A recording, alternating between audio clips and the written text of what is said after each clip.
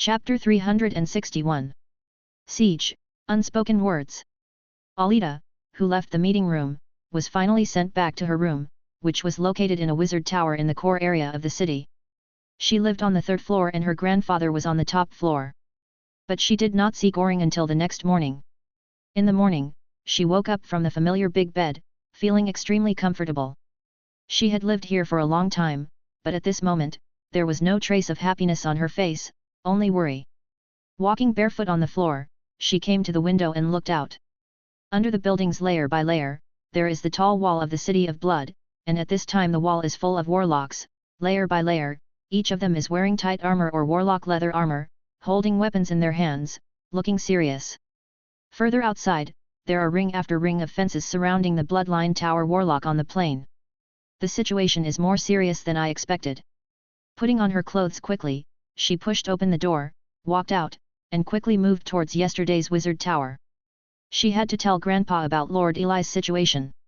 Along the way, there were patrolling soldiers everywhere, and even most of the shops were closed. Looking at this scene, she felt more uneasy and accelerated.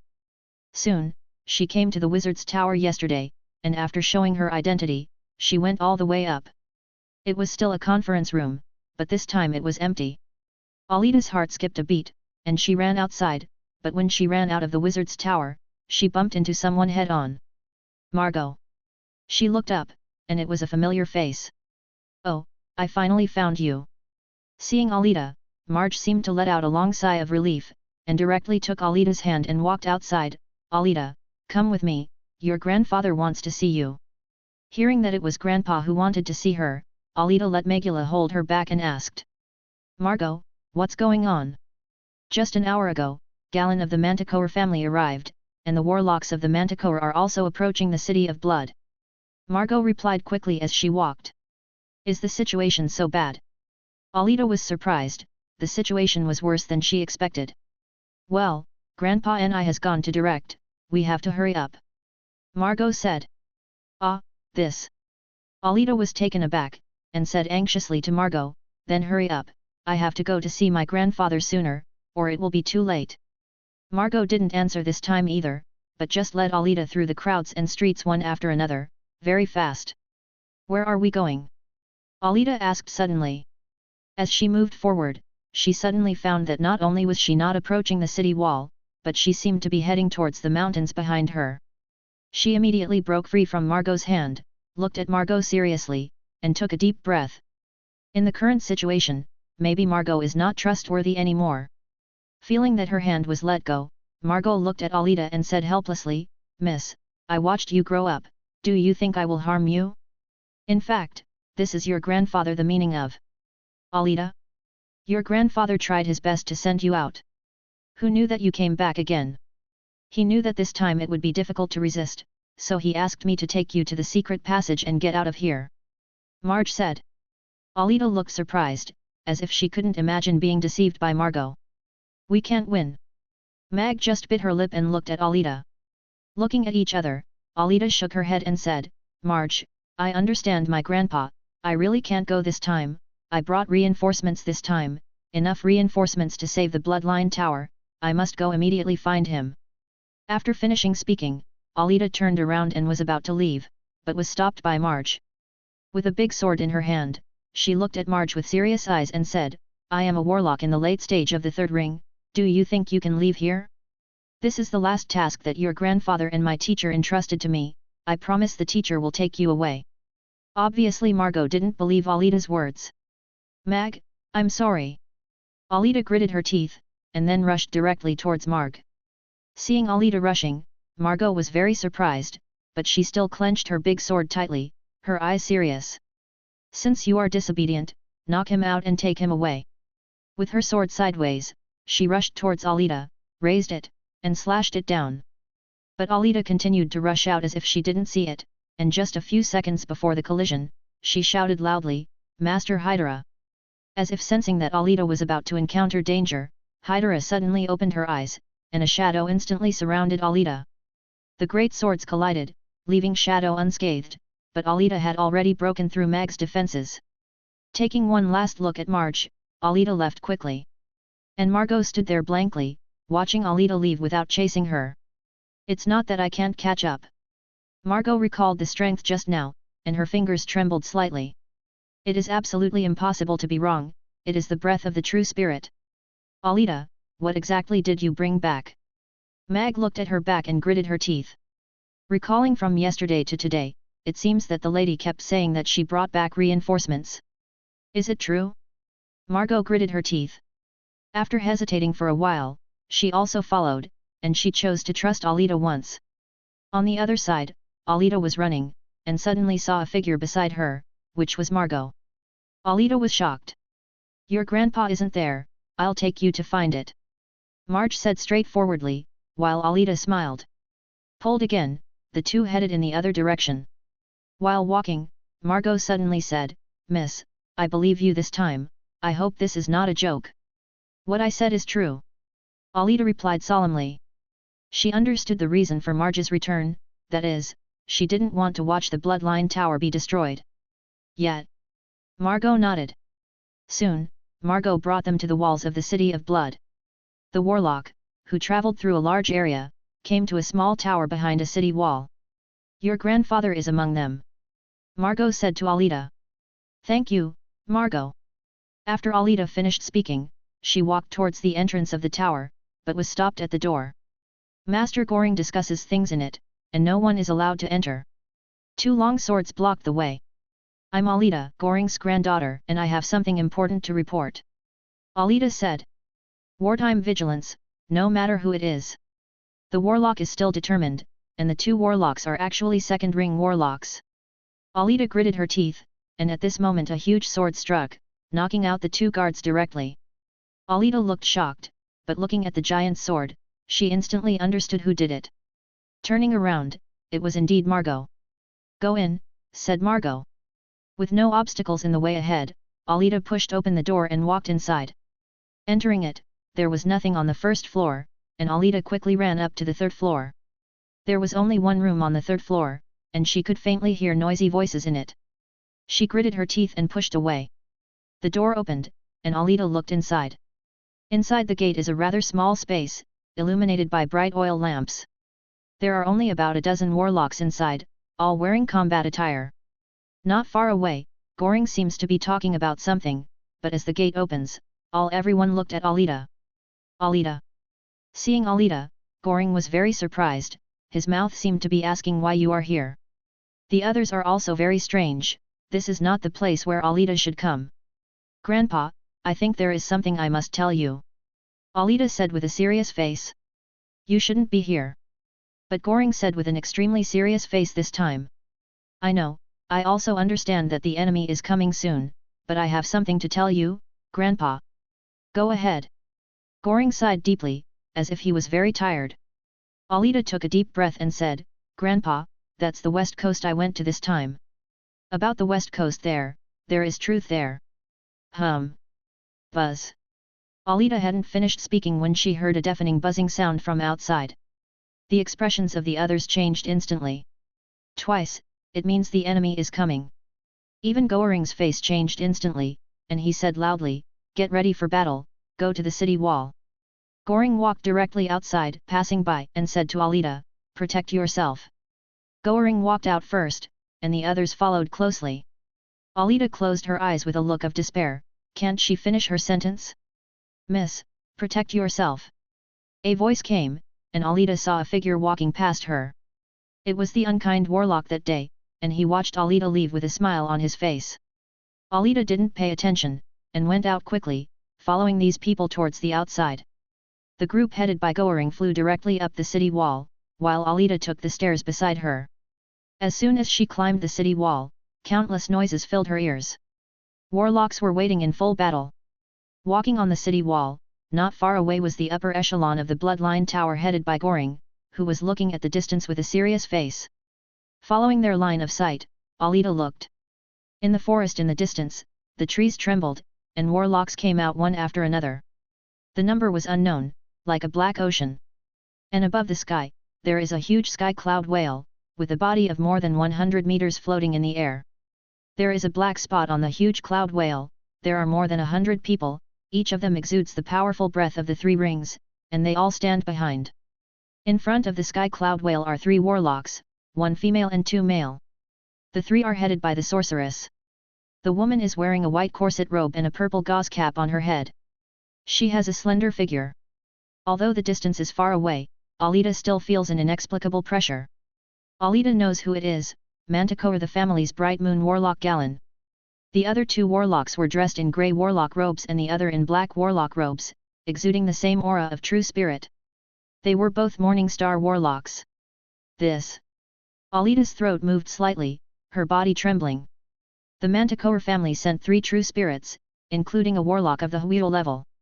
My lord hasn't come yet, how can I fight this? And she glanced at the other people not far away. His grandfather also looked serious, while other ordinary warlocks looked desperate. On the other side of the sky above the cloud whale, Jialan looked calmly at the city wall in front of her. It's a beautiful city, what a pity. Jialan said calmly. If your lord likes it, you can come here often in the future. After today, this place is ours, and the bloodline tower will become history. The grey-robed warlock beside him said with a smile. Indeed, it's a pity. The black-robed warlock beside him also nodded. Galen glanced at the 2 and said, Vaya, you are a star-level warlock. You will deal with MSI's Goring in a while, and Arona will attack the other warlocks directly. After the battle is resolved quickly, go help Aluo. Kill Goring. Yes. Vaya in grey robe and Arona in black robe said at the same time. At this time, the warlock team under the ground has basically assembled, as many as 10,000 people. Among the warlocks, there are still many large throwing weapons, which are used for long-range attacks. Of course, the flying monster team is also indispensable. This time the Manticore was also very determined, and wanted to get rid of the Tower of Bloodline once and for all. Looking at the prepared team, Jialan's eyes were calm, and her lips moved slightly. Attack. Chapter 362. Attack. Jialan's voice was like the key to unlock the mechanism, causing the entire Manticore family to move. On the ground, the warlock at the front held a shield and approached the city of blood step by step. It was neat and full of murderous intent, and the ground even trembled slightly. In the sky, countless grey and white birds uttered sharp calls, and under the command of the warlock, they flew towards the city of blood in the distance, and more than 100 3-ringed clouds on the sky cloud whale quickly jumped off the cloud whale, hanging above the Manticore warlock, advancing. But Jialan's eyes remained calm. City wall. Looking at this scene, Goring took a deep breath, and quickly issued an order, which was passed on by the surrounding warlocks. In just a few seconds, the warlocks in the bloodline tower were also mobilized. The crossbows and arrows on the city wall were ready to go. Many warlocks also had bows and arrows in their hands. As for the warlocks on the ground, they were ready even without notice. Up. After a few seconds of charging, Manticore's warlock had already covered a distance of 100 meters. Launch. At this moment, the commanding warlock shouted loudly on the city wall. In the next second, countless crossbow arrows shot out, making a sound of piercing through the air, drawing arcs, and shooting towards the warlock in the distance, like falling rain. The warlocks of the Manticore family on the ground raised their shields one after another, and the warlocks in the sky also ordered the big bird to dodge. But the speed of the arrows was extremely fast. In the next second, many flying monsters in the sky were shot directly, screaming and falling towards the ground. The warlocks above were thrown terribly one by one, and some warlocks were shot to death directly. Although many warlocks on the ground took shields, some were still unlucky and shot to death. The remote devices on the side of the bloodline tower also started to activate, and explosives with a radius of nearly 2 meters flew towards the bloodline tower in the distance. Some were stopped by the warlocks on the city wall, and some fell into the city, causing huge. The explosion destroyed countless buildings. This mutual attack lasted for 3 full rounds. After 3 rounds, many of Manticore's warlocks were killed and injured, and the defense of Blood City was also much weaker. At this time, the warlocks on the ground had also met the bloodline tower, and began to fight close to each other. The tragic fight began, and the blood gradually filled the air, and the 3-ring warlocks in the sky also began to move towards the bloodline tower one by one. Transformation, the blood of countless Manticores began to erupt, and also joined the battle. And the 3-ring warlocks on the side of the Blood City also started to leave and participate in the battle. The number of 3 rings is basically more than 100 points, and the Manticore family did not bring too many 3 rings this time, because they are very clear that it is not they who decide the victory, but the adults of the true spirit. Wail on sky clouds. Seeing the situation, Vaya flew directly into the air, stood outside the high wall of the bloodline tower, and said loudly, "Goring, get out of here." City wall. Many Tower of Blood warlocks stood behind Goring with nervous expressions. At this time, Goring also had serious eyes, looking at Vaya who was not far away, and the momentum of the real spirit erupted. In the next second, he also flew towards the warlock in the distance. Directly using the bloodline avatar, Goring turned into a wind elemental king more than 70 meters high, wearing a blue storm crown on his head, and countless wind blades burning on his sharp claws, and then directly attacked Vaya Go. Vaya sneered, and a 100-meter manticore appeared in the sky. The 2 behemoths took off in tacit agreement and fought in the sky. Grandpa. On the city wall, Alita watched the battle. Although it was only a few seconds, Vaya had already suppressed the situation, and Goring was below. If you continue, you will definitely not be able to bear it for long. Alita immediately thought of Hydra, but Hydra ignored it at all, which made her very helpless. It's been too long on the road. Alita gritted her teeth and looked up. Then another figure appeared, and then transformed into a smaller manticore in mid-air.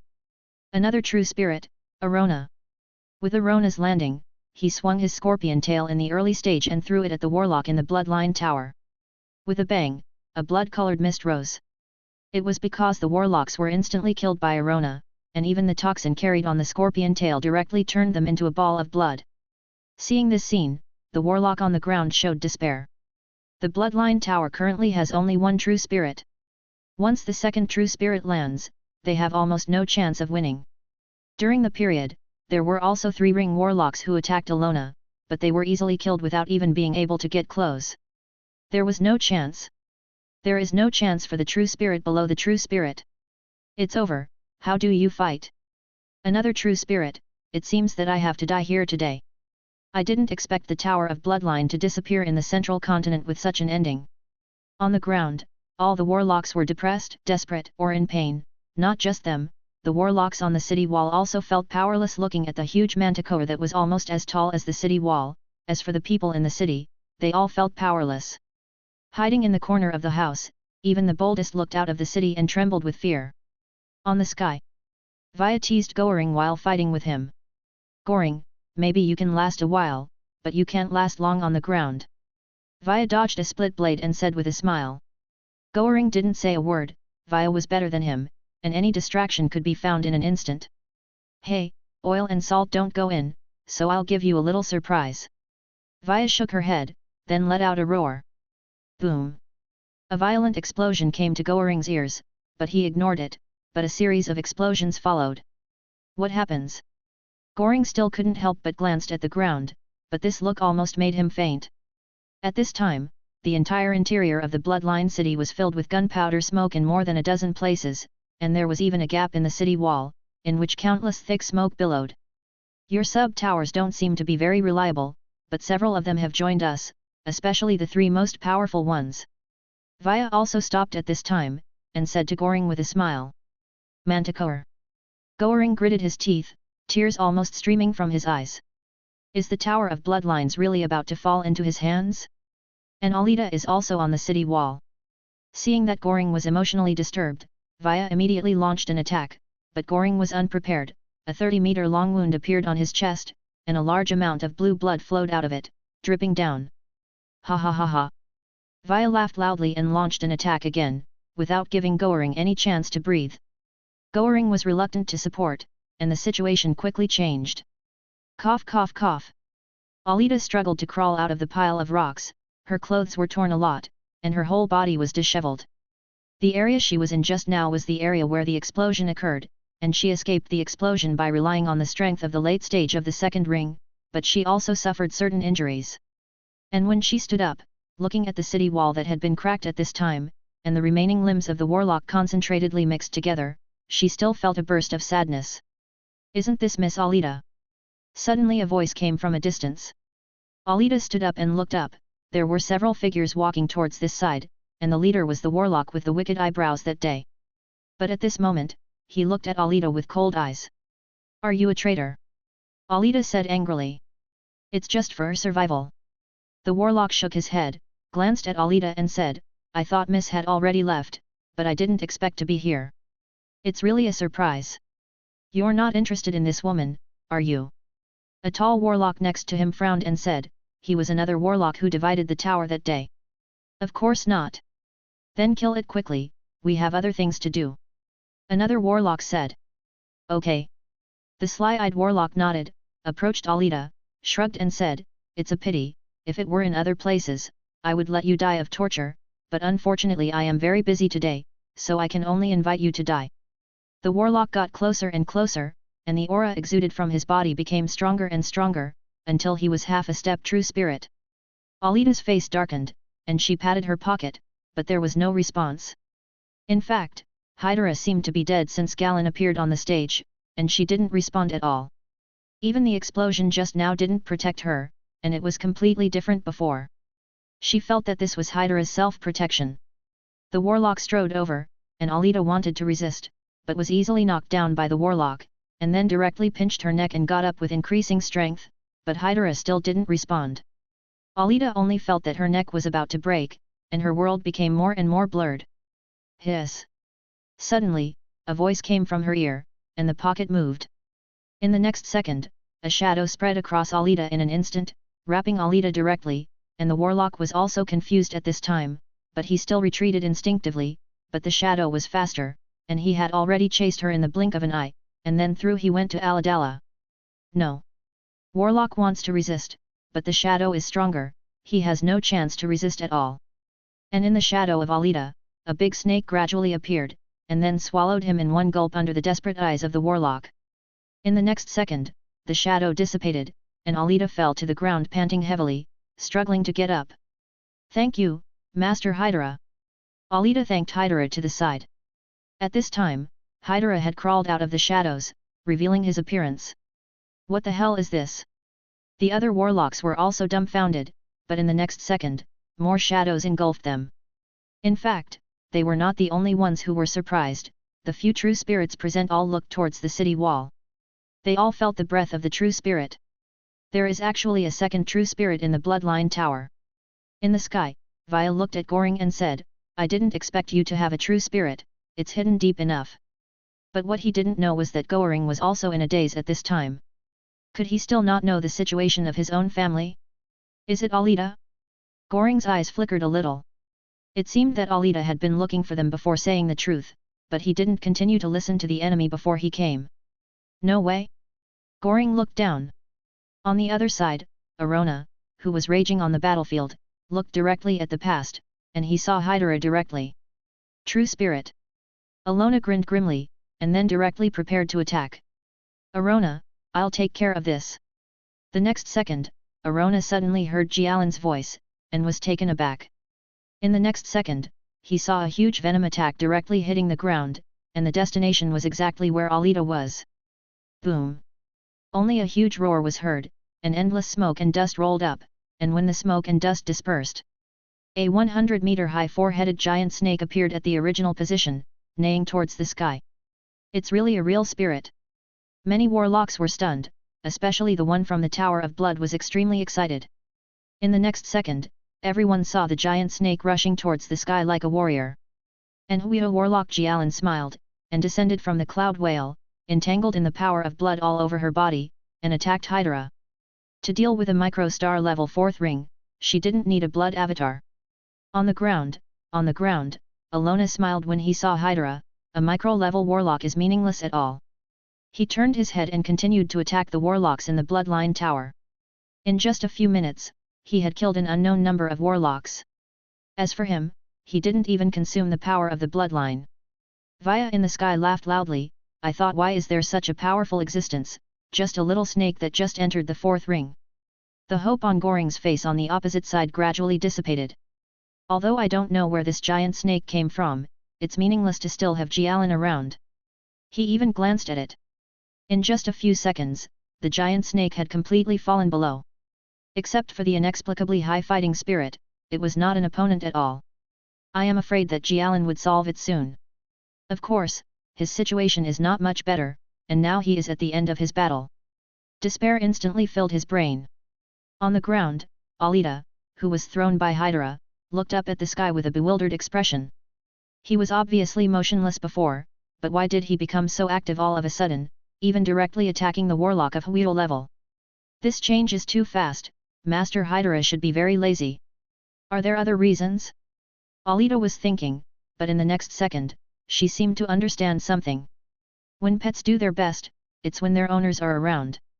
Alida's heart beat rapidly, and she became more and more certain about the guess in her heart. At this time, in the sky, with Jialan's attack again, a big bloody hand directly grabbed Hydra, unable to escape. Galan smiled, ready to kill the giant snake. In the next second, a shadow beam of light was seen shooting towards Jialan. Jialan was shocked and let go of her hand to avoid it. The beam of shadow light passed by and directly hit the cloud whale in the sky not far away. Everyone only saw a black mushroom cloud appearing in the sky, accompanied by a terrifying roar. The huge sky cloud whale was directly blown into countless fragments, and countless pieces of flesh and blood flew towards the ground as if falling on the ground. There is only blood-colored mist in it. A few hundred meters in the sky, the cloud whale just disappeared from everyone's eyes. Everyone was stunned watching this scene, and even a few true spirits stopped. What the hell is that? Alona felt the blood rain all around him on the ground, and was extremely shocked. Even if it is him, it is absolutely impossible to directly make the sky cloud whale like this. Sky. Via's face was serious, and he felt that he might not be able to catch that attack. Even Jialan felt a little short of breath. What the hell is it? Everyone looked in the direction where the beam of light came. In the sunlight shining in the distance, 3 huge airships were slowly flying towards here. Looking at the airship, everyone looked serious, but no one dared to move. They could only watch the airship slowly approaching. Only Alida in the distance shed tears excitedly. She guessed right, the adults rushed over.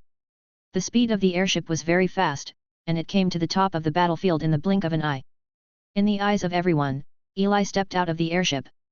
Everyone looked at this person very cautiously, especially the true spirits, who were staring at Eli.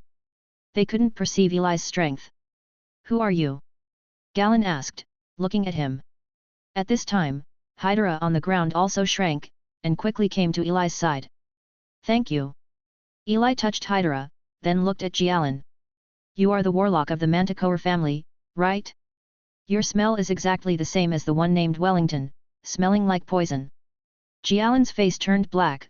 What is stinky? But when she heard Wellington's name, she felt faintly uncomfortable. Who are you? Why do you know Wellington? She asked again. Eli had a strange look on his face. Didn't they know about the siege, so he said why it went so smoothly afterwards. I see, it seems that this is Wellington's private action. Eli shook his head and said with a smile. Let me introduce myself, I am Eli, the Tower Master of the West Coast branch of the Bloodline Tower. West Coast? Sub-Tata Master? Everyone looked at Eli with strange eyes. Everyone was still silent, no one spoke, but Eli was still calm, but his eyes on Jialan gradually turned cold. Since no one speaks, let me say something bad, lady, you hurt my pet just now, are you ready to compensate? Compensation. Galan's muscles tensed. Yes, it's compensation. Eli nodded, looking at Jialan, his killing intent exploded. In an instant, the killing intent swept across the entire battlefield like an autumn wind, and everyone felt a burst of coldness. Galan's eyes were also fixed. Feeling anxious. Chapter 363. On the ground, countless warlocks looked up at this scene. West Coast Sub-Tower? Do we have such a sub-tower? A warlock asked the warlock next to him with a confused face. It seems that there is indeed, but it's been a long time since I contacted you. Warlock replied. However, the West Coast seems to be a very barren place. The sub-towers there should be very weak, but this sub-tower feels a bit wrong. Warlock was confused. Just looking at Hydra next to Eli, and the movement just now, have already explained the weirdness of this sub-tower. The battlefields of Via and Goring. Goring clutched his chest, also looking confused. The West Coast sub-tower was really still there, and he suddenly understood why Alida reacted like this.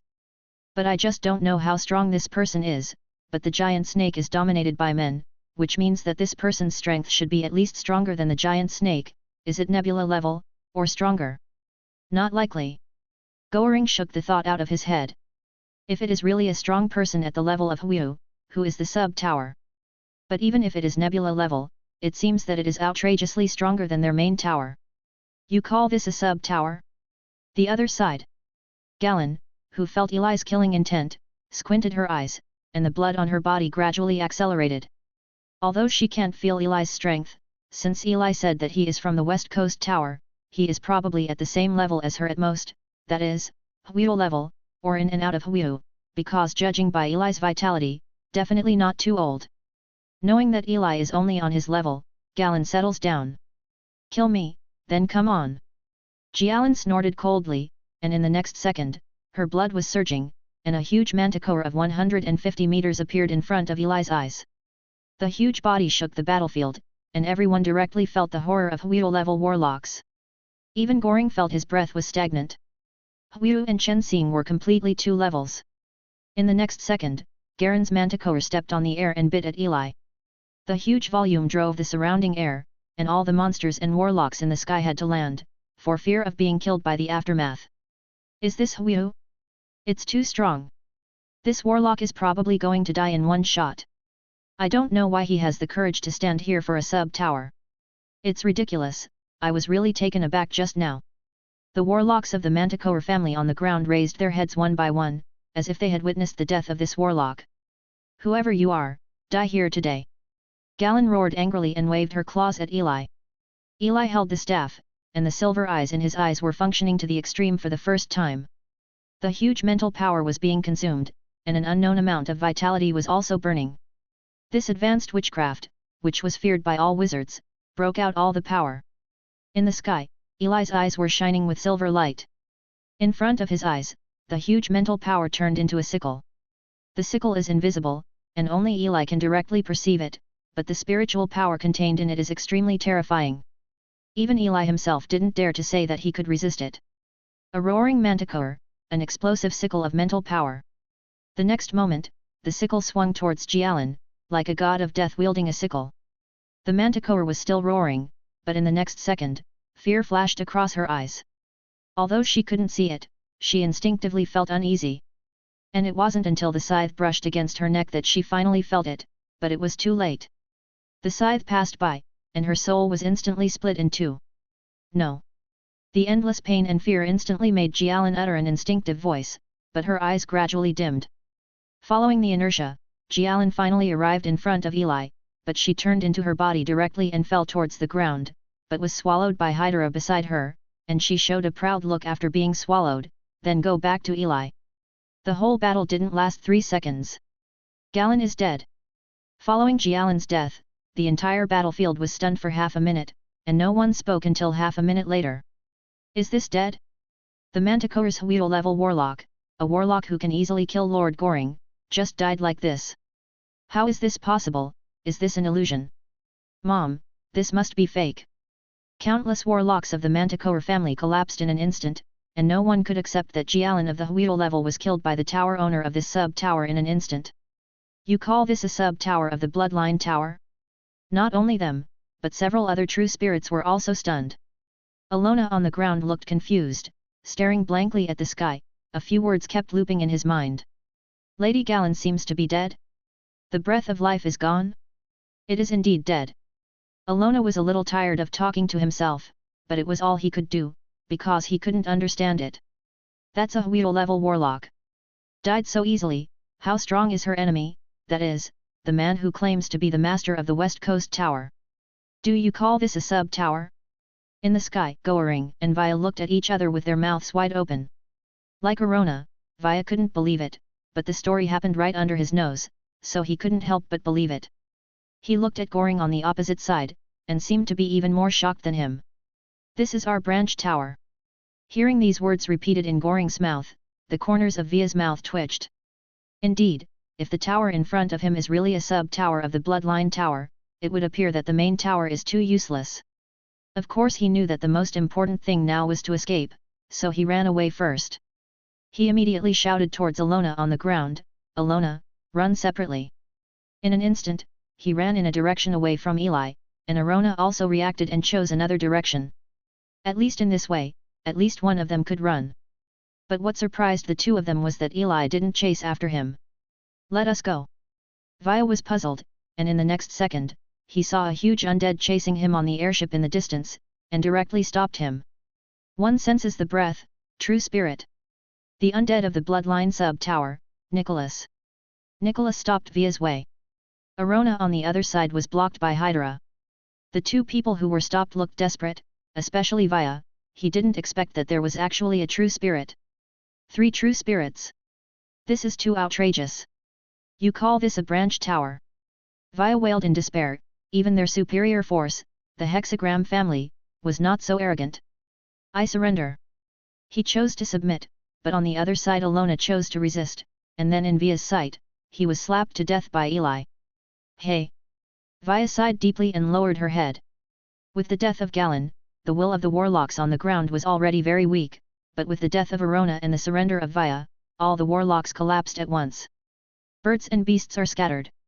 All the 3 rings ran in all directions, as did the warlocks on the ground. But to everyone's horror, the airship in the sky opened again, and countless figures flew out. Everyone's aura had reached the 3rd ring, and there were as many as 120 people. "Break through some more." It's so possible, how could this be a sub-tower?" A warlock turned his head and looked at it with a look of despair. Even if there is a true spirit, the underlying strength is still so strong. "You tell me this is the West Coast sub-tower?" "It's not just him." At this time, both the warlocks of the Manticore family and the Bloodline family have felt that their worldview has been shattered again and again, and it is almost to pieces. Especially the warlocks of the Bloodline Tower were completely dizzy. On the one hand, they were immersed in the joy of the rest of their lives, and on the other hand, they were intertwined in shock and confusion. What shocked them was the power of the West Coast sub-tower. The 3rd ring, the confusion is whether they are really the main tower? Are they equipped with sub-towers like this? On the other hand, although Eli has a lot of people, it is definitely not enough to encircle all the warlocks. Then, Eli stretched out his hand, and within a few miles, a huge shadow cage appeared, blocking all the warlocks. Now the warlocks of the Manticore family were completely desperate. Then there was the killing. The warlocks in the sub-tower and the warlock in the main tower killed together, and even the injured Goring participated in the killing. For a while, the smell of blood was so strong in the birdcage that almost a layer of blood was sprinkled on the ground. Crimson and scary. The killing lasted for half an hour. With the death of the last Manticore family warlock except Via, all the warlocks shouted excitedly. At this moment, they finally realized that they had won. "We won!" The sound of victory was transmitted, and even the entire city of blood boiled, and countless cheers resounded through the sky and the earth. And everyone also looked towards the sky, looking at the man who claimed to be the owner of the West Coast branch of the Bloodline Tower. It was he who killed Galen. He was the one who saved the Bloodline Tower. At this time, Alida shouted loudly on the city wall, "That's Lord Eli."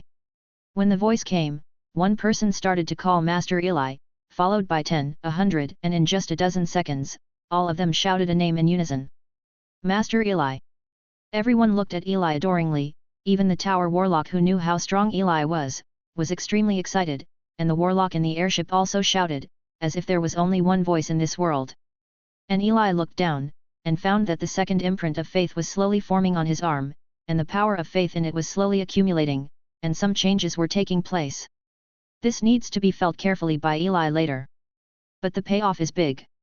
It can only be said that this landing is very timely. The shouting lasted for half an hour, and Eli didn't stop it. Whoever made the power of faith increase until it filled up 1/3 of it, and with only a few tens of thousands of people, it reached the number of millions of people on the West Coast. Things that are difficult to do in 10 years, if it is a sect, I am afraid that these people are equivalent to fanatics at this moment, willing to do everything for him.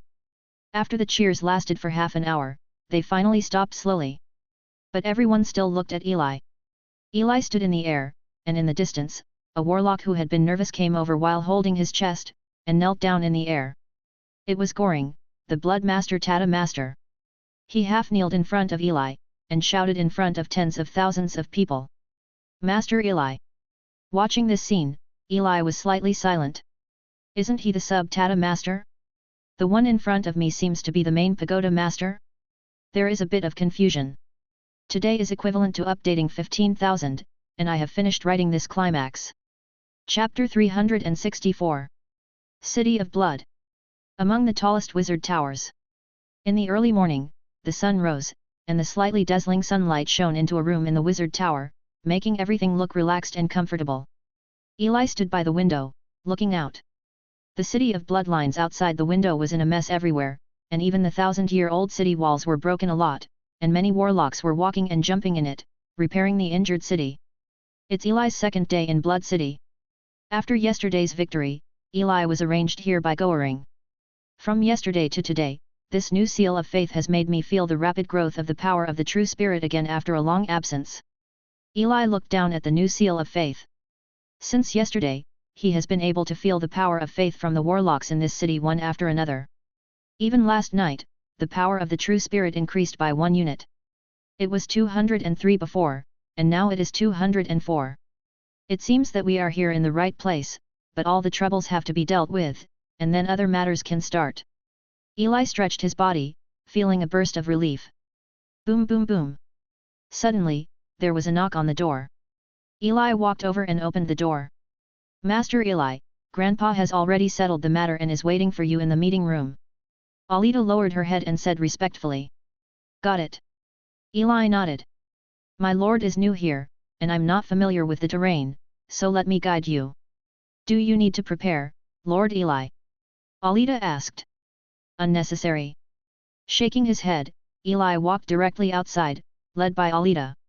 Alida led the way without saying a word, while Eli took the opportunity to observe here. In terms of strength, the main tower is not much different from the sub-towers on the west coast, but this kind of strength can only be regarded as the bottom of the central continent, but it is understandable, after all, this is the central continent, the former center of the world. Along the way, people looked at Eli from time to time, obviously recognizing Eli, and some even wanted to get closer. Fortunately, at this time, a guard noticed the commotion and rushed over to escort Eli. So under the admiring eyes of several guards, Eli was sent to the destination. A tall wizard tower, with 2 guards guarding the door. Lord Eli, thank you for everything you have done for the Bloodline Tower. Parting, the guard bowed deeply to Eli. Eli nodded too. My lord, this is it. Grandpa is waiting for you on the 3rd floor. After the guards left, Alida said to Eli. Okay. Eli nodded, and the guards in front had already opened the door for Eli. Eli walked in, and Ali's sincere and loud voice came from behind, Thank you, sir. Eli smiled and walked up to the 3rd floor without looking back. There is only one room on the 3rd floor, the door is open, the decoration is simple and warm, and there is only one person in it at this time, it is Goring. There is a bandage. Lord Eli, I'm sorry for the serious injury, I hope you don't mind. Goring said to Eli, and coughed twice. Small problem. Eli didn't care, and sat opposite Goring. He was also very curious about what Goring wanted to talk to him about. At this time, there were still 2 cups of brewed tea on the table, so Eli naturally picked up one and took a sip. Goring looked at him, and suddenly said, My lord, I wonder if you are interested in being the tower master of the Bloodline Tower. Cough cough cough. Eli was choked immediately, and after a second of delay, he looked at Goring with a strange expression on his face and said, What did you say? My lord, you heard me right, he is the tower owner of the Bloodline Tower. Goring was very free and easy, looking at Eli and said with emotion, I thought that the Bloodline Tower fell into my hands, who would have thought your presence directly saved us? But I was seriously injured in the battle with Vaya, I am afraid I will not be alive for long, but the big ship of the Bloodline Tower has to continue sailing, but now the Bloodline Tower does not have a second true spirit, and neither do I choose. I hope you can fulfill my request. Eli looked weird. He took a look at Goring, and found that the old man's vitality was really low, and he could live for 10 years at most. However, the main tower will become the tower master on the 2nd day, and this progress is a bit too fast. In fact, Eli is still not very interested in the tower owner. He still hopes to enjoy the control over the forces as before, but he doesn't need to bear those sundries, which is too much of a waste of Eli's time. Coughing twice, Eli replied, Actually, I came to the central continent this time to seek more development, and I will not leave the Bloodline Tower for the time being, but for the time being, my lord will be in charge of the Bloodline Tower. I will let my deputy, Oscar, get acquainted. Eli's meaning is also very clear, that is, he intends to keep it but is still not ready to be the tower owner. But it was enough for Goring, and it was enough to surprise him by confirming that Eli would stay in the Bloodline Tower. Since my lord is unwilling to be the Tower Master, I don't know if I can accept the honorary Tower Master's status. Of course, it doesn't matter if you don't accept it. Anyway, I will hand over everything about the Bloodline Tower to you. As for Eli, Goring the dying old man was very forgiving. Okay. Eli didn't refuse this time either. After all, for him, the Bloodline Tower will indeed be in his hands sooner or later, so he will not refuse the position that the honorary tower owner enjoys the power of the tower owner but does not bear the responsibility. Thank you, sir, cough cough cough. Goring lowered his head and coughed a few more times.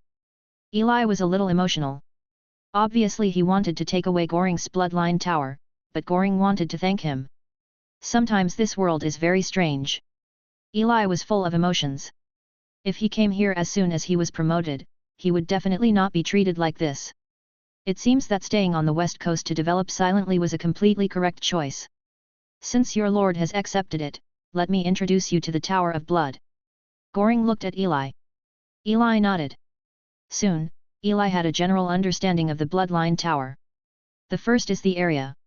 Although the main tower of the Bloodline Tower is a small force in the central continent, its area has already reached the size of the west coast, and there are several other sites outside.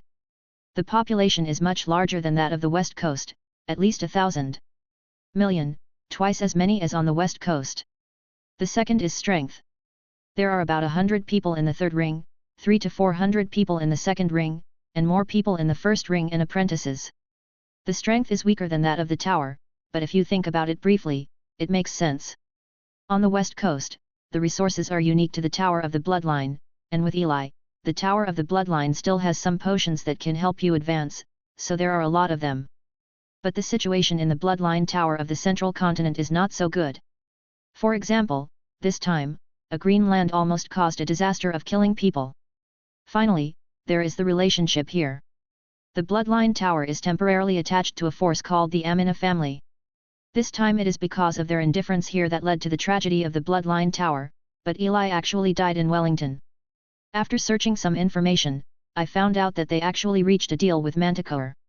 Eli also told Goring directly about this matter. Goring spat out a mouthful of blood angrily, and cursed angrily, I donate a lot of resources to them every year, and when something happens, I turn around and sell us. Be safe and don't be impatient. Eli was a little worried when he saw Goring's condition, and he was afraid that his life would be lost for a few more days. I'm fine, and I have to thank you, sir, for telling me this. Goring held his chest, but his face was helpless. The Amina family is on the same level as the Manticore, maybe even slightly stronger, even if he knows about its backstab, he can't do much. He looked at Eli. If anyone could change everything, it should be Eli. Can easily kill Jialan, although I don't know the specific strength of Eli, but it is definitely very strong. In the central continent, strength is the confidence of power. With Lord Eli around, the Amina family may make some changes in the future. Since my lord has accepted the identity of the Honor Tower Master, there is still a need to hold a feast, which will be held after the reconstruction of the City of Blood is completed, but I will first spread this matter first, and you don't need to worry about it, today at the meeting it has been passed. Goring said again. Okay. Eli nodded, and then asked, oh, by the way, what exactly is the Land of Greenery? Why is Manticore so interested? Eli also knew about this green place early on, and was a little surprised. The Land of Greenery. Goring blinked, and said, the Land of Greenery is just behind the City of Blood. If your lord is interested, I can take you to see it right now. Okay. Eli nodded.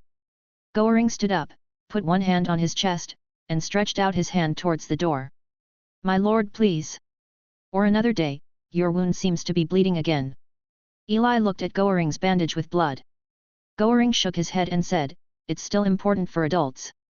I don't care, it's just fatal. Eli nodded strangely, and the two walked outside. Chapter 365. At the door, Eli and the two met Alida, who was waiting. Alida, help your grandfather. Eli said to Alida. Okay. Alida quickly supported Goring. So, the three of them walked towards the back of the City of Blood. The further you go, the fewer buildings there are, and the road becomes more and more winding. Finally, Goring stopped a few kilometers behind the bloodline tower. "My lord, it's the front." Goring pointed to the front. Eli looked in the direction, and saw a spacious road suddenly appeared among the mountains, and the road led to a valley. Before entering it, Eli felt a strong breath of life. "Interesting." Eli narrowed his eyes slightly. Suddenly, there was a rustling sound in his ear, and Eli turned his head to find that there was nothing. "Did something happen, my lord?" Goring and Alida looked over from the side. "It's okay." Eli shook his head. After observing for a while, it wasn't the sound from outside, it seemed that it could only be from Eli's secret realm, and he had already guessed who it was. Eli's consciousness penetrated into the secret realm, and he saw Hill's countless pieces of paper swaying at the same time, as if he had encountered something attractive. At the same time, a wave of consciousness came, and it was an immature voice like a little girl. "It's here, it can be used as a place to take root." Eli gasped. Hill had never communicated directly before. "Good guy, this is directly forcing the children to be able to talk. It seems that this green land is not easy. Don't worry, this will be our territory from now on." Eli reassured Hill, and Hill gradually calmed down, but he still felt anxious from time to time. After the pacification was over, Eli's consciousness slowly withdrew. At this time, the three of them had arrived at the outskirts of the valley. The entrance to the valley was a bit narrow at first, but as it entered, it became wider and wider, and the breath of life became more and more intense. Finally, with the bright light, Eli and the others also entered the green land that the Manticore family was fighting for. "Call." Eli took a deep breath and looked ahead. "There is a huge space in front of me, the area is roughly estimated to be nearly 100 mu, and I don't know how many towering trees grow there, each of which is estimated to be 100 meters high. A river passes through this valley, sparkling, and far away on one side of the entrance, there is only a flat land with weeds 3 feet high, and there are many magic plants that have been seen in Eli's book growing in it. Of course, this is not the most important thing. The most important thing is that the breath of life here is almost 10 times that of the outside world. Here, whether it is a magic plant or other plants, it can grow at least 2 or 3 times faster." Eli suddenly understood why Hill was in such a hurry. This is simply a paradise for plants to grow. And at this moment, Eli has also decided where he will live in the future, and that is this valley. The area is wide and everything is good, and Hill will grow up here in the future, not far from the Tower of Bloodline, which is a perfect place for him to settle in the central continent, and he is also very curious why the breath of life here is so strong into this. "My lord, this is the land of green grass, the root of everything." Goring looked at the land with mixed emotions. "No, this is a treasure land," Eli said. Goring and Alida looked at Eli. "I still prefer to be quiet, and this will be my residence in the future," Eli said to the two. "Okay, my lord." Goring nodded, then looked at Alida aside, and said, "Then I will arrange for someone to clean up here. If you have any ideas, you can tell Alida directly at that time, and I will let you clean up the place," she told. "Can. What's next, my lord?" "I'll come here again after the renovation is completed, and there are still a lot of troubles to deal with." Eli shook his head and walked directly outside. Goring exchanged glances with Alida and followed. "Oh, by the way, there is something you need to do for me, Goring." "What is it?" "My lord. The rumors on the outside are too outrageous. Why did I kill Jialan so easily? Obviously, I went through a life and death battle and was seriously injured." "Yes." Time blinks past the day. The news that the Tower of Blood made Eli a feast for the Lord of the Tower of Honor was also passed on, and the surrounding forces also received invitations. And specific news about this battle was also passed on. It was roughly the arrival of the Bloodline Tower branch, supported by the 3 true spirits headed by Eli, who slayed the warlock of the Bright Moon, Jialan, with great difficulty. Among them, Eli was also seriously injured, but he wiped out all the warlocks of the Manticore family. Including Vaya, who finally surrendered, was executed in front of everyone, which greatly boosted morale. For a while, many forces opened their mouths wide. After all, this matter is a bit too fantasy. The main tower of the Bloodline Tower was saved by the sub-tower. Is this a normal story? There is also a sub-tower with 3 real spirits? Everyone thought it was a joke, but they had to believe it, after all, many people had seen it. In short, after this battle, none of the surrounding forces dared to underestimate the bloodline tower, and they were even afraid of what they would do. After all, being able to kill Jialan already shows that the power of this faction has surpassed 99% of the 4th level forces. It may be a little worse than the 3rd level forces, but as long as time accumulates, there is a chance. However, there is still no force to show goodwill to it, because Manticore only lost 3 true spirits. There is also a stronger Jer, and many forces under his command. No one knows what will happen next. This is the end. At this time, in a city not far from the City of Blood, Lobelia put down the letter paper. It was early yesterday morning when she arrived at the Tower of Bloodlines, but when the matter was over, she had no choice but to leave first and wait for the news. But she never expected the story to change like this. Originally, her idea was to prevent Eli from meeting the enemy or to adjust from it, but she didn't expect that Eli actually ran into the enemy directly, and even killed a warlock of Huido level. Different. It seems that the rating needs to be improved again, and the strength may have reached the 2nd stage of Huido, which is really scary. Lobelia said with deep emotion. Who would have thought a West Coast branch could do this? Except for the appearance of a branch in a remote place, there is no meaning of a branch at all. Eli, what kind of warlock is he? It seems that we need to meet up later. She shook her head. Although there was no invitation letter, it was not difficult for her to get one. I just hope that she won't be the only one going, it will be embarrassing. At the same time, in a mountain range that is not known how far away, a huge chamber of commerce is advancing. The chamber of commerce stretches for dozens of kilometers, with an unknown number of warlocks escorting it on both sides, and in the middle is a huge rhinoceros, which is nearly 10 meters high, with a luxurious seat on its back, covered with a jeweled curtain. There is a person sitting in it. At this time, suddenly the warlock from behind the caravan flew towards here quickly, and his aura had reached the late stage of the 3rd ring. Warlock stopped next to the rhinoceros, and reported inside, Vice President Jinji, there is an urgent letter from Home City, and an adult needs to personally authorize it. Come. The people in the curtain seemed a little surprised to hear that it was from Home City. The curtain opened to reveal the people behind. White hair and black pupils, wearing a gold silk hat, wearing a golden speckled dress, wearing 10 rings on his hands, each with a different color. His face is middle-aged, but he still looks a little old, but he is full of majesty, exuding nobility. The warlock looked respectful. This person in front of him is one of the 2 vice presidents in charge of the western regions, and the only one on his head is the golden toad president of the central region. But he is also a little strange, because in the past, adults were always secretive, but today it seems to be a little different. To his surprise, as the envelope was opened, the adult's expression seemed to become more and more serious, and his eyes became more and more complicated, and he even closed his eyes in the end. As the confidant of the adult, he felt the sadness of the adult. What the hell happened? The warlock was extremely shocked, he had never seen such an expression from an adult. After more than 10 seconds, Jinji slowly said, turn your head and go to the Tower of Blood.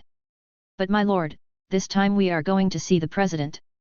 Warlock's eyes widened, wondering what was in the letter. Okay, then let Tama go, let him go to the Bloodline Tower and meet that Eli. Jinji took another deep breath and said. Yes. Warlock nodded, but the confusion in his heart was even deeper.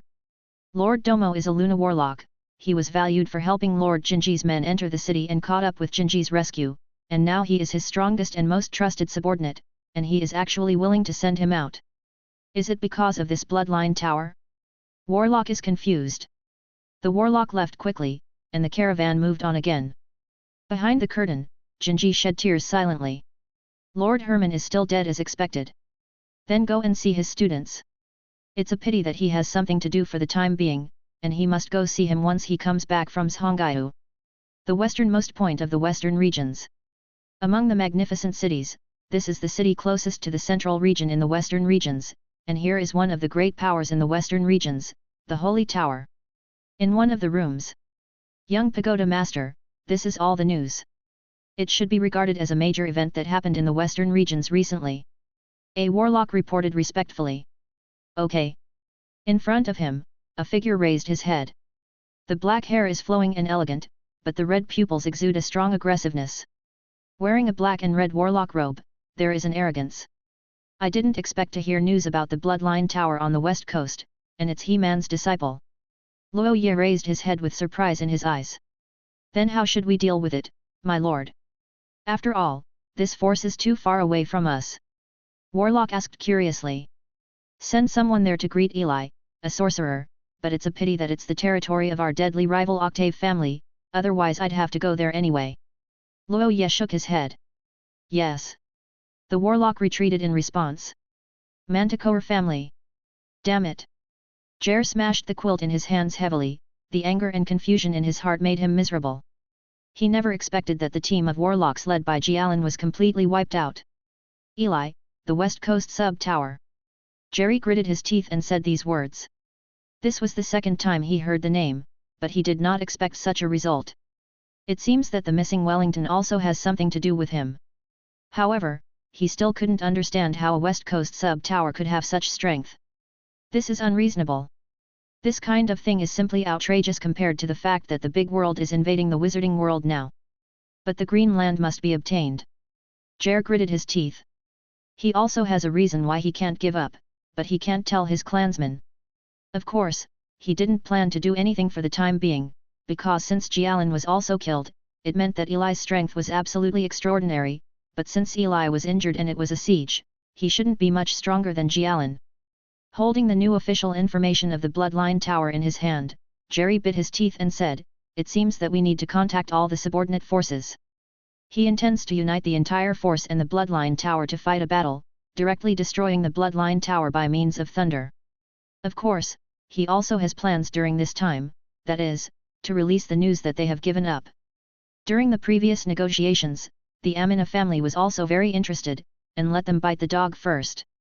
And a feast. Jerry sneered, he didn't believe that powerful people would go there. Jerry is not dead yet? I believe that other forces will give him face, after all, he is the patriarch of the Manticore family. A lean camel is bigger than a horse.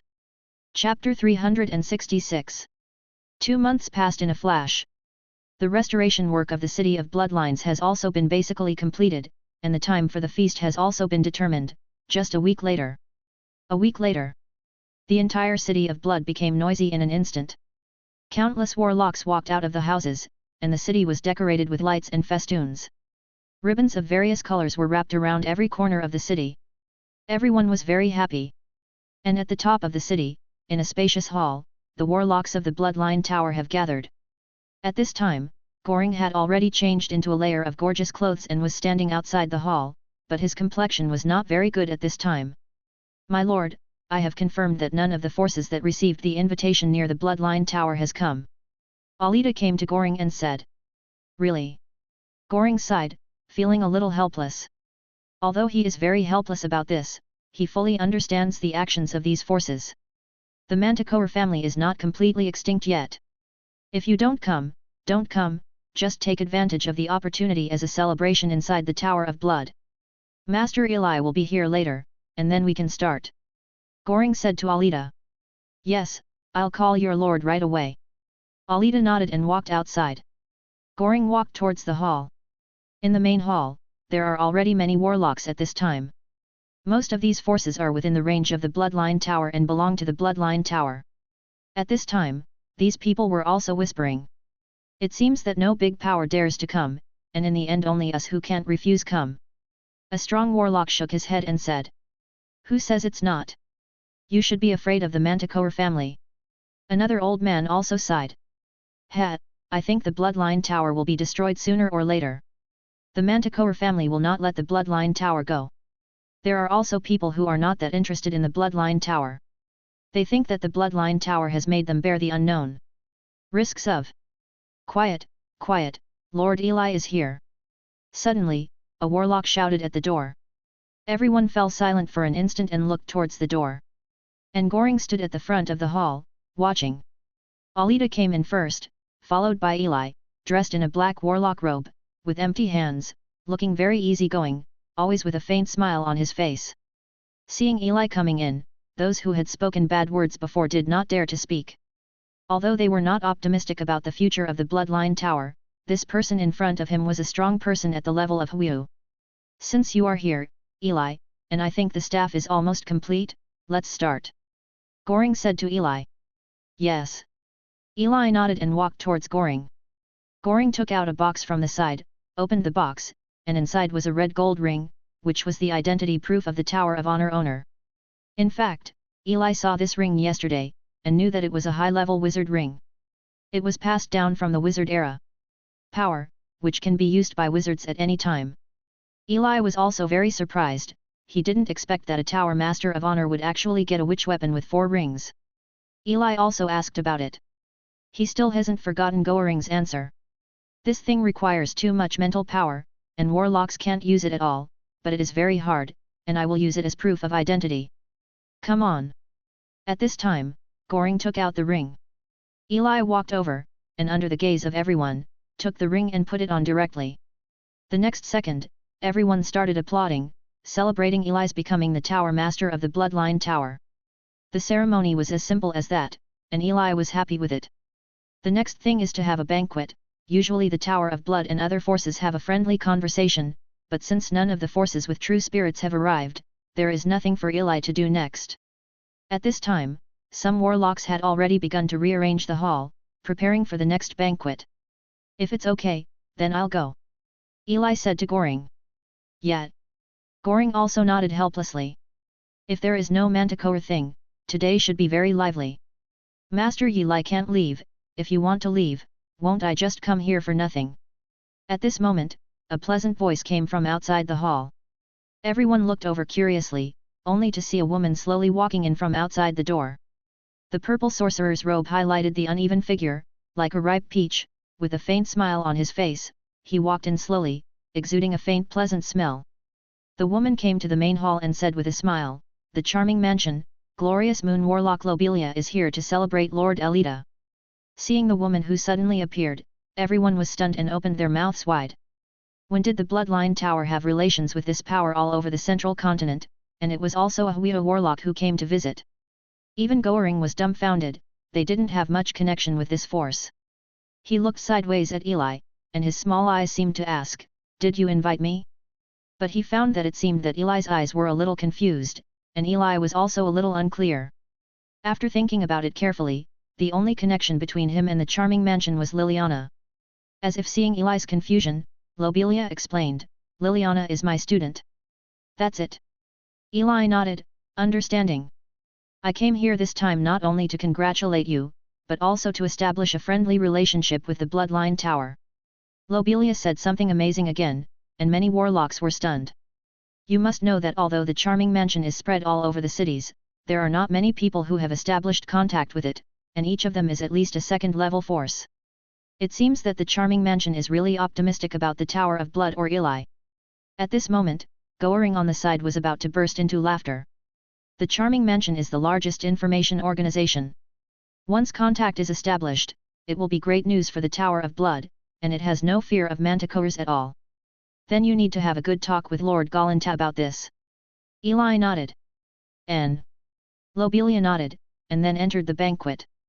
The arrival of the charming mansion directly detonated the audience, shocking many people. At this time, Lobelia shrugged her shoulders helplessly, saying that she had become the only force that came. But suddenly, only a voice came from outside the door, and Lobelia turned her head to look.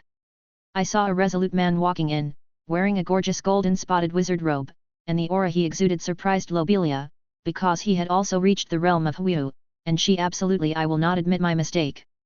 Golden Toad Chamber of Commerce. Not only him, but other warlocks opened their mouths again when they saw this scene. Why did the Golden Toad Chamber of Commerce come here? This is a large chamber of commerce all over the central continent. If it is possible to say that there may be some connection with the charming mansion, but the Golden Toad Chamber of Commerce does not have any branches nearby. As soon as the man walked in, he asked directly, "I don't know who is Lord Eli." "I am." Eli replied. "Hello, my lord. I am Duomo. This time I came to visit under the order of Master Jinji from the Golden Toad Chamber of Commerce. This time I brought millions of magic stone resources, including Kongming stone, blood essence, etc. resources, and will also establish a new branch here. Also, because Lord Jinji went to the Central Territory, he asked me to pass a message on behalf of the Lord. He was also very sad about the death of Lord Herman." Tama's tone was sonorous and forceful. "Understood." Eli nodded, it seems that I'm past the information on in home city before. This guy Jinji is already a big shot now. At this time, except for Eli, the others were once again surrounded. Ginger. Lobelia blinked. This is the top figure in the Western regions, which is equivalent to the curator of the Western regions in the Charm Mansion.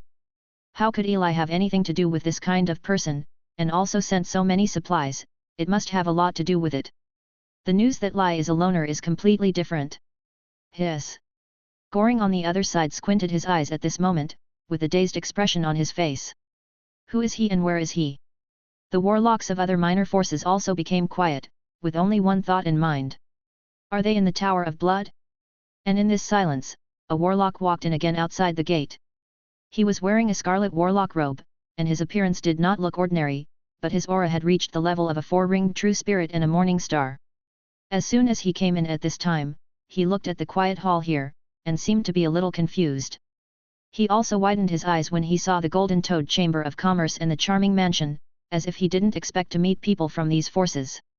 His throat moved slightly, and then he asked cautiously, I don't know which one is Lord Eli.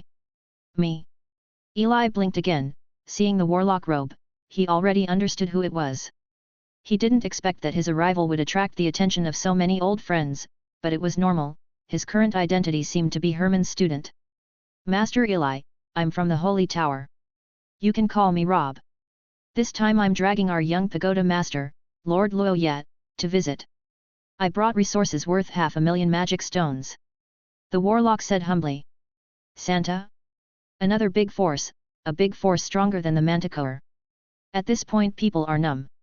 At this time, everyone is already in rebellion. What about the one from the west coast that was promised? How do you know so many forces? On the side, Mo Luo seemed a little surprised, the investigation before coming here was not like this. Boom. The knock on the door of the main hall sounded again, and another warlock poked his head in. Lobelia looked over and didn't recognize her, but her aura was the peak of Nebula, one step away from Huyu. Again? And the man came here as soon as he came in, and walked directly towards Eli. My lord, I'm here to celebrate my lord this time, and I'm here to make amends. This is a resource of 1,000,000 magic stones. Amanda lowered her head, took out a space ring and said respectfully. Eli pursed his lips. Today is more lively than he imagined. The Charm Mansion, the Golden Toad Chamber of Commerce, the Holy Tower, and Amanda, the Lord of Home City. Interesting. Rush Rush. Chapter 367. Have you heard? Yesterday's banquet, the Charming Mansion, the Golden Toad Chamber of Commerce, the Lord of Hovimus City, and even the Holy Tower in the distance all came to participate. In a tavern in the City of Blood, a warlock stood on a chair with one foot, holding a wine bottle in the other hand, and around him were full of warlocks. Is it fake? Those big forces have almost nothing to do with the Bloodline Tower. A warlock who just arrived had a look of disbelief. Hee. The warlock holding the wine bottle glanced at him and said, It's shallow, the pattern is shallow. These forces are not coming from the Bloodline Tower, but are related to the owner of this feast, a powerful warlock from the West Coast Tower, Eli. You guys don't know how powerful Lord Eli is. That day when the city was besieged, hundreds of miles of battle turned into daylight. The warlock seemed to be drunk and made a lot of noise, while the warlock who asked the question just left quietly. After leaving the tavern, his face became serious. He is a warlock from the Manticore family, and he was sent to sneak in here this time to check the situation, but he didn't expect things to unfold like this. The warlock frowned, as if he had foreseen Lord Jair's rage. I need to report back quickly. Warlock shook his head, walked on the main road and walked out of the city. As soon as he reached the city gate, he saw a sorcerer in a white sorcerer's robe walking proudly towards the city, followed by several sorcerers. Amina's family. Warlock blinked, and immediately retreated to the sides. Looks like it will take a while. There is a good show to watch. At this time, in a room of the Bloodline Tower, 5 people are chatting around a table. Our Charm Mansion will also establish a large branch in this city, and we may need some locations. What do you think, my lord? Lobelia asked Eli, looking at Eli. Of course. Eli nodded. The Charming Mansion can boost the economy of a city, how could he refuse? Anyway, that's what he thought. The same goes for our Golden Toad Chamber of Commerce. We will send someone over when the time comes. Duomo sat on the sofa and looked around. At this time, except for him and Robberia, the other holy towers and the Lord of Home City were all there. And this posture, inexplicably, he had a feeling that they were the weaker side. Since everyone is almost done chatting, let's end it. If there is anything to do later, then go to Goring, and he will help you deal with it. Eli said to several people. In fact, everyone talked about the same things at the banquet yesterday, and today I just came to confirm. Then Lord Elida, I will take my leave. Lobelia winked and stood up. The Golden Toad Chamber of Commerce also has many things to do, so I will also resign. Duomo also stood up. Me too. The Warlock of the Holy Tower also got up. Thank you, sir, for forgiving my recklessness. Amanda stood up and bowed deeply. Since he heard about Eli's story some time ago, he realized that he was able to survive because of Eli's reward. So he hurriedly brought a lot of resources to make amends this time, and Eli didn't seem to care, and forgave him directly. Thank you for your visit, Eli is here to thank you. Eli also stood up and thanked. Although these people come for different reasons, but since they are here, they are friends. He likes to make friends. As for Amanda, she paid such a high price and didn't cause him any trouble at the beginning, so he chose to forgive. At least judging from his performance, he will not have any influence on Eli, and the city of Holmes is very far away, and it may be difficult to see him in the future. In short, this guy is too weak. Okay, then Lord Elida, we'll leave. Everyone nodded, ready to leave. I want to see who I'm seeing, I haven't had time to see me yet. At this moment, a domineering voice suddenly came from outside the door. Everyone narrowed their eyes slightly. Then everyone heard a bang, the door opened suddenly, and a man in a white warlock robe appeared in front of everyone. The man had a long face, slender eyes, and a hooked nose. He looked rebellious and exuded a stellar aura. It was the door he kicked open just now, and there was another person beside him who was stopping him. It was Goring. At this moment, Goring looked embarrassed, let go of his hand and said to Eli, I'm sorry, my lord, I didn't hold back. It's okay. Eli shook his head, looked at the person in front of him, and asked, who is this friend in front of me? I probably don't know you. Eli's voice became colder and colder, and the aura he exuded became stronger and stronger. At this time, not only Eli, but the other 4 people also looked at this warlock. Lobelia and Rama exuded a powerful glow of the moon, and the other 2 also exuded the aura of nebula-level warlocks. For a while, even the entire room the air is swaying. Grunt. The white-robed warlock's throat moved slightly, and cold sweat gradually broke out on his forehead. The Golden Toad Chamber of Commerce, the Charming Mansion, the Holy Pagoda, and one more unknown, how could these forces appear here? The name of the white-robed warlock is Simon, from the Amina family, the superior power of the Bloodline Tower. This time the purpose is to get the green land of the Bloodline House, and they are also very greedy for this place. But from their point of view, even if the Bloodline Tower is victorious, it is only their subordinate forces. If they make a request, they will obey obediently, and they are much better. City. So he told Goring that, but Goring directly refused, and told him that he no longer made the decision in the Tower of Bloodline, and Eli was the one who made the decision. So he naturally asked Eli to come to see him, but Goring told him that Eli was meeting important guests now. But why the guests are as important as the Amina family, so he came to find him out of anger. Then I saw this scene. Simon looked at the factions that the people in front of him belonged to, far surpassing the Amina family. He was a little confused and didn't know what to do. At this moment, Goring hurried to Eli and told him what happened. Eli suddenly realized that it was the superior who did nothing. He looked at a few people first, and said, I'm sorry to have surprised you. This is a warlock from the Amina family. It seems that there is a little conflict with us. You can leave first, and I will handle it myself. I believe you can handle it well. Lobelia covered her mouth and smiled, then left. Well, if necessary, you can ask us for help at any time. Rama said directly. He is someone who knows some stories about He-Man and Gingy, so he naturally understands what it means to Lord Gingy. Then we will leave too. Santa Warlock and Amanda nodded and said. Unlike Rama, they are too far away from here, and it is very difficult for them to provide help. After finishing speaking, the 4 left the room, leaving only Goring, Eli and Simon.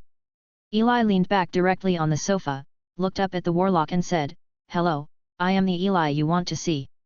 What are you doing?" Simon moved his stiff expression, showing an expression uglier than crying, and said in a low voice, "This time I am here to talk to you, my lord, on behalf of the Amina family." "Oh." Eli smiled. Simon was sweating coldly in front of him, and said in a lower voice, "It's about the land of greenery." "Simon." He suddenly heard Eli calling him, looked up, and saw that Eli had come to his side and patted his shoulder lightly. "Actually, I still prefer your rebellious appearance. See you in the meeting room." Eli leaves. Simon turned his head slowly. He felt a great danger when he patted his shoulder just now. As if Eli could easily kill him. What kind of strength is this Eli? He seemed to suddenly understand why Manticore had told them they had given up.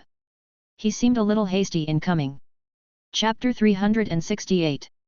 In the conference room. Eli sat at the head of the table, Goering stood aside, and at the far end of the table was Simon.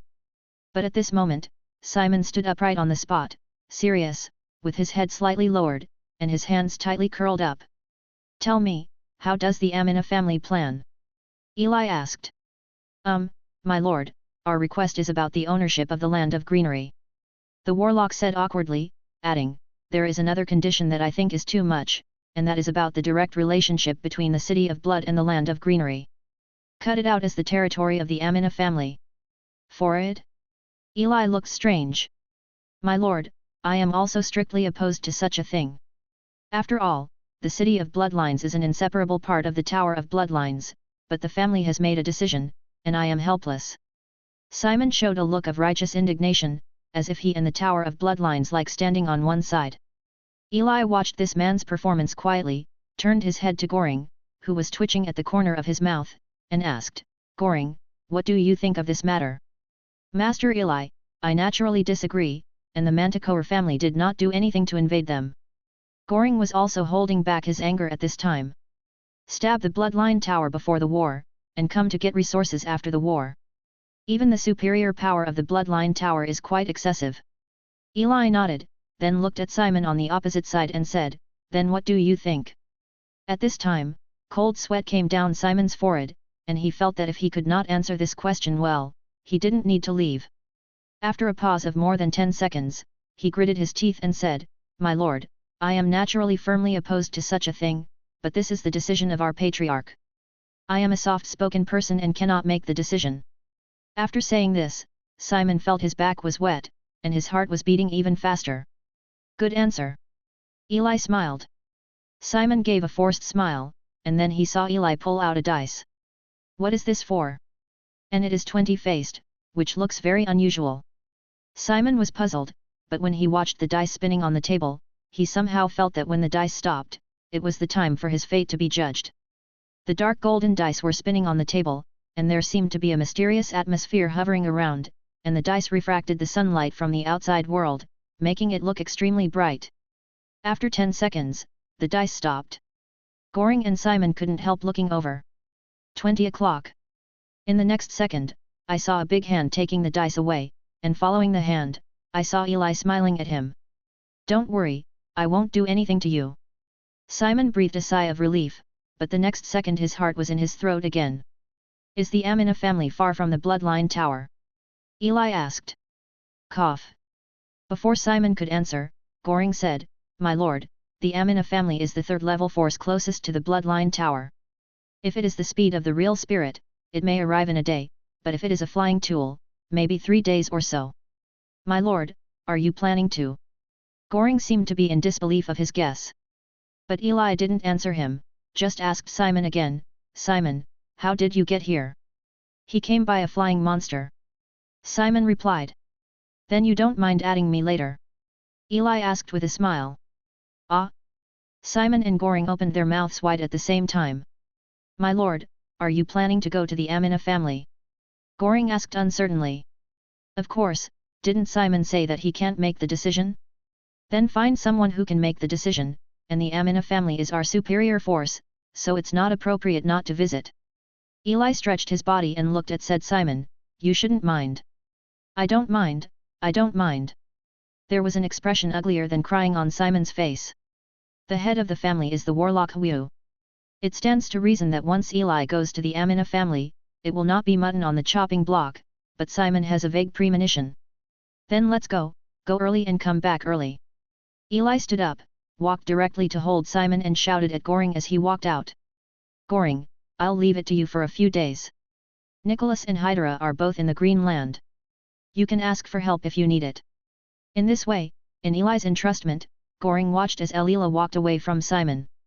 Simon, on the other hand, was stiff and let Eli hold him, like a vegetable. Just leave like this. The corner of Goring's mouth twitched. Eli was too brave. Go directly to the Amina family to talk in person. Goring also had some worries on his face. Judging from the current situation, it is impossible to talk about it. Hope everything goes well. After an hour, accompanied by a sharp eagle cry, a huge cyan eagle flew into the sky. Eli sat in the center on the giant eagle, and Simon sat cautiously in the corner, trembling. In other words, it won't be a problem for you to let your people go back. Eli suddenly turned his head and asked. My lord, it's all right. Simon replied. That's good, I'll meditate for a while, and call me when I get there. Eli said again. Good sir. Simon nodded immediately, but his heart couldn't help but tremble rapidly. The Amina family is fused with a humanoid creature called a two-winged angel. It has a great feature, that is, it has a certain sense of danger. When Eli patted him before, he felt that he suddenly encountered a huge danger, and when I pulled him out just now, that feeling. Simon's throat moved slightly. That feeling made him feel like he was walking on the edge of a cliff, and it was even 10 times more terrifying than when he faced the Patriarch. Patriarch, don't blame me. Simon faintly felt that this time he might have done a stupid thing to lure wolves into the den. The other side. Just a few minutes after Simon led Eli, a warlock also left quickly. A piece of news also traveled thousands of miles across the ocean and arrived on Jerry's desk. In the room, Jerry looked at the message with a sneer in his eyes. He knew that the Amina family would not be able to bear it, but he didn't know what choice Eli would make. But since I went to the Amina family, I'm afraid it may not be able to come out completely.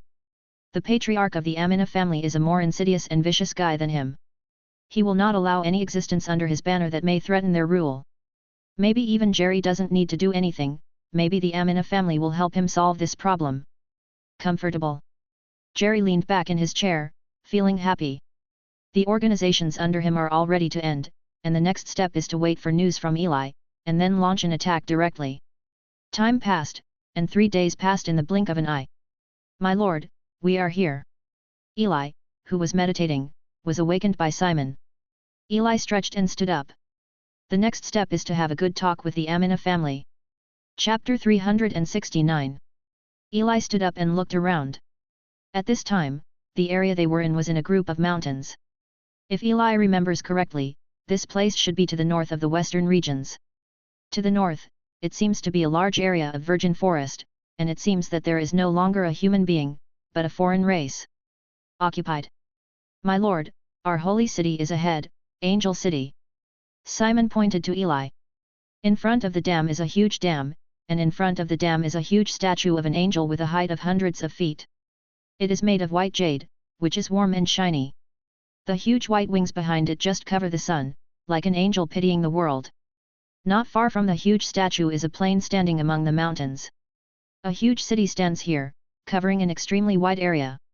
Although the buildings are not tall, most of them are made of white rocks, like a white city, with a huge temple in the center. I have to say, the city looks pretty nice.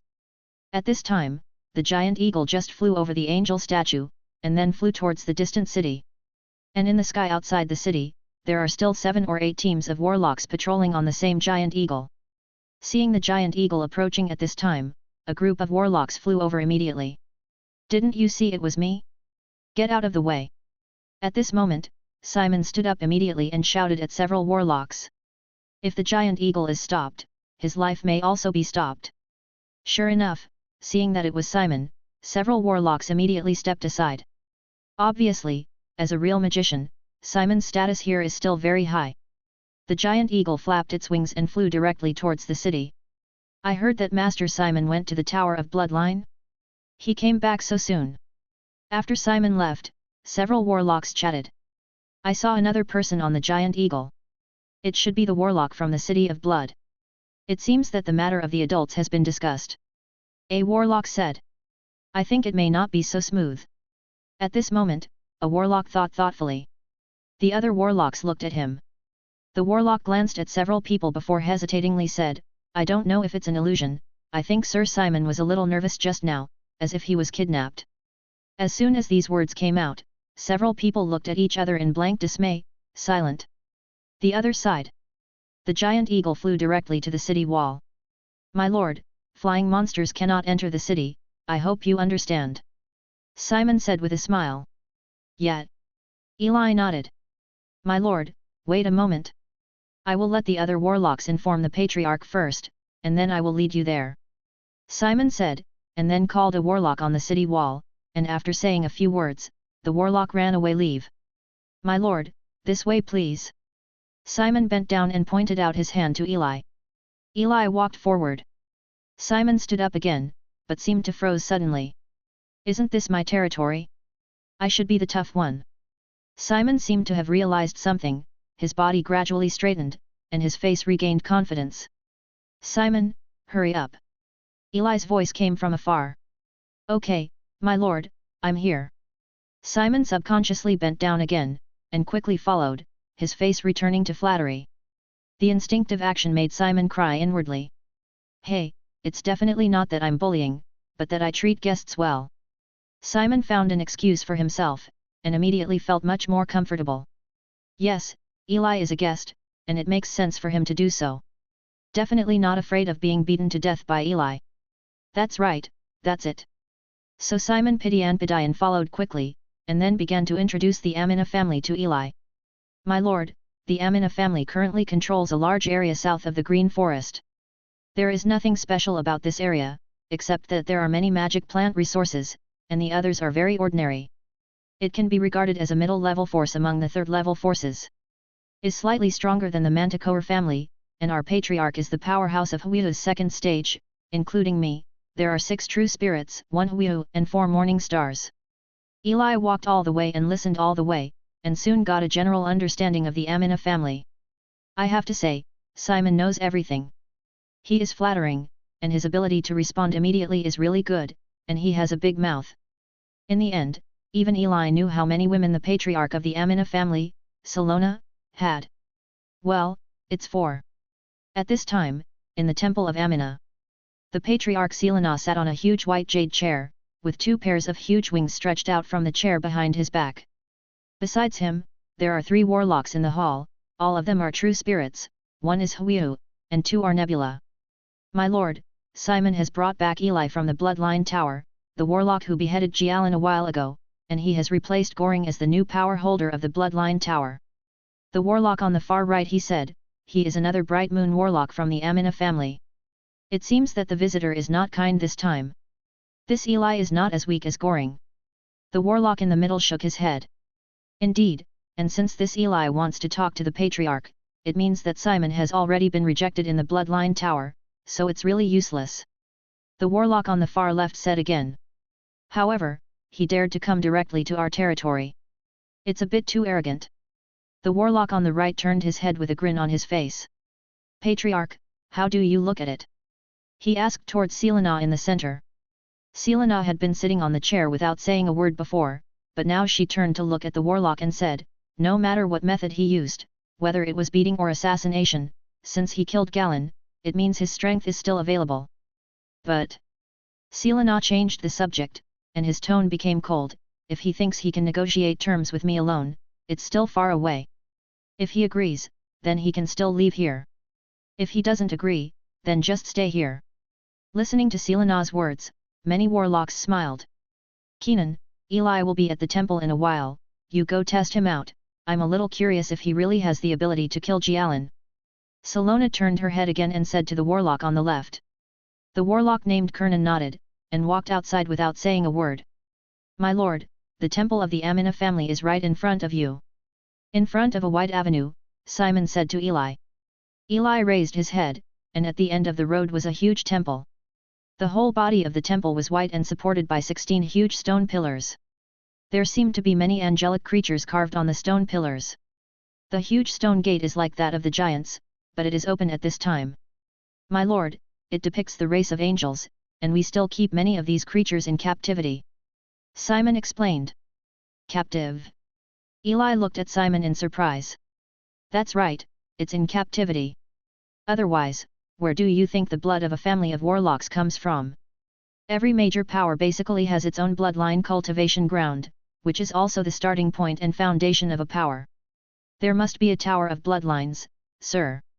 Not sure yet, Simon said. Eli nodded. This is indeed the first time he knows about it, and it seems that he needs to go back and ask Goering.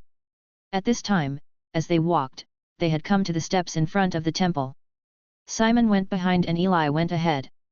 Walking up to the eunuch, there was a tall warlock standing in front of the main hall, with his hands in his hands, completely blocking the road. The visitor is not kind. Eli narrowed his eyes slightly. Through this warlock, he could directly see into the temple, and several warlocks seemed to be looking at him. Do you want to disown me? Eli smiled, a faint silver light flashed in his eyes, and a faint spiritual force rushed towards the warlock.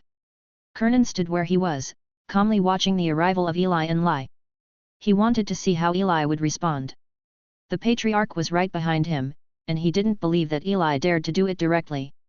Hey, it feels like the space in front of me is flickering. Kernan shook his head and blinked. The next second, he felt that his eyes were shaking even more, and the surrounding air was also rippling and shimmering, as if it was a gap between the illusion and the real world. As for the two of them, Eli, they swayed and disappeared from his sight. What happens? Kenan, Kenan. At this moment, he suddenly heard the call, and the flickering in front of his eyes gradually disappeared. In the blink of an eye, he was back. But at this time, he found that he was actually standing on the side of the hall, and beside him was Simon. Turning his head suddenly, he found that at the entrance of the main hall, Eli walked straight in. Kernan's throat moved slightly, and cold sweat broke out. What just happened? Kenan, why did you stand at the door just now, and then you moved aside and bowed to let Master Eli go in? Simon asked again in confusion. This is what he saw just now. And Simon's words made Kernan feel like falling into an ice cave in an instant. He bent over. Eli was also invited in. Why doesn't he feel anything? As if a basin of cold water was being poured from his head, he looked at Eli in the distance. He felt that all of them might underestimate this warlock. He was much more terrifying than everyone thought. Kenan, why are you silent? At this moment, Simon asked again. Well, I just came out to welcome Lord Eli. Kernan looked at Simon and said. He can't say that he came out to find fault. That's it, I thought you were going to stop Master Eli. Simon nudged Kenan lightly and said with a smile. Karen laughed awkwardly, but his heart was churning like a sea wave, unable to calm down. But he still didn't panic in his heart. In the hall, the two adults of Huio were there, and Eli couldn't turn the sky. I believe the owner will give Eli a good look. However, what happened just now? Kernan was still deeply puzzled. A new book by a fine author, a wizard article, which combines summoning various monsters. If you are interested, you can read it. Chapter 370. On the other side, several people in the temple looked at each other, but no one spoke. After a few seconds of sluggishness, Selena, who was sitting high above the temple, asked puzzledly, what was Kenan doing just now? Have no idea. The two warlocks shook their heads in unison. This time they were also puzzled. They agreed to go out and try it out, but you went out to welcome them? The three warlocks were confused, but they didn't say anything, because Eli had already entered the hall. Eli walked to the front of the main hall, glanced at the three of them, and said, the honorary deputy tower owner of the Bloodline Tower, Eli, this time I came here to talk to the members of the Amina family about the Bloodline Tower and the Land of Greenery. Matter. Looking at Eli, the two people in the hall consciously came to Selena's side. Selena looked at Eli, and said calmly, Hi, I'm Selena, the current head of the Amina family. I just found out about your arrival, and I was very happy. There was a riot in the northern green fields a few months ago, and almost all the Amina family went out. At that time, there was a serious shortage of manpower. I also heard about the troubles in the Bloodline Tower. It's frustrating, but there's nothing I can do. But fortunately, the Elis came to save the bloodline tower from the fire and water, otherwise I would really be a sinner. After all, your bloodline tower accepts our blessing. Selena's tone was very sad, as if what he said was true. Eli sneered in his heart, if he didn't know the truth, maybe he really believed in Selena's nonsense. It's true that people are old and mature. These people may not be very strong, but at least their acting skills are at the level of movie kings.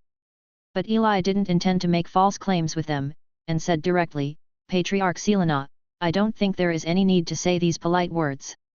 I have only one purpose for coming this time, and that is to discuss the future positioning of the Bloodline Tower. Something about Greenland.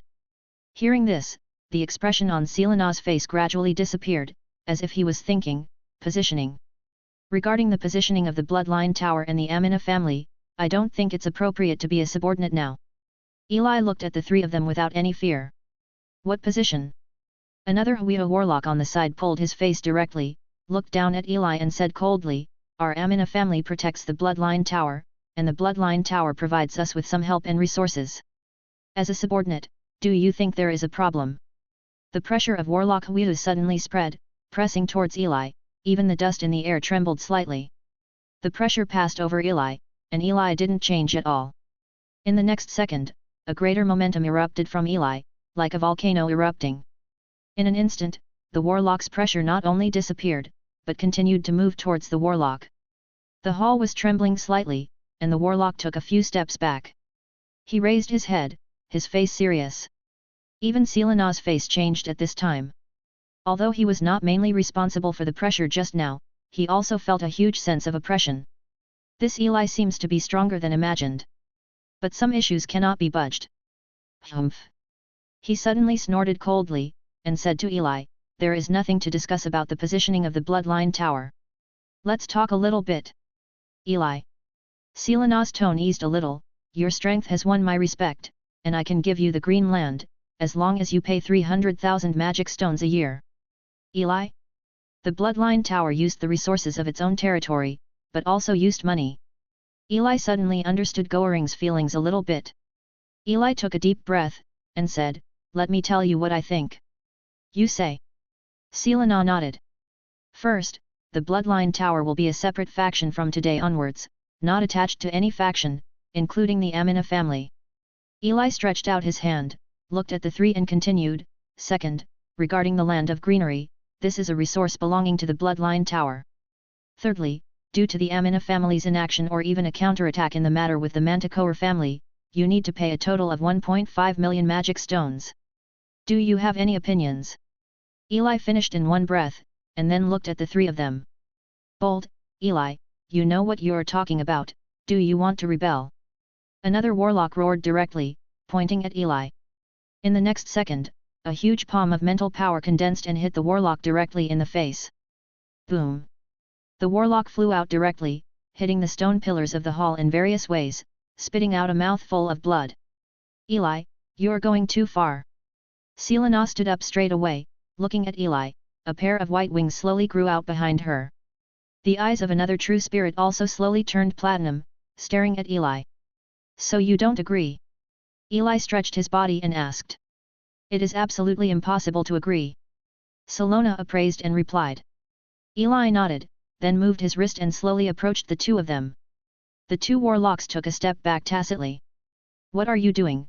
Don't come here, don't mess around. The two warlocks shouted. Following the movement just now, a deadly sense of danger instantly lingered in the hearts of the two of them.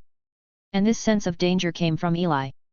At this time, the warlock at the Morning Star level was already curled up in the corner, looking at Eli with a face of fear, as if looking at some terrifying monster. Eli, what on earth are you going to do? Selena's voice became louder and louder, and she paused every word. What do you think? It's natural to have a good discussion. Eli showed a kind smile. Looking back, the nearly 10-meter-high gate suddenly closed, and all the places that could pass through the light were instantly covered by shadows.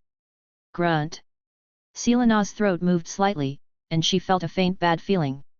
Another Bright Moon warlock at the side comforted Selena and said, My lord, don't be afraid, we are two Bright Moon warlocks.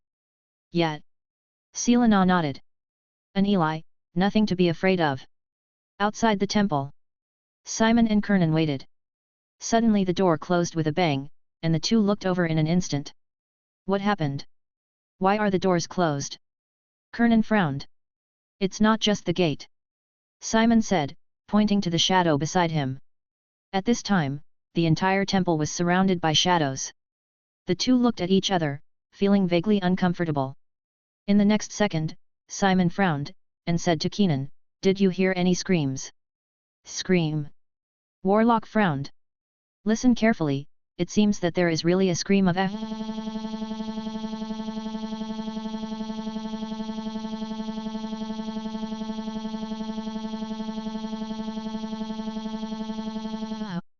Where does the sound come from? The two turned their heads in unison and looked towards the temple. No way. The corner of Simon's mouth twitched, vaguely guessing something. Kenan's whole body began to tremble, as if he heard it right.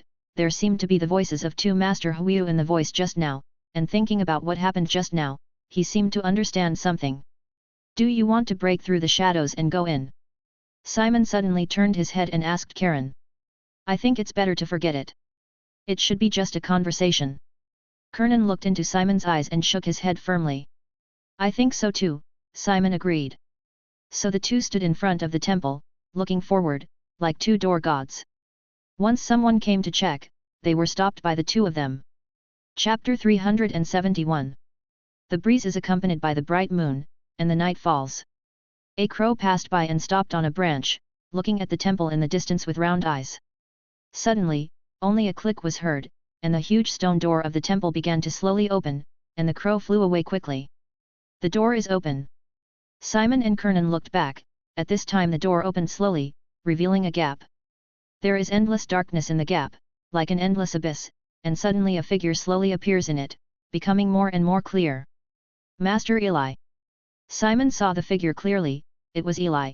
At this time Eli was still exactly the same as 3 hours ago, and even the smile on his face was even bigger than before. The huge stone gate is 10 meters high, and the tiny gap is enough for ordinary people to pass through, including Eli. Simon quickly came to Eli and asked, "My lord, how is the matter going? Your patriarch is quite talkative, it's settled." Eli patted Simon's shoulder with a smile, and said, "Thank you for bringing me here, but the matter is over, and I will leave next. I have a chance come and visit the Tower of Bloodline." In the next second, Eli turned into a beam of blood and flew into the sky, and then quickly disappeared from the sight of the two of them. "Let's go now." Simon was stunned. "Simon, do you want to go in and have a look?" Suddenly, Kernan came to Simon and asked. "I think it's better to wait a while." "What do you think?" Simon suggested tactfully. "I think what you said makes sense." Kernan nodded. Judging from the previous voice, the situation inside might be worse than he thought.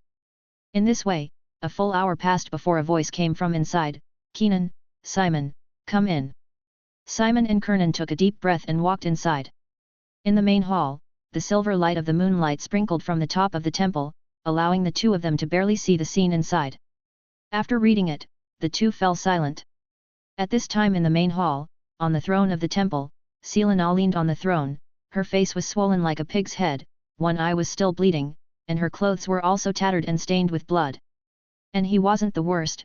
The other two fell beside the throne, out of breath, and their condition was not much better than that of Byrona. "My lord, you..." Simon's throat moved slightly. I'm fine, poof." Selena said. "Simon, I understand the truth, but you are not convincing when you say I am fine while vomiting blood." "My lord, Eli has already left," Ponkanen said. "Let him go, there are many others, let me go around him once." Selena waved her hand, saying indifferently. Simon and Kernan looked at each other. "What have you experienced in these 3 hours?" "My sanity is a little unclear."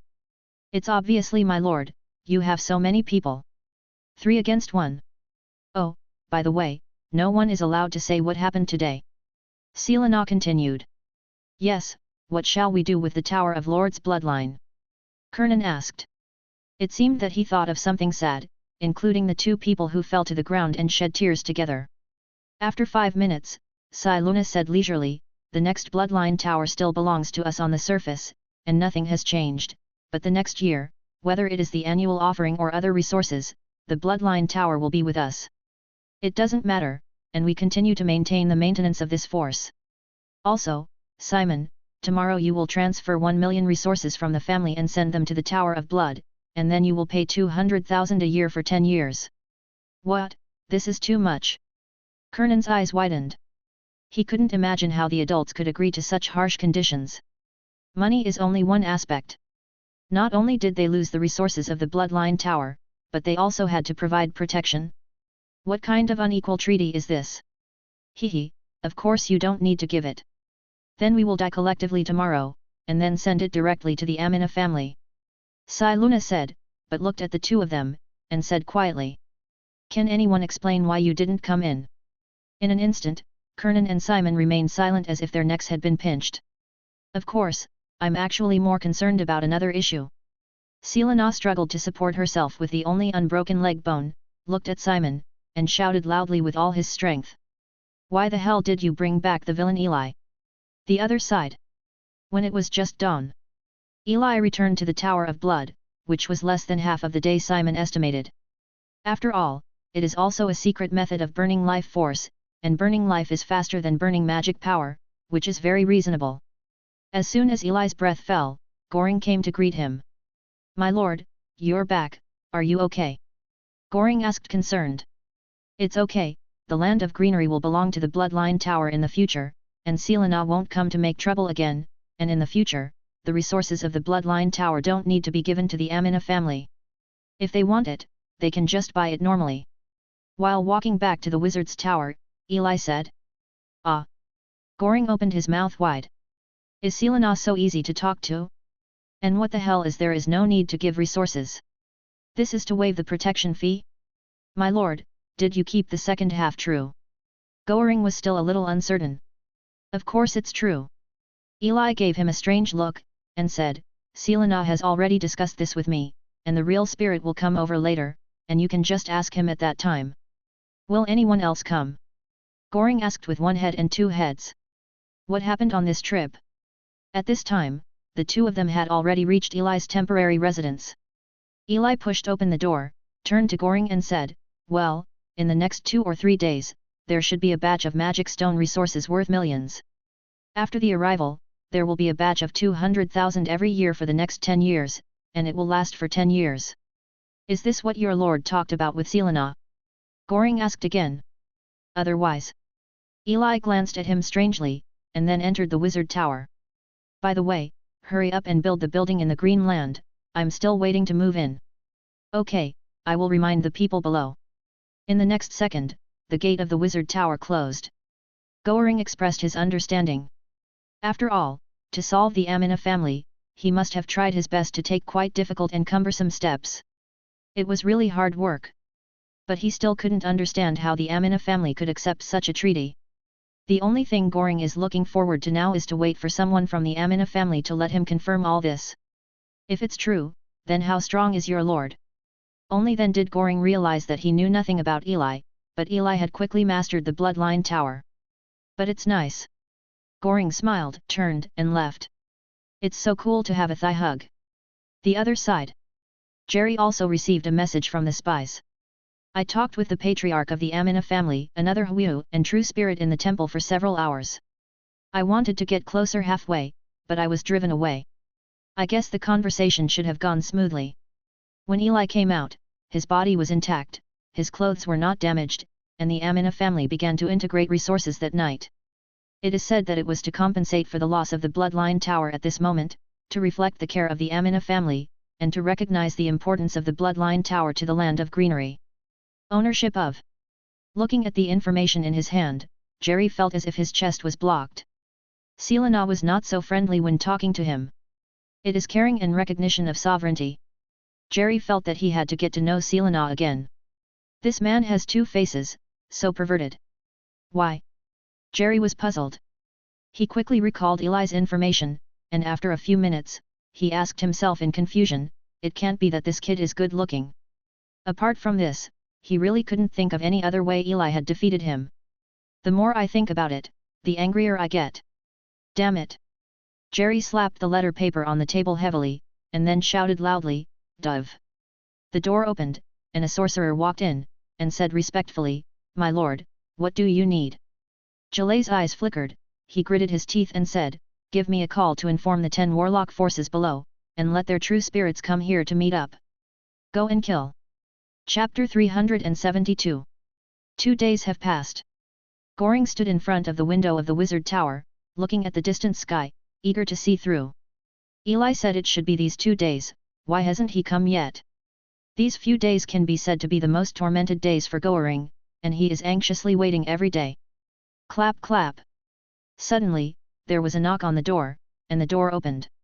Goring turned his head away, only one person dared to open the door directly.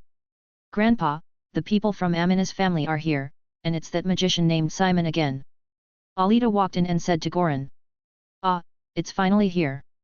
Goring was overjoyed, and walked directly out of the room, not forgetting to remind Alida, Alida, go and call Master Eli. Yes.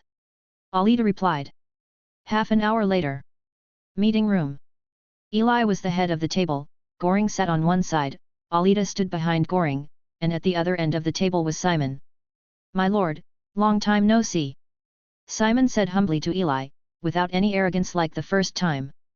Well, what happened to your teeth?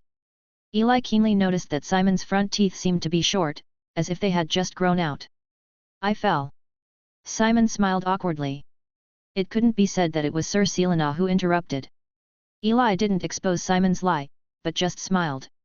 My lord, these are the resources we gathered this time, a total of 1 million magic stones, mainly related to the various tempering bloodlines that low-level warlocks need to use, including the magic plants to improve bloodlines, and a batch of magic beasts. Bloodline and a lot of auxiliary resources, and this is a new contract. Simon took out a space ring and said a new contract. Alida brought the ring in front of Eli, and Eli took a look at it and threw it to Goring. He was responsible for these things. Goring picked up the ring with trembling hands, filled with emotion. They used to give resources to the Amina family, but now they get it in reverse. Let alone such a thing, it was the first time he had heard it. As for the agreement, Goring was about to shed tears when he saw this overlord treaty. They really didn't have to pay any responsibility, and the Amina family had restrictions everywhere. Moreover, this contract is a bloodline contract, which is imprinted in the bloodline, and it is almost impossible to violate it. It's a little hard for Goring to imagine the circumstances under which Salona agreed on this contract. With complicated emotions, he dripped a drop of his own blood on the contract. Alida on the side glanced at it, and then looked at Eli with admiration. She understood that all this was due to Eli. After the contract was signed, Simon took back the contract, stood up, and said to Eli, My lord, as the reckless Amina family, we have some latest news, maybe your lord will be interested. Oh! The three raised their heads at the same time. Jaley seems to be calling all the true spirits under his banner, and he has also spent a lot of resources. He called 3 or 4 wild true spirits, and there are almost 10 true spirits in total. At the moment, they are in the territory of the Manticore family. Discuss how to deal with adults. Simon said. Eli frowned. In fact, Jer should have solved it long ago, but he was just new to the Tower of Blood, and there were really many things that needed to be dealt with and familiarized with, so he ignored it. This guy actually wants to take the initiative? Eli took out the dice of fate and asked about the possibility of defeating Jair this time. The dice shined again and finally rolled the 18th position. It's so dangerous. Eli sucked in a breath of air, it seems that the quantitative change really caused the qualitative change. What about Nicholas and Hydra? Eli rolled the dice of fate again. 20 o'clock. Eli nodded. Thanks, I see. Simon? Looking at Eli's appearance, are you so calm? Those are 11 true spirits, and they are not Chinese cabbage. Even the Amina family dare not say that they will be able to win. But thinking of Eli's fighting power that day, Simon was also relieved, and turned his head to leave the door. This time, it is really not sure who will win. My lord. Simon left, while Goring and Alida looked at Eli worriedly. There were only 3 true spirits last time, and this time with Jer, there are probably 11. This number is a bit scary. Goring. Eli suddenly looked at Goring. My lord, I am here, Goring replied. Let the warlocks of the Bloodline Tower keep an eye on it, and report immediately if there are traces of the true spirit, and the warlocks who have started to organize the Bloodline Tower, some of them will be busy next. Ah, Goring was puzzled, but she could understand by keeping a close eye on it. But what does this organization Warlock mean? Eli glanced at him and explained. Prepare to take over the territory of the Manticore family. Manticore family. In front of a giant Manticore statue, Jerry looked at the 10 real spirits in front of him. Among them are 2 of the Manticore itself, 6 are the true spirits of the forces under the Manticore family, and the other 2 are true spirits belonging to the wild. Among them are 2 warlocks of Huiyu and Wanyu level, 3 of Nebula level, 3 of Fangxing, 2 Wixing, and he is a warlock of Huiyu and Crescent Moon level. There are 11 warlocks in total, which is also the entire lineup this time. In order to invite these warlocks, Jerry almost took advantage of the wealth of more than half of the Manticore family, so this battle can only be won. Jer stood at the front, looked at the many warlocks and said, "Everyone, our purpose this time is very clear, that is to kill all the true spirits of the Bloodline Tower. There are 4 in total, the leader is Eli, a Huiyu level warlock, followed by it is an undead, a giant snake, and Goring, all 3 of which are micro level. His plan is simple, and that is the decapitation operation. As long as these true spirits are dealt with, the Bloodline Tower will not hinder them at all. Jer, it seems that the Tower of Bloodlines and the Golden Toad Chamber of Commerce have been in contact with each other a while ago, so nothing will happen." A warlock asked. "These 2 forces are neutral forces, there is no reason to get involved, you don't need to worry about this." Jer explained. "Then it's no problem, my lord. When are we going to leave?" "We're still waiting to come back soon," a warlock said with a smile. "That's right, Lord Jer is too fanciful this time," another warlock said with a smile. Everyone was not too nervous, after all, there were 11 true spirits, and there were still 3 Huiyus. Although the Bloodline Tower is much stronger, it is far from enough. Since everyone is waiting anxiously, let's go now. Jerry also smiled. The warlocks nodded. In the next second, Jerry flew out of the sky, turned into a dark green pillar of air, and flew towards the distance. The other warlocks also rose into the sky and followed.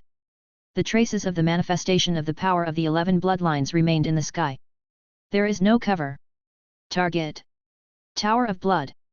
Chapter 373. The aura of the 12 true spirits is so obvious, especially since they haven't been covered up at all. Therefore, when the 12 pillars of air crossed the sky, the movement caused was not small at all. Blue City, a city located in the middle of the western regions. In a tall wizard tower. Liliana stood in front of Lobelia. "Anna, you have had contact with Eli, and it's not bad, so I decided that you will be in charge of the branch of the Tower of Bloodline, responsible for the contact between the Charm Mansion and Eli." Lobelia said. "Yet." Liliana nodded. Since the last incident, she was temporarily transferred from the City of Homes by the teacher. "Anna, your judgment was good at the beginning. This Eli may be stronger than we imagined. Even I, your teacher, can feel the throbbing around him, so if you can really win him over to our camp, there will be no problem with your resources to advance to the 4th ring." Lobelia narrowed her eyes slightly and said to Liliana. "Hey!" Liliana covered her red lips, as if she didn't expect the teacher to give Eli such a high evaluation. One must know that the teacher is already a warlock of Huiyu level. This is too surprising. "Okay, teacher, I understand." After a brief surprise, she nodded. "Well, this is also a good thing for you. For the charming mansion, it is not shameful to be attached to the strong. On the contrary, it is our advantage. Anna, you were cultivated by me. There are some things you should understand." Rebelli the Asian language spoke earnestly. "Teacher, I understand." Liliana nodded with her eyes flickering. She naturally understood what the teacher meant. "Okay." Lobelia smiled and was about to say something, but she turned her head out of the window, and her face instantly became serious. She felt the breath of many true spirits and was moving forward. "The direction is the Tower of Blood? It seems that something big is going to happen." Lobelia stood up suddenly. At this moment, a warlock came knocking on the door, came to her, and said something. "Teacher, what happened?" Liliana asked after the warlock left. Lobelia looked at Liliana and sighed, "You probably don't need to go. I didn't expect Goring to be so desperate." Soon, Lobelia told Liliana about the matter. Liliana's eyes widened after hearing that. "Teacher, I think we should go to support immediately," Liliana suggested. "It's too late. Lobelia shook her head and said. Better late than never. Liliana said firmly. Lobelia turned her head and looked at her student in surprise. She paused for a few seconds before she smiled and said, It seems that you have already chosen your investment target, and the teacher will help you this time. Soon, 2 arcs left Blue City. Amina family. In the temple. Patriarch, do we need help? Kernan asked Selena above the temple. Nonsense. Selena glanced at Kernan, and then said, After a few days of rest, the trauma has basically healed. My lord, why, isn't this just a good opportunity to remove the bloodline tower? Kernan asked puzzled. Hehe, I don't think they can kill Eli. Selena stood up. The 3 of them were held down and beaten violently that day, and they had no ability to fight back, but he was deeply impressed. Give me an order to gather all the true spirits of the Amina family except for the 2 true spirits guarding the green field, and let's go support them. Selena waved her hand and decided. Yes. Kernan nodded, just looking at Selena with strange eyes. What happened to the Patriarch that day? What a change. Golden Toad Chamber of Commerce. Tama put down the letter in his hand, and then walked towards the door. My lord, where are you going? At this moment the door just opened, and there was a warlock holding a large number of documents. Go support. Tama left immediately after saying a word, leaving the warlock with a puzzled expression on his face. Support? Who to support? The other side. The bloodline gas pillars transformed by the 11 true spirits pierced the sky, and even the elements within a few miles around were changed because of it. In the sky, the sea of clouds rolled, and the aura emitted by the true spirits made the air tremble. No bird approached within 100 miles. The monsters on the ground felt this aura. Some ran away wildly, and some quickly entered their residences. Shivering. And because the Manticore family is actually next to the bloodline tower, almost all the passing forces are from the 2 families. Therefore, many of the true spirits flying above are the bosses of the forces on the ground. Isn't that the owner? What happened? Every aura is stronger or even similar to the Patriarch. What the hell is going on here? All the warlocks in the warlock faction stared wide-eyed at this terrifying scene. In their memory, this was the first time they saw so many true spirits. And the few warlocks who knew the inside story felt sorry for the Tower of Blood. Why mess with the Manticore family? You're beyond your control. Let's get ready to welcome the adults back. The warlocks smiled. They couldn't think of any other ending to this story. As for those mortals, they bowed their heads and continued with their own business after just one glance. For them, the aloof true spirit is too far away, they might as well think about how to fill their stomachs. Tower of Blood. Wizard Tower. My lord, Jer, and the others have reached the border of the bloodline tower. Goring reported to Eli with a worried face. Well, the speed is quite fast. Eli nodded, and then said to him, Go and call Nicholas and Hydra. Yes, my lord. Goring nodded, and then asked, My lord, you really don't need my help. Although my energy and blood are declining, I can still delay a true spirit. No need. Eli stood up and patted Goring on the shoulder, saying, Your life expectancy is only a few years. I don't want to have to hold your funeral when I win a big victory.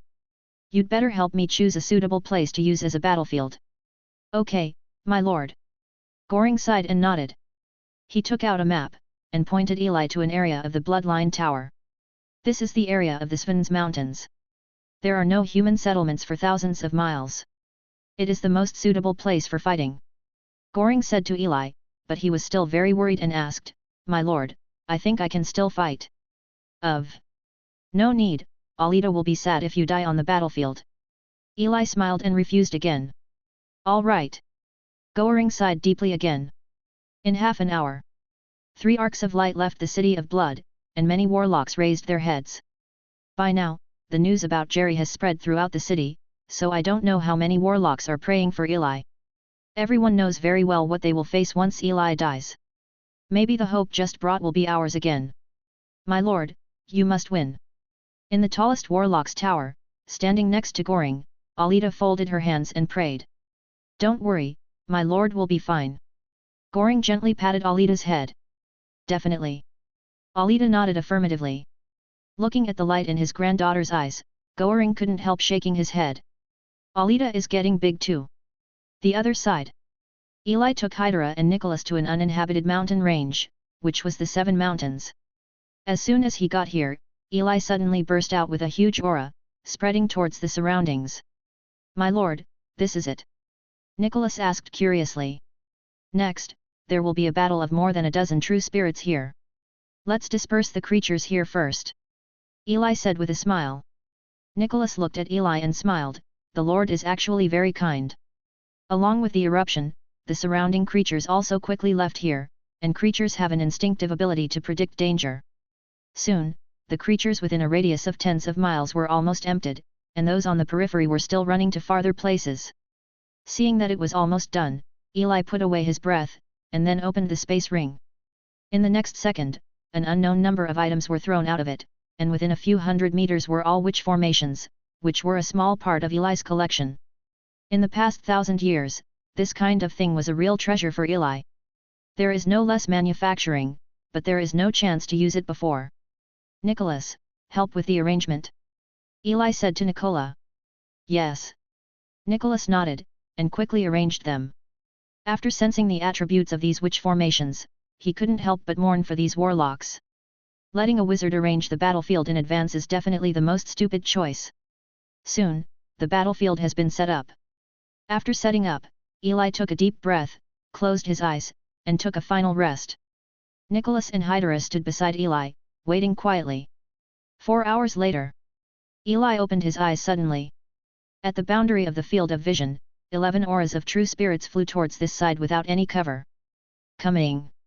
Chapter 374. Coming. As soon as Eli's voice fell, Hydra and Nicholas immediately became alert. Hydra's body swayed and instantly turned into a 100-meter-long snake. The four snake heads stared at the distance and neighed. Nicholas Undead fell behind him like a cloak. Countless grey air wrapped around him, and the voice of the undead spread. "Open." Eli calmly looked at the enemy this time, carefully observing. The probability of the fate dice is just a probability after all, not necessarily absolute. Everything still needs to be taken seriously by Eli. Far away, Jer and the other warlocks also stopped slowly. Obviously everyone saw the three figures of Eli. "Jerry." A warlock cast a questioning look at Jer, as if asking what's going on. "Everyone, our battle is going to be advanced. The one in front is Eli, who is also our enemy."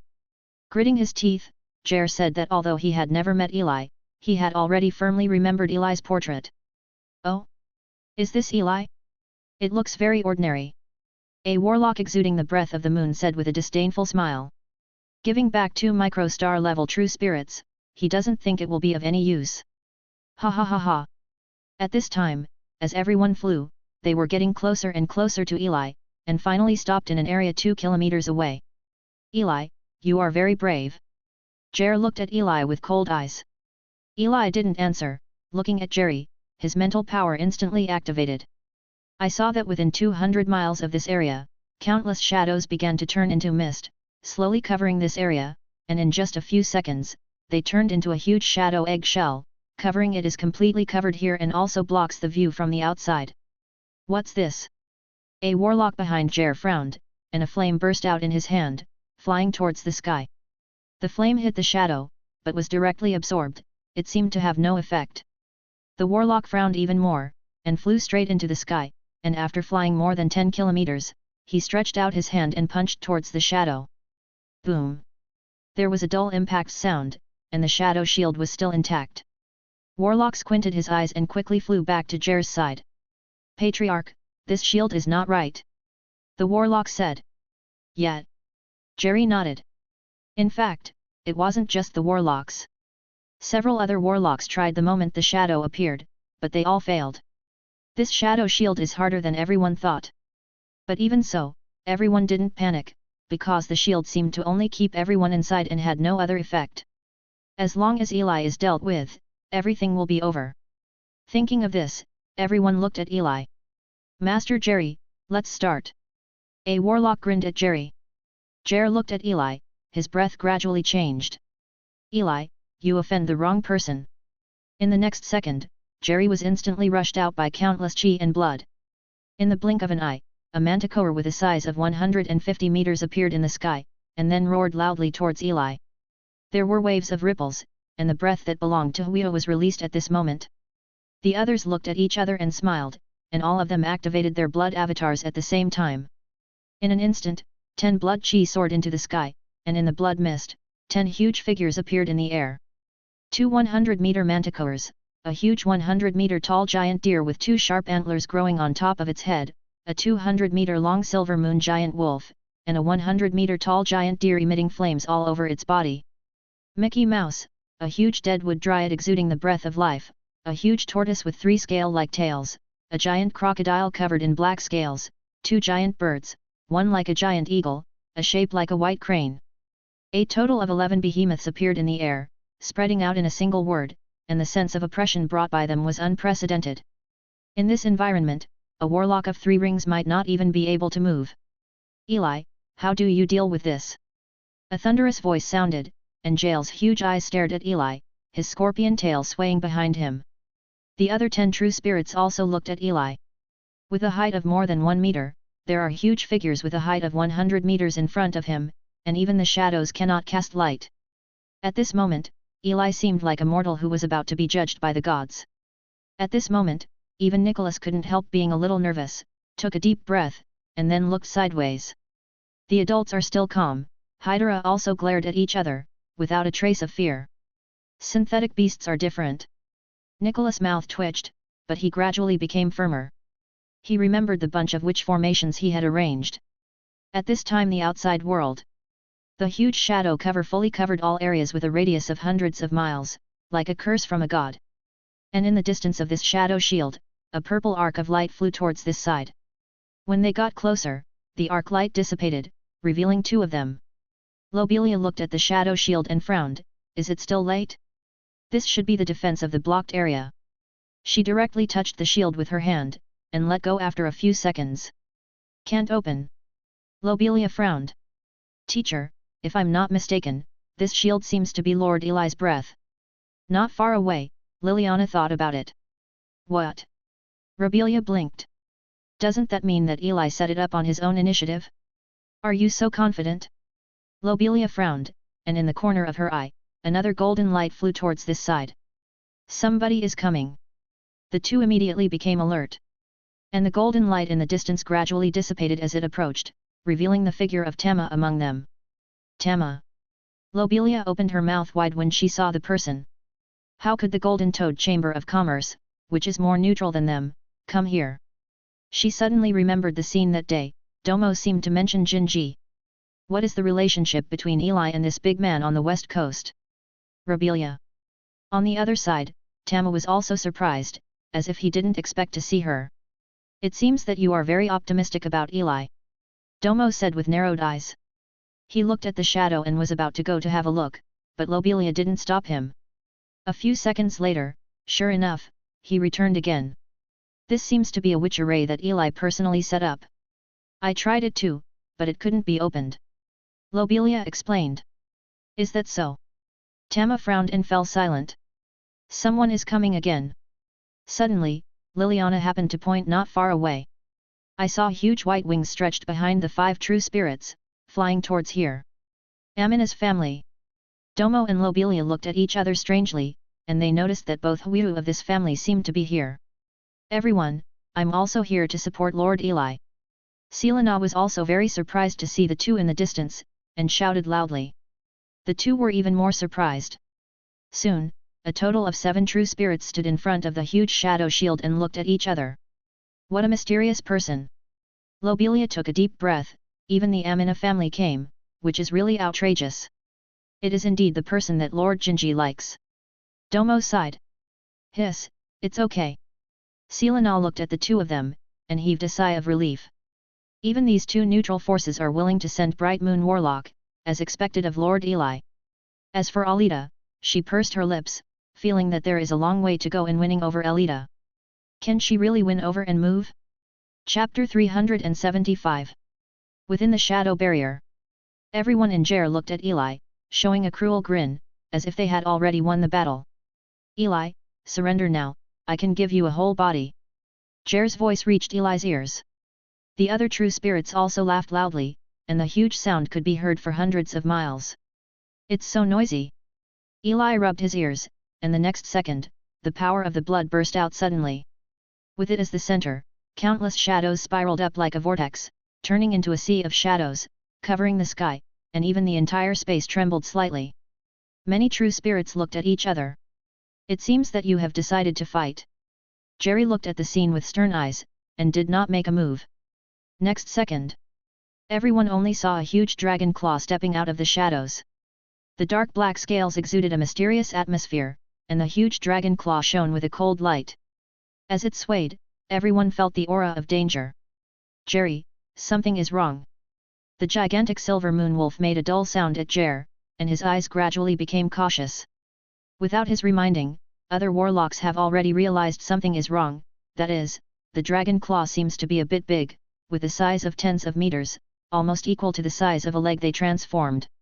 And when the shadow dragon's huge body came out completely, everyone's eyes became serious. 500 meters. Everyone looked at the huge dragon creature with dull eyes.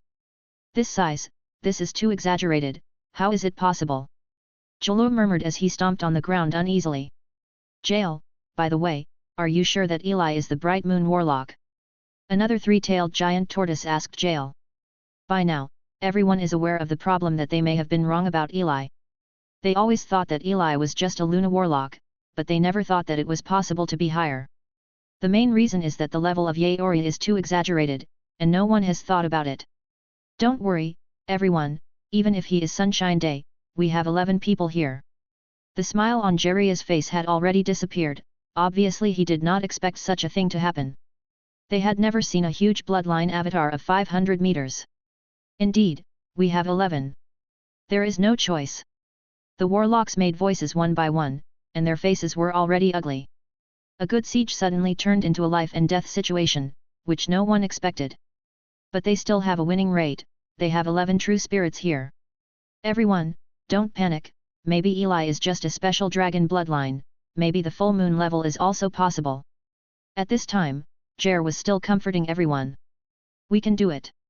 Many warlocks gradually regained their confidence and looked at Eli again. It's very courageous.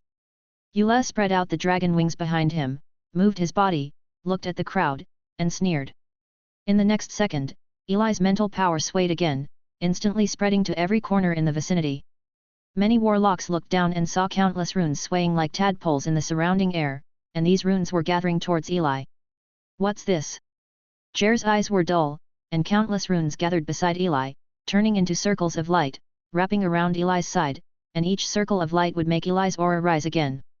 Giant Transformation, Acceleration Sorcerer Array, Skin Hardening Sorcerer Array, Armor Breaker Sorcerer Array, Sharp Sorcerer Array, Fire Elemental Resistance Sorcerer Array, Water Elemental Resistance Sorcerer Array, Shadow Booster Sorcerer Array. Feeling the blessing of each of these witch formations, Eli's blood in his body has reached its peak. This is the peak state of his bloodline as a bloodline warlock. Not far away, there were several witch formations around Nicholas, and their aura even reached the level of stars. In the distance, there are more witch formations wrapped around Hydra, wrapped around its huge snake body, shining with unique colors. As for Eli, it was even more terrifying. Eli looked down. The giant wizard formation made his body even bigger, reaching a size of 600 meters. The acceleration wizard formation made him feel lighter, and the element resistance wizard formation covered Eli's body like a layer of colorful tulle. To provide protection for Eli, and the shadow bonus wizard array makes him manipulate the shadow more smoothly. No, there is still one missing. In the next second, a layer of illusory time domain unfolded on the edge of Eli's body. Because the distance is too short, it can only be added to himself, but the triple time blessing has already made Eli feel stronger. At this moment, the combination of the wizard's method and the warlock's method was Eli's first attempt, but it was very successful. In this state, Eli turned his head to look at Jer and the many warlocks, and found that they seemed to be trembling. Patriarch Jer, are you ready? Eli looked down at Jerry, his blood bursting. Grunt. Many true spirit warlocks moved their throats in unison, fear gradually appeared in their eyes, and their bodies began to tremble slightly. All the warlocks instinctively felt the deadly sense of crisis emanating from Eli in front of them. Even Jerry is completely gone from his former arrogance. He was fully aware of a problem. Eli didn't use all his strength to defeat Garen before, and they didn't come to attack the Manticore family. It wasn't because Eli felt that his strength was not enough, but it was entirely possible that Eli didn't care about him. This is due to absolute self-confidence and strength. If it was said that Eli and the others still had a chance, but the Eli who was surrounded by the witch array in front of him had completely made him feel desperate. He couldn't feel the slightest chance of defeating Eli. And he couldn't understand, where did Eli get so many high-level self-boosting witch arrays? Just search from the ruins? How can this be? But he knew he didn't have time to think, because Eli was already flapping his wings and flying towards them. Nicola, Hydra, you each choose an opponent, and leave the rest to me. Eli shouted loudly, and then rushed directly towards a real spirit on the opposite side, the giant deer real spirit. Seeing Eli approaching, the giant deer let out a loud roar, stared at the ground, and stabbed Eli with two huge antlers. Boom!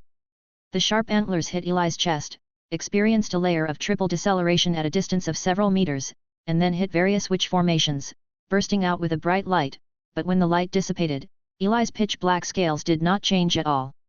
How is this possible? Jalur Warlock was dumbfounded. This was one of his strongest attack methods. What frightened him even more was that Eli was holding his antlers in his hand at this moment. There was only a click, and the antlers instantly turned into countless chi and blood and scattered in the air. Ah! The giant deer warlock wailed in pain, but Eli didn't intend to let him go. The next second, Eli's huge body came in front of the giant deer. Countless shadows formed hundreds of meters above the dragon's claws, and then it was as if torn apart. The giant claws that split the sky are generally moving towards him. Tear.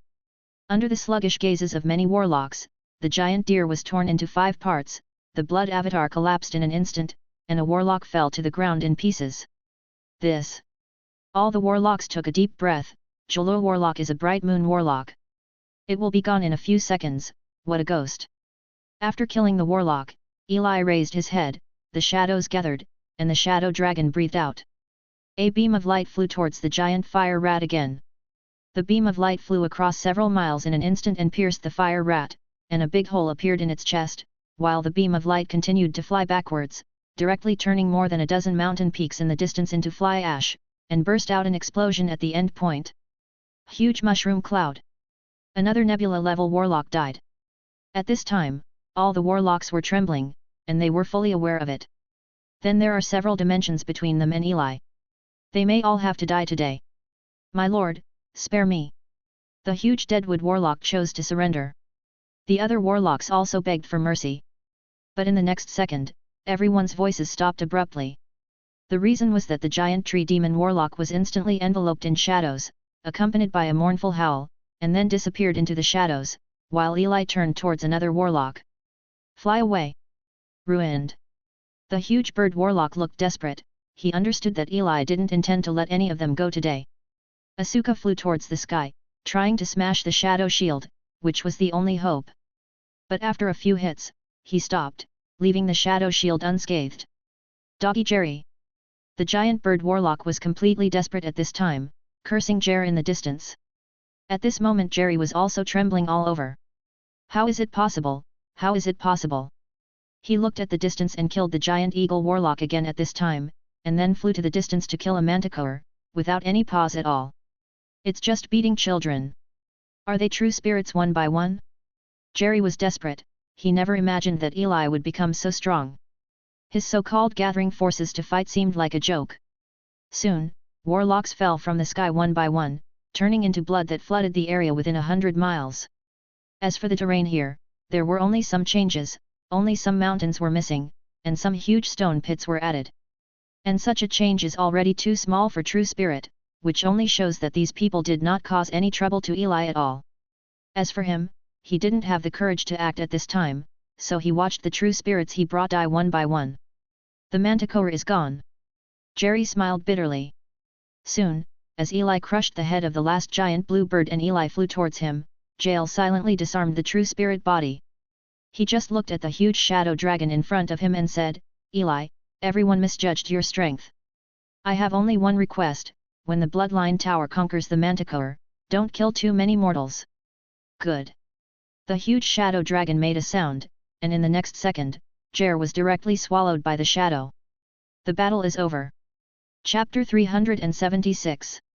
Shadow outside. Everyone is still waiting, but everyone looks at the shadow shield from time to time. Although it was impossible to see the inside through the shadows, the faint burst of energy made everyone look sideways. Tama, the patriarch of the Amina family, the battle inside must be very difficult, or let's try to open the shield together. At this time, Lobelia suggested. I think it's okay. It's only been 5 minutes now, so it shouldn't be a big problem, but it's hard to say if it takes a little longer. Salona nodded and agreed. Okay. Domo nodded. Okay, let's do it. Seeing that everyone agreed, Lobelia turned her head to Liliana and said, You stay away, this is not something you can participate in. Yes, teacher. Liliana nodded, and then quickly left towards the distance. Many true spirits also nodded tacitly, and then began to face the shadow shield head-on. Lobelia pointed her finger, and then a purple mark appeared on the shadow shield. Everyone, let's attack here with all our strength. Everyone nodded in unison.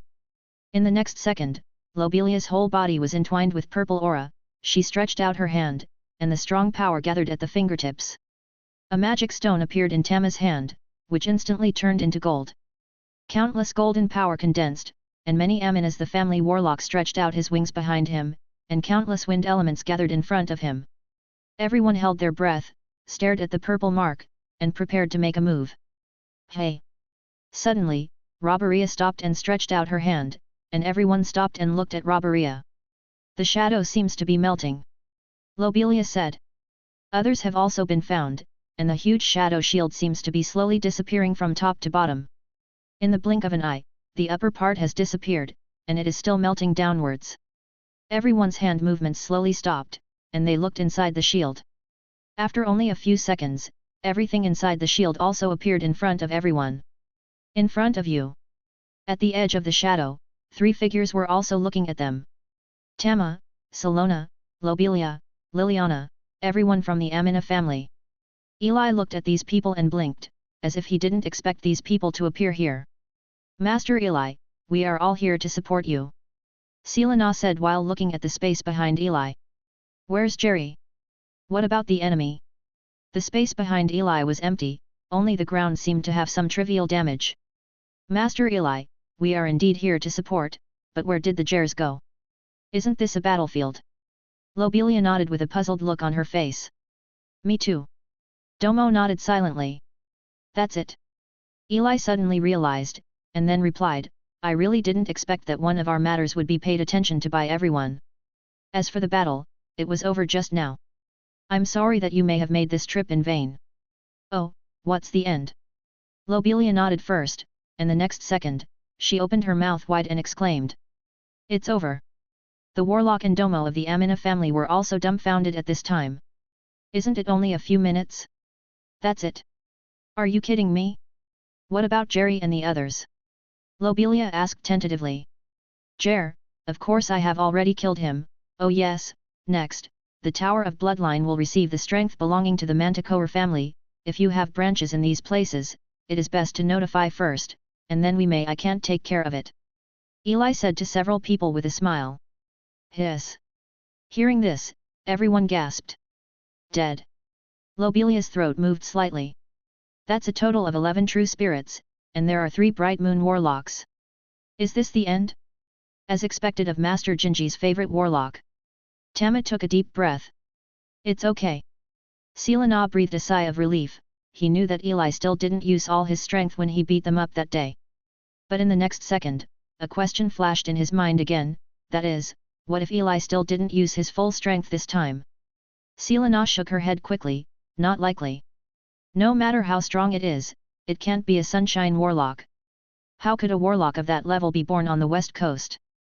Congratulations, sir, for solving a small problem. After shaking his head, Selena immediately congratulated Eli. Including other warlocks also congratulated, and the atmosphere was peaceful.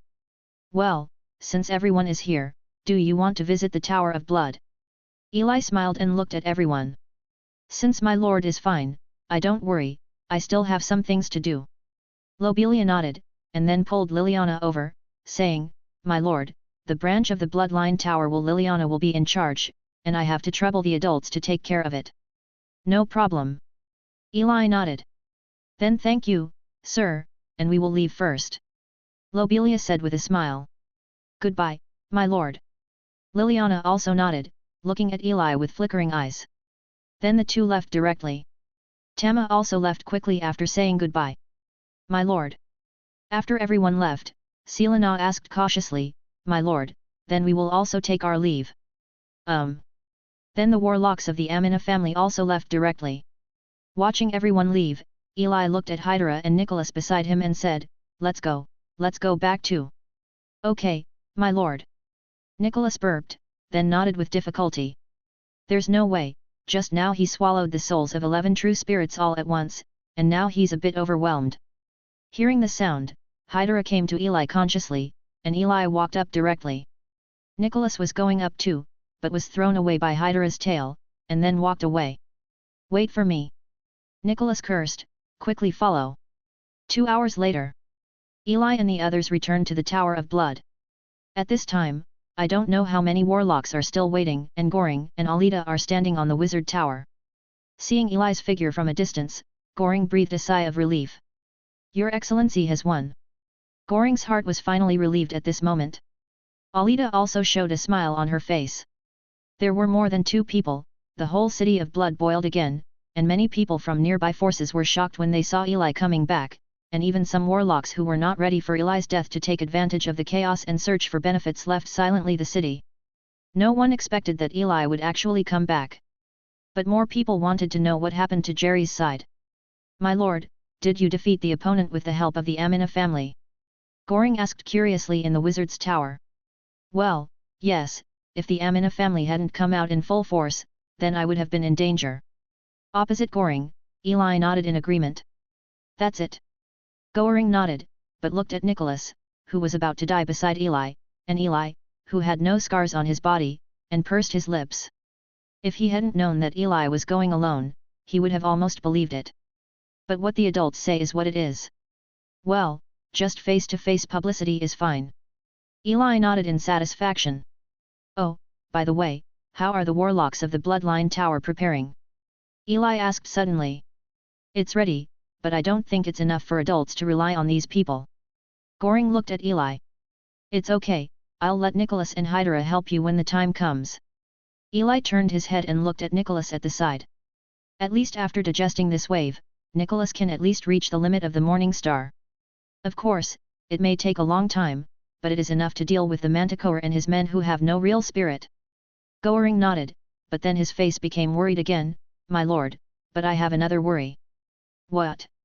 Eli asked. Goring took a deep breath, and then said, My lord, you may not be very clear. Behind the Manticore family is the Manticore family. Their power is much stronger than that of the Manticore, and they are not at the same level at all. Power. I know. Well, you know. Goring's eyes widened. Well, and I also know that this time the Manticore's action was caused by them. Eli said. Ah. Goring opened his mouth wide, which is too outrageous. The reason is that an accident occurred in the captivity of the bloodline of the 8-armed snake demon family, and the cultivation of creatures like the 8-armed snake demon happens to be in a place that needs a lot of vitality, so that's why the Manticore attacked us. Otherwise, it's just a piece of greenery. Do you think Jair is worth it? Eli explained, this is what he knew from Jair's soul. Goring was completely in shock at this time. If so, then the matter would be serious. But my lord, if we attack the Manticore, will they really not do it? No, they will be busy next time. Eli shook his head, looked at Goring with a smile, and said, notify the farthest branch to find a trustworthy person. What? Goring wondered. Sell a message. Chapter 377. After one day. Early morning. It was still daylight, and the residents in the Tower of Blood heard a huge noise, and one by one struggled to get up from the bed and looked outside. At this time, on the main road leading to the outside of the city, warlocks crowded shoulder to shoulder, and the number was unknown. They were wearing warlock leather armor, holding weapons in their hands, and walked towards the outside of the city, like a sea of people. A war is about to break out. On the tallest warlock tower, Alida watched all this calmly. The Bloodline Tower, which has been quiet for hundreds of years, took the initiative to launch a war for the first time, and it was the former superior. Things are really impermanent. Hope it goes well.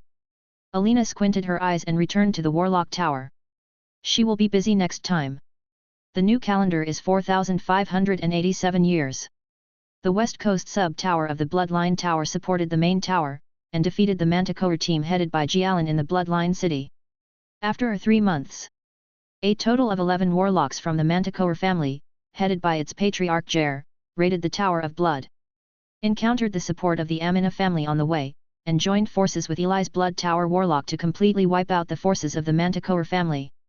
In the same month, the Bloodline Tower led a large number of warlocks to attack the Manticore, and with the help of the undead Nicholas and the Beast Hydra, they quickly broke through the territory of the Manticore family and occupied all the forces under it. In just half a month, the occupation of the Manticore family was completed, and more than 10,000 warlocks were killed and captured. The rest of the warlocks were temporarily incorporated into the Bloodline Tower for integration and ideological construction. Another March. The forces under the Manticore family also chose to join the Bloodline Tower because of the loss of their true spirits, including the 2 remaining true spirit warlocks.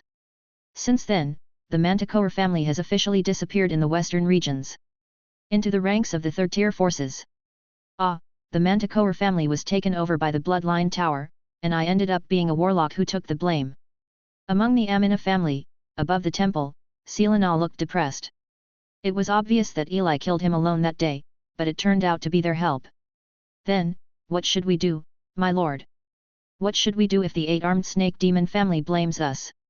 At this time, there were other true spirits of the Amina family in the hall. Forid. Selena fell into silence, and after a few seconds, he said depressedly, "There is no way, it shouldn't happen, right? But to the outside world, we are the superiors of the Bloodline Tower." At this time, a warlock reminded. Selena was silent. After the calf is over, it seems that this pot really has to be carried. As for discussing this with Eli, he didn't think he had the courage yet. After more than 10 seconds, he spoke again, "Regarding this matter, although we are responsible, the main body is still the Bloodline Tower, and they are the main bearers of the pressure. I believe Eli should be able to solve this problem." The others nodded. Maybe Eli can really fix that. Tower of Blood. My lord, the news has been sold, but it will take some time. Goring said to Eli. Eli nodded. The Manticore family, which has lost most of their true spirits, is just a paper tiger, so there is no need to worry. Lord Eli, I have gained a lot from this secret realm. I don't know what you are interested in, so I made a list. Goring took out a list and handed it to Eli. Eli took it over, and he was also interested in what he got this time. Open the list. All kinds of warlock resources passed directly and looked back. The Manticore family is still a warlock family, so most of the resources are also warlock resources. Most of the resources are useless, but there are also some things that make Eli's eyes shine. Goring, tell me about the poisonous fruit tree, the wizard's book, and the 9-fold secret method of violent blood. Eli asked Goring. Goring nodded. This list was compiled by him, so he is naturally familiar with each item. My lord, this toxin fruit technique is a fruit tree found in the center of the Manticore's bloodline. It is said that it is irrigated with Manticore toxin every day, and then every 30 years, a batch of fruits will grow, which can improve the health of the Manticore. Toxin resistance can be used even by true spirit level warlocks, and it is one of the highest level resources of the Manticore family. Goring first introduced. There is also this witchcraft, which seems to be a leftover witchcraft from the wizarding era. It is of high grade. It should be a 5-ring level witchcraft. It is a decoration of the Manticore family. It is placed on Jeria's bookshelf as a for decoration. It seems that certain witchcraft can be imprinted in advance and then used. There seems to be not much record of this. Why are you interested in this, my lord? Yet. Eli nodded, more than interested. This is the 5-ring witch weapon. Even the age of wizards is quite precious, even for warlocks with 5 rings. But to be used as a decoration by Jer, I have to say, it's a bit reckless. Fortunately, this witch weapon is destined for him. Then I will fetch it for you later, my lord. Goring nodded. There is also this secret method, please introduce it, I am very interested. Eli continued. You said this secret method, okay, but I think it's better to give up this secret method, it's not good. Goring frowned. Eli looked at Goring and raised his eyebrows. My lord is like this. This secret method has flaws. I have also marked it on the list, and you have seen it. Goring sighed, and then explained, this is a broken bloodline secret method. I don't know which warlock created, but maybe something went wrong with the process, so it became like this. The secret method has a total of 9 levels, which can double the attack of the explosive warlock.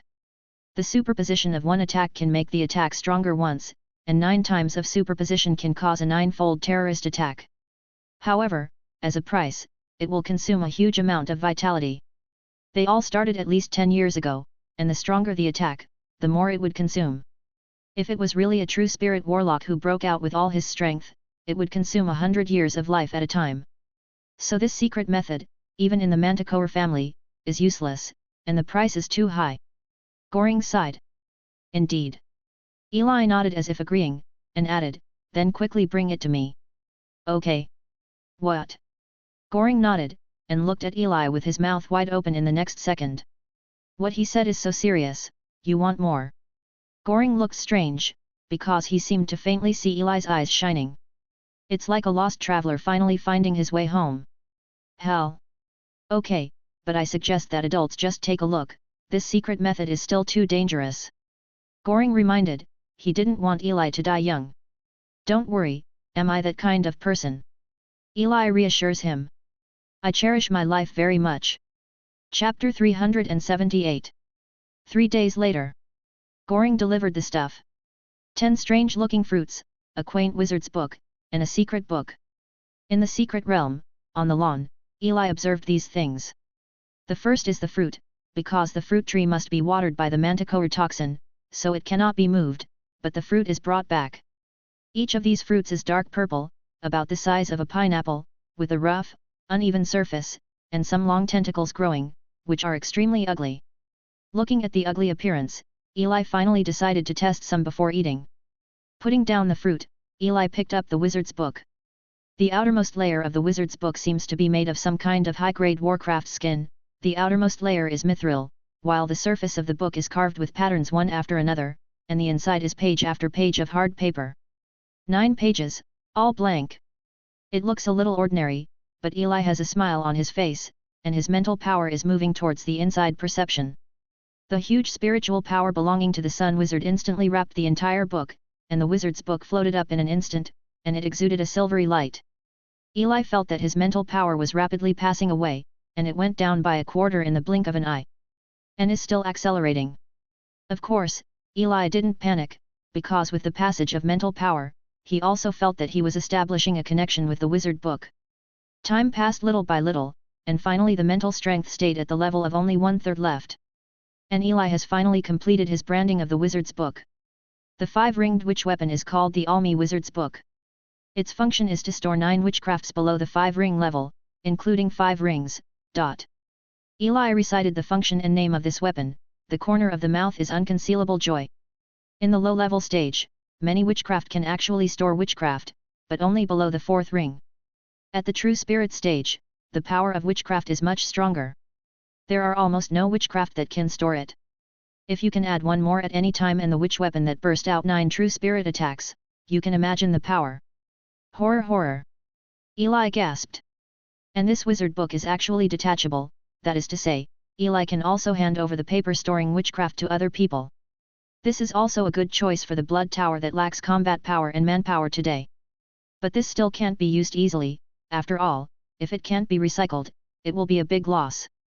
Of course, Eli also thought of a better match. Thinking of this, Eli looked at another book beside him. Bloody 9 Layers Secret Technique. Even Eli couldn't help but feel terrified if he stored 9 spells of witchcraft with 9 times the power. So violent. It seems that we need to study it carefully. Eli pursed his lips, took the fruit, and walked towards the laboratory. He needed to test the validity of the fruit and the book first. Once it is true, it will be a huge improvement for Eli's combat effectiveness. Crossing the grass where Hill was, the place where Hydra used to lie was also empty. This is because within the territory of the Manticore family, a huge vein of wind element ore was also discovered. This guy has had a full meal in the past, and he is afraid that even his master will almost forget it. Thanks to the Manticore family. Eli took a deep breath. Everyone has gained a lot from this war. Once the digestion is over, both their strength and the power of the bloodline tower will inevitably undergo earth-shaking changes. Soon, Eli came to the laboratory. 3 days later, Eli walked out of the laboratory. After precise experiments, he has confirmed the harmlessness of the fruit and the reliability of the cheat. Thinking of this, Eli took out a bottle of dark green potion from his pocket, which was made from the 10 fruits. It is expected to increase my permanent poison resistance by 30%. Eli shook the potion, and the dark green potion swayed in the bottle. You must know that the shadow dragon with familiar shadows already has extremely high poison resistance, and it is already quite a terrifying statistic to be able to increase it by 30% on this basis. Thinking of this, Eli didn't hesitate anymore, and swallowed the potion in one gulp. The potion enters the mouth, enters the throat, and is instantly absorbed by the cells of the body. A change occurs between the cells. This change is not fast, but Eli can clearly feel this change. His cells are more resilient, with higher toxin resistance. Although this has limited improvement to Eli's combat power, it is better than nothing. At least he will be more calm when encountering toxin attacks in the future. And the attack method harvested this time is the bloody 9-fold secret method. Eli pursed his lips and opened the book. Start learning. And after going to study, you have to find a personal experiment. At this time, there is an area further north of the manticore family. This is a huge swamp. There are only a few plants in the swamp, and most of the creatures are creatures that like moisture. The air here has an unpleasant sulfur smell, and there are many dark green flames floating in the center of the swamp. Is a large piece of flat land, with the size of several hundred mu. On this flat land, there are Gothic dark castles everywhere, towering spires, towers, and glass with colorful colors constitute the characteristics of this building complex, and the most central castle is also the tallest of. Through the glass, you can see that there are candlesticks made of gold on both sides, with orange candles burning on them, illuminating the inside. The dark grey tiles are covered with a red carpet, the pillars support the castle, and there are statues of 8 armed snake demons in the middle. In the center of the castle is an exquisite long oak table, each of which is tall. The velvet chairs were placed on both sides, and there was no one there. At the end of the long table was a man with long dark purple hair, deep and cold eyes, wearing a thick warlock robe, and a golden snake pattern ring on his hand. He is Jose Quinn, the contemporary family of the 8 armed snake demon family. At this moment, his deep eyes were looking at the letter in his hand. The 3 areas rich in vitality in the north have been explored, but no suitable habitat for the 8 armed snake demon has been found. The west is still looking for it. It seems that 3 areas have been found in the area where the east and the holy tower meet. It is confirmed that one is possible and can be one. Santa is not interested. In the south, the responsible Manticore family was counter-killed by the Amina family, and a character named Eli appeared in the Tower of Blood, who played an important role in destroying the Manticore family. Jose couldn't help frowning when he read the information. Ever since the 8 armed snake demon's bloodline cultivation place had problems, he began to order his subordinates to find a suitable place. But unfortunately, nothing has been found yet. The Manticore was the first to be destroyed.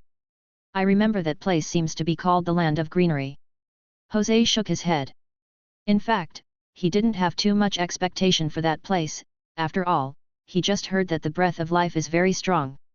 But if he destroyed the Manticore family, that would be disrespectful to us. Jose's eyes were stern.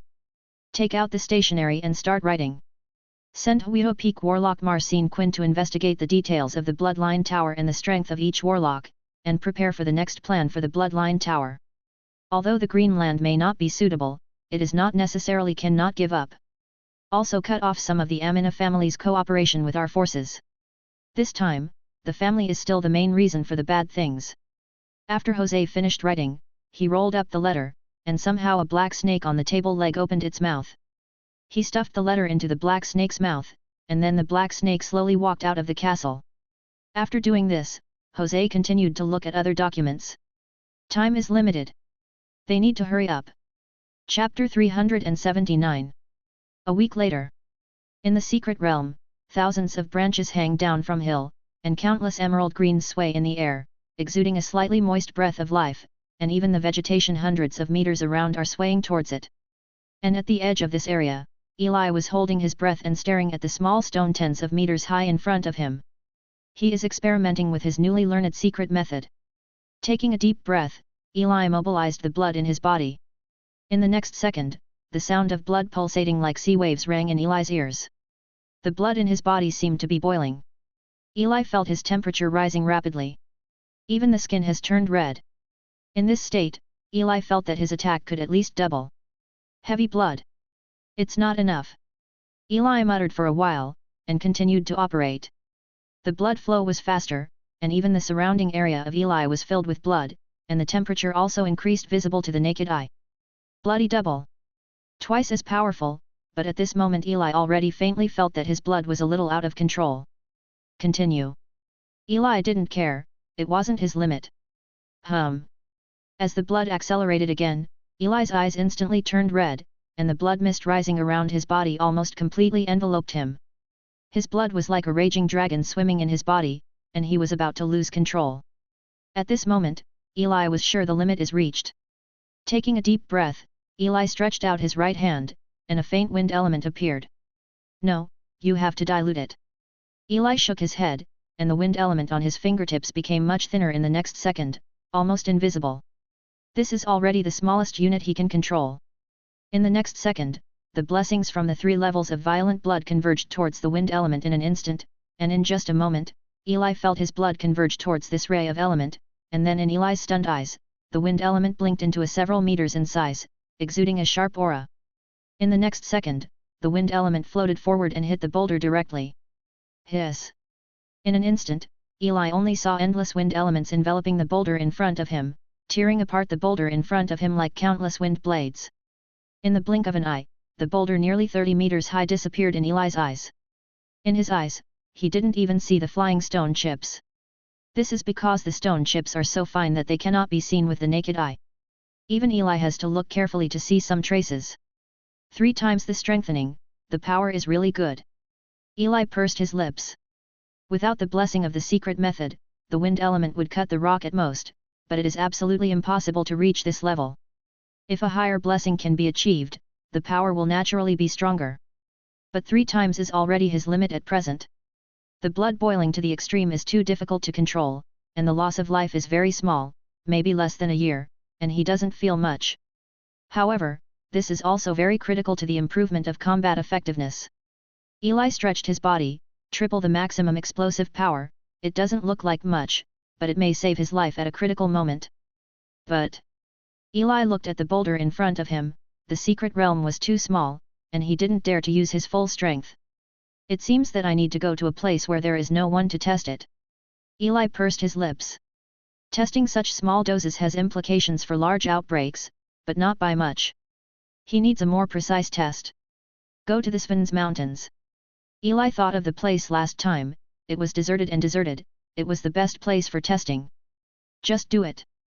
Eli tidied up and left the secret realm directly. Sven's. A cloud of black-purple chi and blood streaked across the mountains here, heading in one direction. But suddenly, the black-purple energy and blood slowly stopped, and slowly collapsed, revealing a man inside. With a tall body, wearing a black and purple striped warlock robe, with fair skin, a handsome face but a little cloudy eyes, he is a very handsome warlock, but at this moment this warlock's face is full of doubts. This mountain range is too wide. Marcin Quinn frowned. This is the first time he has come to this area. Although he looked at the map, he still can't find his way. Maybe I should ask a warlock for directions.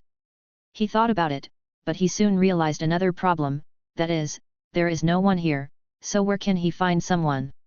Hey! Suddenly, as if sensing something, Marcin turned his head to the right and saw a bloody figure passing by in midair. 3 rings. Marcin's eyes lit up. Isn't this what he was looking for? He chased after him directly, and at the same time, the aura belonging to Huiu's limit instantly covered the warlock, and the warlock also froze in place in an instant, and the blood around him gradually dissipated. In a few seconds, he came to the front of the warlock. Better handsome than me. Marcin was a little upset, and asked directly, which faction are you from? Name? And tell me how to get here. Marcin's eyes were indifferent. To the true spirit, a 3-ring ring is like an ant. I come from the Tower of Blood, and my name is He-Man. Eli looked and replied, just looking at the warlock in front of him. Originally, he didn't want to pay attention to the sorcerer who met Huio perfection, but he was actually stopped by him. Bloodline Tower, that's great. Marcine's eyes lit up, and he continued to ask, now tell me the news you know about the Bloodline Tower, especially the information about Eli that you know. Marcine smiled. He didn't expect to be so lucky. He directly met the third ring warlock of the Bloodline Tower. It seemed that he could save a lot of trouble. Moreover, the third ring is not bad in the Bloodline Tower. He probably knows a lot about it. Saved him a lot of effort. Of course he will kill the warlock after asking, after all, he is acting stealthy this time. Ignoring the smiling warlock, Eli's keen spirit made Eli feel his killing intent inadvertently revealed. Killing intent? Eli's heart skipped a beat. At this point in time, who will provoke them? NK was still a warlock at the peak of Huio. In the blink of an eye, Eli has already had a lot of guesses about the identity of the warlock, and the blood of the warlock in front of him seems a bit cold, which also confirms Eli's guess. Thinking of this, the smile on Eli's face became even wider, and he said to Marcine, why do you also admire Lord Eli? Marcine nodded. You probably want to go to the Bloodline Tower to meet Lord Eli, but not everyone can meet Lord Eli. Eli frowned. Marcine frowned. This guy, didn't he realize just now that he stopped because he was asked to do it? So dull? How about this, if you can withstand one of my attacks, I will tell you how to go, and tell you some news about Lord Eli. I am the Lord's personal guard, and I know a lot. Eli examined looking at the stranger in front of me. Of course. Marcine nodded, and decided in his heart to kill the warlock as soon as he got the information. What a nasty warlock. Eli flew a little farther away, and Marcine nodded, but didn't care. He is at the peak of Huio, so what if he doesn't resist? However, he still did some face-saving work, and a shield composed of dark purple and blood was formed in front of his eyes. He raised his head and stretched out his hand to Eli in the distance. Attack me. Chapter 380. I have never heard such an excessive request. Eli frowned. In the next second, Eli took a deep breath, and in an instant, the blood burst to the extreme in an instant, directly opening the third layer of violent blood. The blood mist that turned into chi and blood directly enveloped Eli, and Eli felt that he was full of strength. Blood. Marcine quinned dismissively. In the next second, I saw a mass of pitch-black shadow energy rapidly gathering in Eli's hands, and even the blood gushing out just now was wrapped towards the shadow, making the shadow more intense. Marcine's eyes widened instantly. Sense of crisis. Deadly sense of crisis. And with this energy and blood, he finally noticed a very serious problem. The kid in front of him was a warlock of the true spirit level, and he felt very strong. Not good. The pores of Marcine's body were dilated and his pupils shrunk. He could feel that the shadow was about to erupt, and the dark purple shadow in front of his eyes became more intense in an instant. Such a short distance was already the limit of what he could do. At this moment, he regretted so much, why did he take part in such a ridiculous action? In the next second, the shadow dragon's breath had arrived. The extremely condensed shadow landed at this moment with the blessing of the secret method. A black shadow turned into the air, like a world-ending natural disaster passing through the air. A shadow beam of light tens of meters thick appeared, and directly touched the deep purple shield, but the shield melted without any effect. In the shadows, Marcine's eyes were about to crack, but in the next second, he melted into the shadows. After killing Marcine, the beam of light did not stop. It passed through tens of kilometers of air, and then directly hit a mountain thousands of meters high in the mountains. With a bang, the mountain instantly turned into nothingness, and the mountain was directly covered by shadows shattered by the powerful force. The huge sound spread over hundreds of kilometers, and it was also accompanied by an earthquake. Grunt. Eli pursed his lips, watching this scene. It's destroying the environment again. It is acceptable to lose 100 years of life, and the price is very small. As for Marcine, Eli stretched out his hand, and a soul in the void was pulled out. Eli sensed it. After more than 10 seconds, Eli suddenly realized. So that's the case, the 8-armed snake demon family? It seems that they hit the wrong person. Eli sighed. Just as he had guessed, this warlock was indeed a warlock from the 8-armed snake demon family. It seemed that the news of his sale had not spread, otherwise they would not have time to talk to him. As for the news of his sale, there was a problem in the bloodline of the 8-armed snake demon. It's just a pity that Huiyu died like this, and there is nothing to gain. Eli felt a little regretful. But in fact, it's not right to say that, because at least he tested the power of the bloodline power that has been blessed by the third layer of violent blood for a round, and he basically has a number. It can only be said that the blessing has been tripled, and it is indeed very strong. Eli has another whole card. But hurry up. Eli looked into the distance, and there was already a faint warlock approaching this side. He didn't want to be found out. Get away. Soon, a group of warlocks came here, more precisely that mountain. What is this? Why do I remember that this is a mountain? A sorcerer opened his mouth wide and looked at the scene in front of him, unable to believe it. I found a high-level magic plant here some time ago, and I thought about coming here in a few days, but my good guy, I haven't come for a few days, and the mountain is gone. An old man closed his eyes in pain. Such a big mountain, why did it suddenly disappear? The warlocks talked a lot, and everyone's face was very solemn.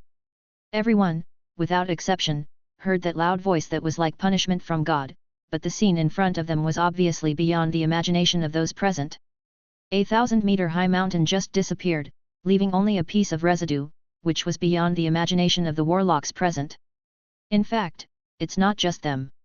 With the collapse of the mountain, it directly led to the earthquake. At this time, in all the cities near the Sphinx, everyone panicked and ran out of the house. Standing on the street, everyone looked at the swaying city, and even the houses in many areas collapsed directly. I don't know how many warlocks are stabilizing the situation. As for the warlocks of the blood of the earth element, they try to prevent the houses from collapsing. In the end, almost no one died in this earthquake, but it attracted the attention of many people. How could there be an earthquake here? What happened in the end? Many warlocks hurriedly conveyed this matter to the upper echelons of the power, and at the same time there was something about the disappearance of the mountain. For a while, I don't know how many warlocks are busy in investigating this.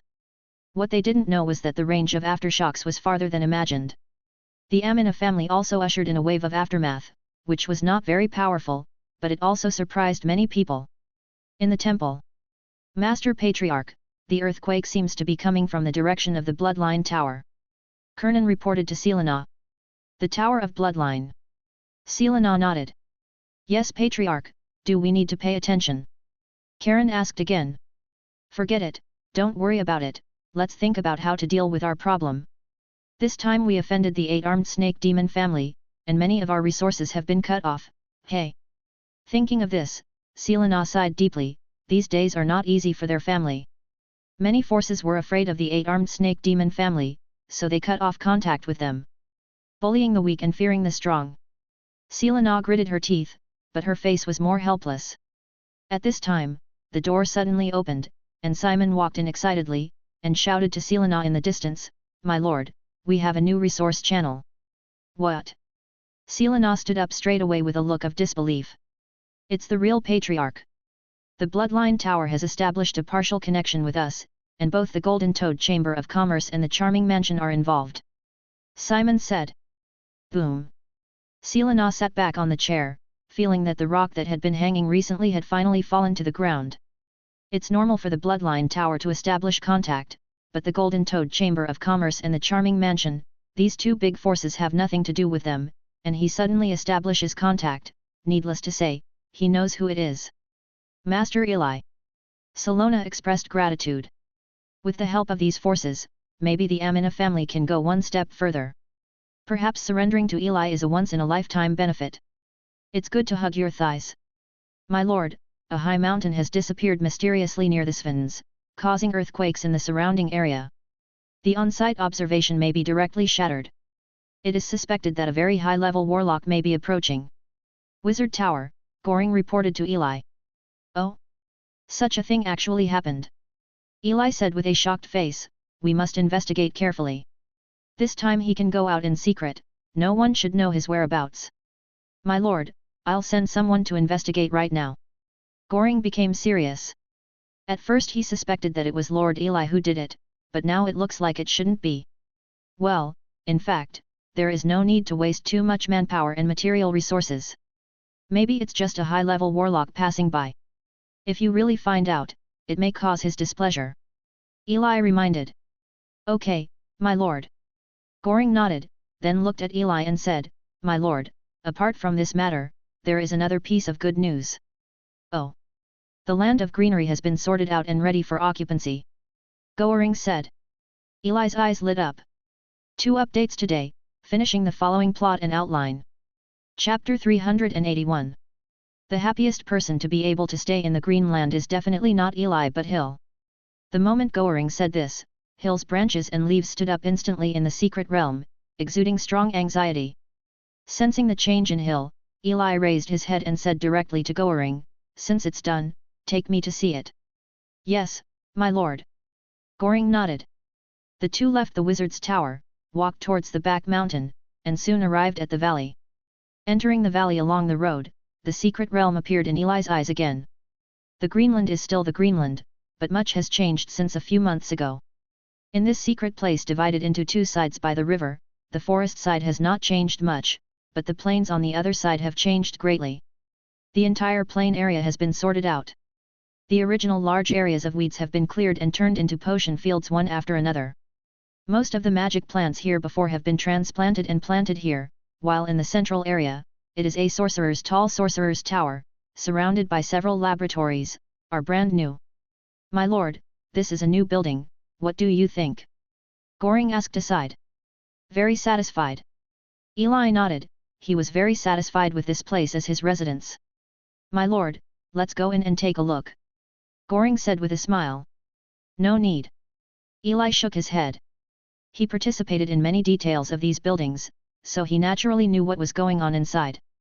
At this time, as the two approached the wizard tower, a figure also flew over.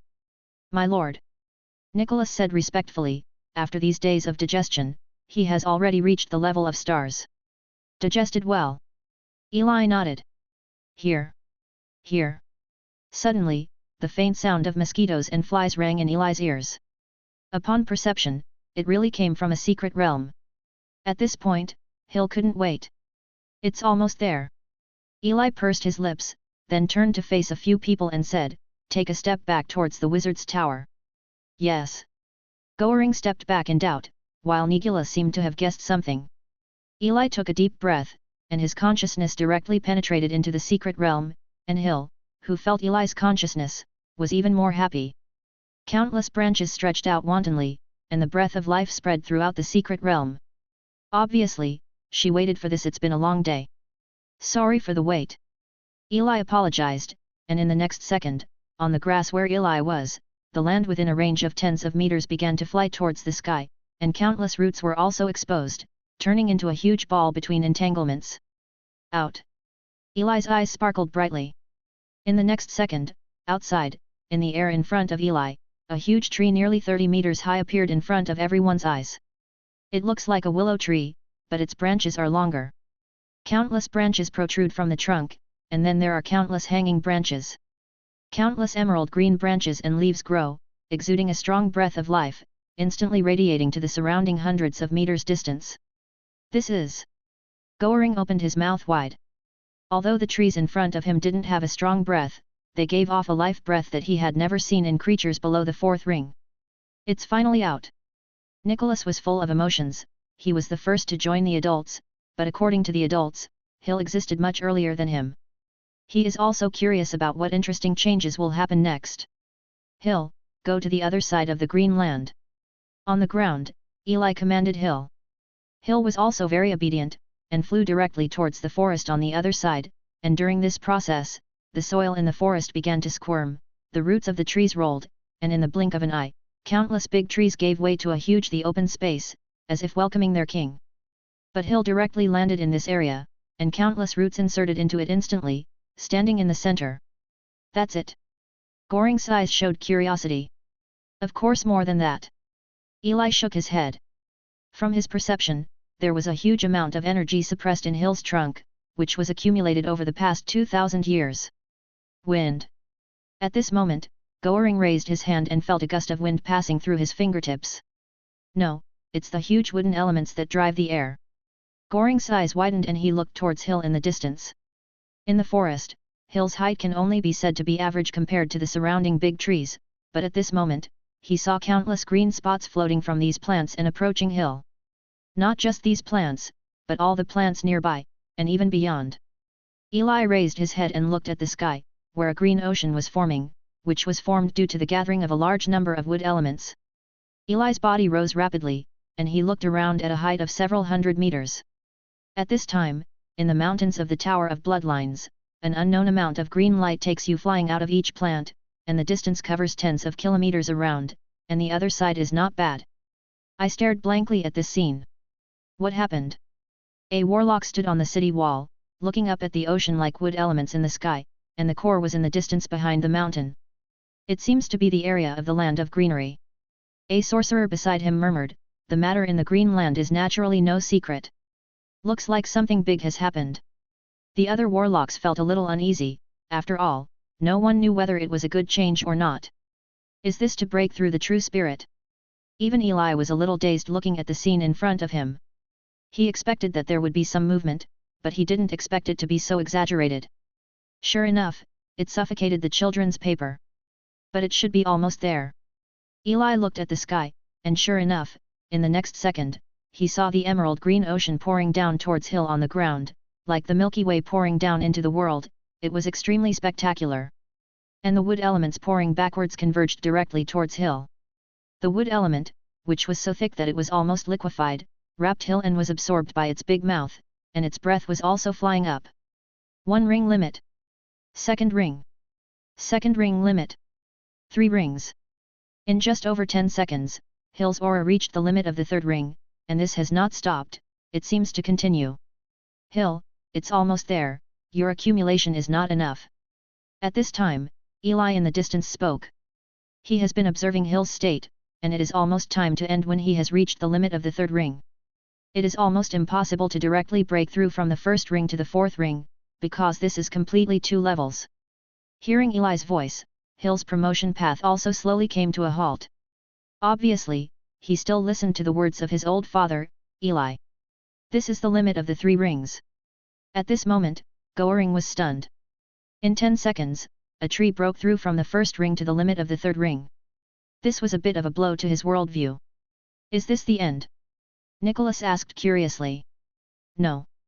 Eli shook his head, his eyes never relaxing. Although the breath of Hill in front of him has changed, his state has not changed. Next is the status change. I'm afraid something will happen again. Chapter 382. It's not over yet. Nicholas looked at Hill with some doubts. At this time, Hill is still bathed in the wood element, and he no longer absorbs the element, and the element is no longer gathering here, so how could it not be over? Oh, it's an essential change. Nicholas seemed to think of something, and suddenly realized. On the side, Goering looked confused, they are all real spirits, why can't I understand? But at this moment, a sudden change occurred. In the eyes of everyone, Hill in front of him suddenly erupted with a huge breath of life, which was even stronger than the green land in front of him, at least dozens of times, and with the burst of vitality, Hill in front of him the height is also rapidly increased. 30 meters. 40 meters. 90 meters, 100 meters. Hill's height was as if he had taken medicine, and he quickly rose up. At the same time, the branches became thicker, and the roots went deeper into the ground. I don't know how far it is. The branches and leaves are rapidly growing in this vitality. Spreading and growing, each piece is emerald green like emerald, exuding a strong breath of life. And this breath of life affects the surrounding plants. The big trees in the vicinity also began to rise one by one, the small saplings turned into big trees, and the big trees also grew to a height of 50 or 60 meters. All the big trees surrounded Hill, and countless branches and leaves made rustling sounds. As a thank you. Not only big trees, but all plant creatures are growing rapidly, and the potion field not far away is the first to bear the brunt. In Goring's stunned gaze, a number of first ring magic plants broke through the second ring, and most of the second ring magic plants broke through the third ring. Even the third ring magic plants, 7 or 8 of them broke through to the fourth ring level. Goring was numb at this moment. Just the aftermath of the breakthrough has helped so many magic plants break through the current level. What is the origin of this tree, my lord? The ancestor of plants? What a great existence! Sure enough, as expected back then, the type of hill is not simple. At this time, Eli was also in a complicated mood. He found that he still underestimated Hill, it was really because he restricted Hill for too long. A huge breath of life exudes, quickly spreading towards the outside world, towards the depths of the mountains, towards the Bloodline Tower. Tower of Blood. I don't know how many warlocks suddenly discovered that the plants in the whole city began to grow. In a few seconds, the vines clinging to the top of the building grow as thick as a python. The big trees on the street grow tens of meters in the blink of an eye, cracking the surrounding roads. The potted plants are taller than a person in the blink of an eye, and the weeds grow wantonly. Every corner here. In a few minutes, the whole city becomes green. The whole city watched this huge change dully, while the upper echelons of the Bloodline Tower quickly took control of the situation. Everyone, this is just a small accident. There is no need to panic. We have already controlled the situation. On the tallest wizard tower, Alita's voice resounded through the entire Bloodline Tower.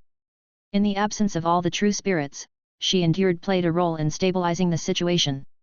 At this time, she was standing at the top of the Tower of Blood, looking towards the green land. Among the mountains, there seems to be a touch of bright green, exuding a strong breath of life. What is that? She frowned, she didn't remember such a tall tree in the green land. If she remembers correctly, it seems that Lord Eli and his grandfather went there. Did something happen? She is going to see it. But in the next second, when his peripheral vision glanced over other areas of the mountain range, his gaze froze for an instant. What are you doing? Alita's voice trembled. The mountains in the distance have turned into a piece of grey, which is caused by the splashing of dust, and in the grey mist, there are countless monsters running wildly. Even in the sky, it is as dark as the ocean. One of the rings, there are many second and third rings. Even at the front, she saw a giant as big as a mountain, a giant silver moon wolf, and a big bird in the sky, each of which exuded breath, each of which was above the fourth ring, and the breath in the upper it was almost the same as the gallon I had seen for the first time. 3 Weedle-level monsters, and tens of thousands more. Beast tide. Grunt. Alita's throat moved slightly, and cold sweat instantly wet her back. What is happening? Alita's eyes were full of fear, and her voice trembled. And such a big movement, obviously not only they noticed, the whole city boiled instantly. The great warlocks of the third ring flew into the sky, and the low-level warlocks climbed as high as possible. How could such a large-scale beast swarm be possible? 3 magical beasts of the true spirit level, tens of thousands of magical beasts, what is the reason? How can this be resisted? The warlocks opened their mouths wide, their bodies trembled, and some even flew directly out of the city. Wait, look, it seems that the beast tide is heading towards the green land, where a powerful breath of life is erupting. Suddenly someone shouted loudly. At this time, everyone realized that if the track of a monster is turned into a pattern, it is a semicircle, and the center of their circle is the green land, or the strong vitality.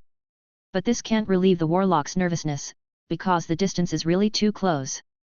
The distance between the land of greenery and the city of bloodlines is only a few kilometers, which is almost equivalent to the huge beast swarm, and a small wave of beasts is enough to destroy the city of bloodlines. I can't go outside. Suddenly, the warlock who had just escaped returned to the city. It's the same outside the city, there are also many creatures approaching here. The warlocks were taken aback, and turned around quickly, only to find that farther away, countless flying monsters were also approaching, and an unknown number of monsters were also running towards here on the ground. Although the number was not as large as in the mountains, there were still a lot of them.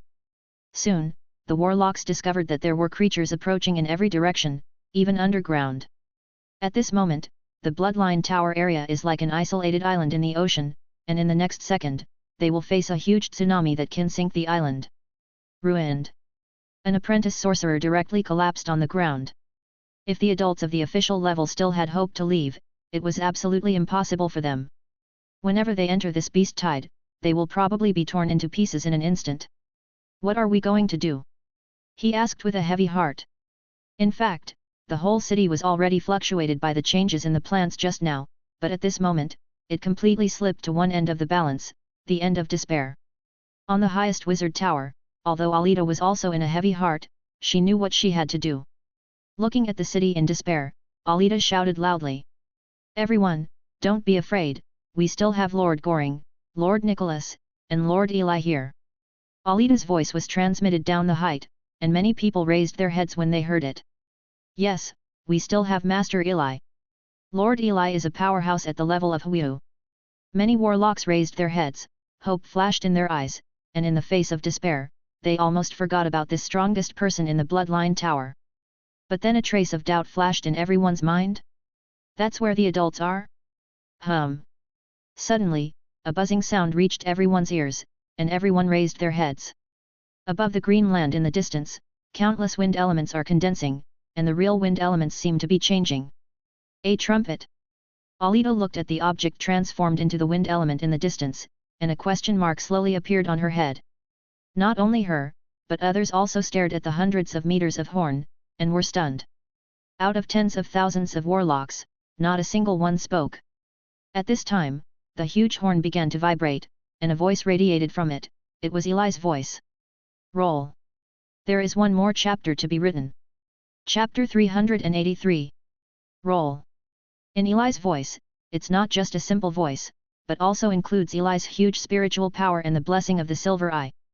And the expansion of the speaker is not sound, but to spread the influence of this kind of spiritual power to the distance. In an instant, layers of air waves spread towards the surroundings, and the sound had spread dozens of kilometers in the blink of an eye, and the aura belonging to Eli was also revealed without any concealment.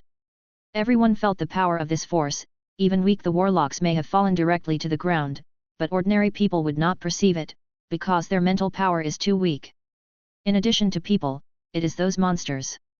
In an instant, countless birds in the sky lost consciousness and fell towards the ground. On the ground, the pace of the monsters also stagnated instantly.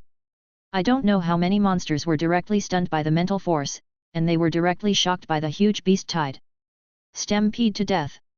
But even for the advancing monsters, their speed slowly slowed down, and finally stopped. Then something happened that shocked the warlock. Countless magical beasts instantly turned to the wrong direction and fled in the original direction, as if there were some terrifying creatures here. Even the 3 Huito-level true spirit monsters left quickly after hesitating for a moment. At their stage, their perception of danger became more acute, and the moment the sound appeared, they felt a terrifying sense of suffocation. Once in the past, maybe some monsters will not die, but they will never survive, so the 3 monsters also turned their heads and left. They are attracted by vitality, but if it is the price of life, it is not worth it. Let's go. A warlock stared blankly at the departing beast tide. He never thought that the beast horde would be dealt with in such a way and roared away. That was Lord Eli's voice just now. Isn't it so outrageous? Or can the Lord be so strong? That's tens of thousands of monsters, just leave. Each of the warlocks was a little confused. Who would have thought that a crisis would be resolved in this way? Wait a minute, there are quite a few corpses of monsters outside, you've made a fortune. Suddenly, a warlock's eyes lit up and he shouted loudly. The others heard it too, and they all looked outside the city. They didn't know how many magical beasts had passed out, and there were many monsters with earrings among them. Everyone has only one idea: get rich. Eli on the other side obviously didn't know that his voice caused such a big commotion. Eli just carefully observed the big tree not far away. With the release of vitality this time, Hill also completed this promotion. Although the momentum was a bit loud, fortunately, it was resolved smoothly. The next step is to wait quietly. Not far away at this time, Goring's mouth had already opened wide. He had witnessed everything just now with his own eyes. What the hell? The beast horde led by 3 Huito-level beasts just disappeared? Play it. Nicholas, can I ask you a question? Suddenly, he looked at Nicholas beside him. Ask. Nicholas also looked at this scene at this time, but he didn't react too much, because in his heart, the adults have always been very strong. He was so strong at the same level that he even thought that this was the reincarnation of the ancestor of the wizard. Although it was only in the early days of Yaori, he felt that Eli's fighting power was no worse than that of the Peak of the Four Rings. Could it be that a wizard with dual cultivation of blood is still weaker than a warlock?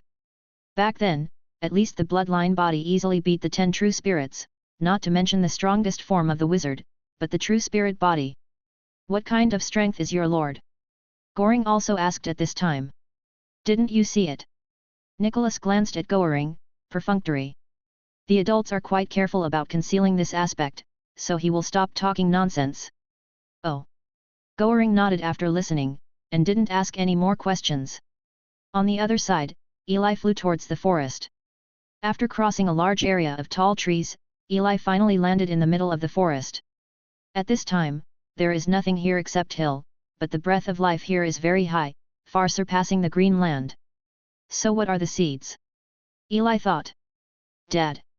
At this moment, a crisp sound suddenly sounded, and Eli was taken aback.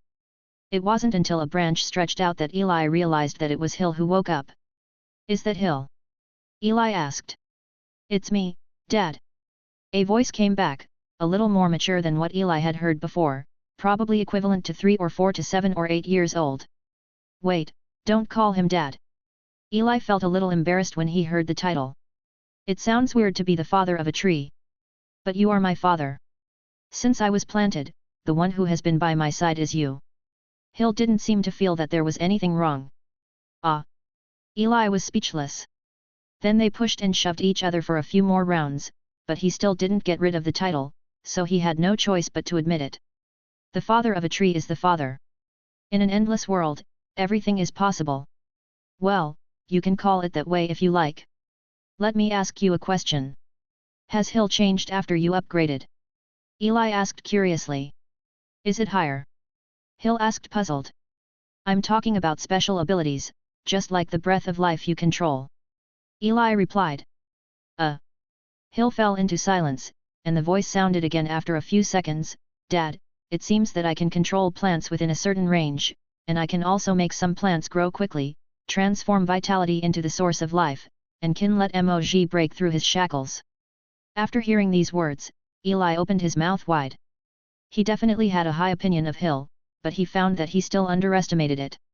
Listen, is this a fucking skill that a normal 3-ringed plant creature should have? Forget about the first one, accelerating growth, a little too much. The second one is too outrageous, the vitality transforms the origin of life, and the origin of life is a thing of good fortune, which has a magical effect, especially for plants. As for the final assist to break through the limit, it is also very awesome. You must know that the blood has a limit, let alone plants. Wait, Eli seems to have suddenly remembered something, raised his head to look at Hill, his throat moved slightly, and asked. Can you transform the life force of other creatures? Eli asks a question he almost trembles to ask. Just as Hill can transform vitality into the source of life, can he transform it into his own? Because of his vitality, that is infinite. Once you can really see it, the meaning to Eli can be said to be at the level of a nuclear bomb. No blood-burning secret method, no bloodthirsty 9 layers can compare. Once he can use it to cultivate a large number of high-level magic plants, and then refine them into potions. It is an excellent choice for him to use or sell them. Why does he hardly use potions in the true spirit stage? Recipe? Is it not enough technology? Neither. It's because he doesn't have a magic plant of this level. At this moment, he looked at Hill, and his mood hadn't been so turbulent for a long time. Although Hill didn't quite understand why his father was so excited, he still replied, Yes. My dear daughter. Hearing the answer, Eli took a deep breath and said. Only then did he understand. How long has he kept a treasure by his side? Chapter 384. Just when Eli didn't know it. North of the Amina family. Greenfield. This is a large regional world that has long been occupied by alien races. Among them are the slaves of wizards in the wizarding era, and there are also a small number of native races. The environment here is also complicated and chaotic. There are still battles happening every day, and there is no peace every day. And there are many powerful races here, but among them, there is one race that cannot be ignored. A race that once belonged to the world of elves, the elves. At this time, in an area of the green field, there are countless tall trees surrounded here, and above the trees are huge nests. But here, walking is a kind of humanoid creature, the body is similar to that of human beings, but the pointed ears and dazzling eyes show that they are not just human beings, and according to human standards, every creature is very beautiful. At this time, the center of this area. Thousands of elves have gathered, they raised their heads and looked forward. In the center of the area, an altar stands in the center, and an old elf stands on it. Dressed in simple natural clothing, with a green wreath on her head, she looks very old, her face is wrinkled, and she holds a brown wooden stick in her right hand. At this moment, she was raising her head, her eyes were closed, as if she was praying, and she seemed to be sensing something. Many elves on the ground watched this scene silently, and they were also very curious about what happened. Just half an hour ago, all the elves suddenly felt a throbbing of their souls, which was a secret hidden deep in their blood. After more than 10 minutes, the elf priest on the altar suddenly opened his eyes. Her eyes were green. Looking at the many elves, she stretched out her stick and said, "I sense the breath of the mother tree." Crash! In an instant, the elves on the field were in an uproar and opened their mouths wide. Thousands of years ago, the reason why the elves were one of the strongest races under the wizards was because their protector, the mother tree of life, was a powerful creature with 8 rings, even in the world of wizards. Yes, but in that battle, Master Tree died. Some elves left the wizarding world after that, and some stayed here.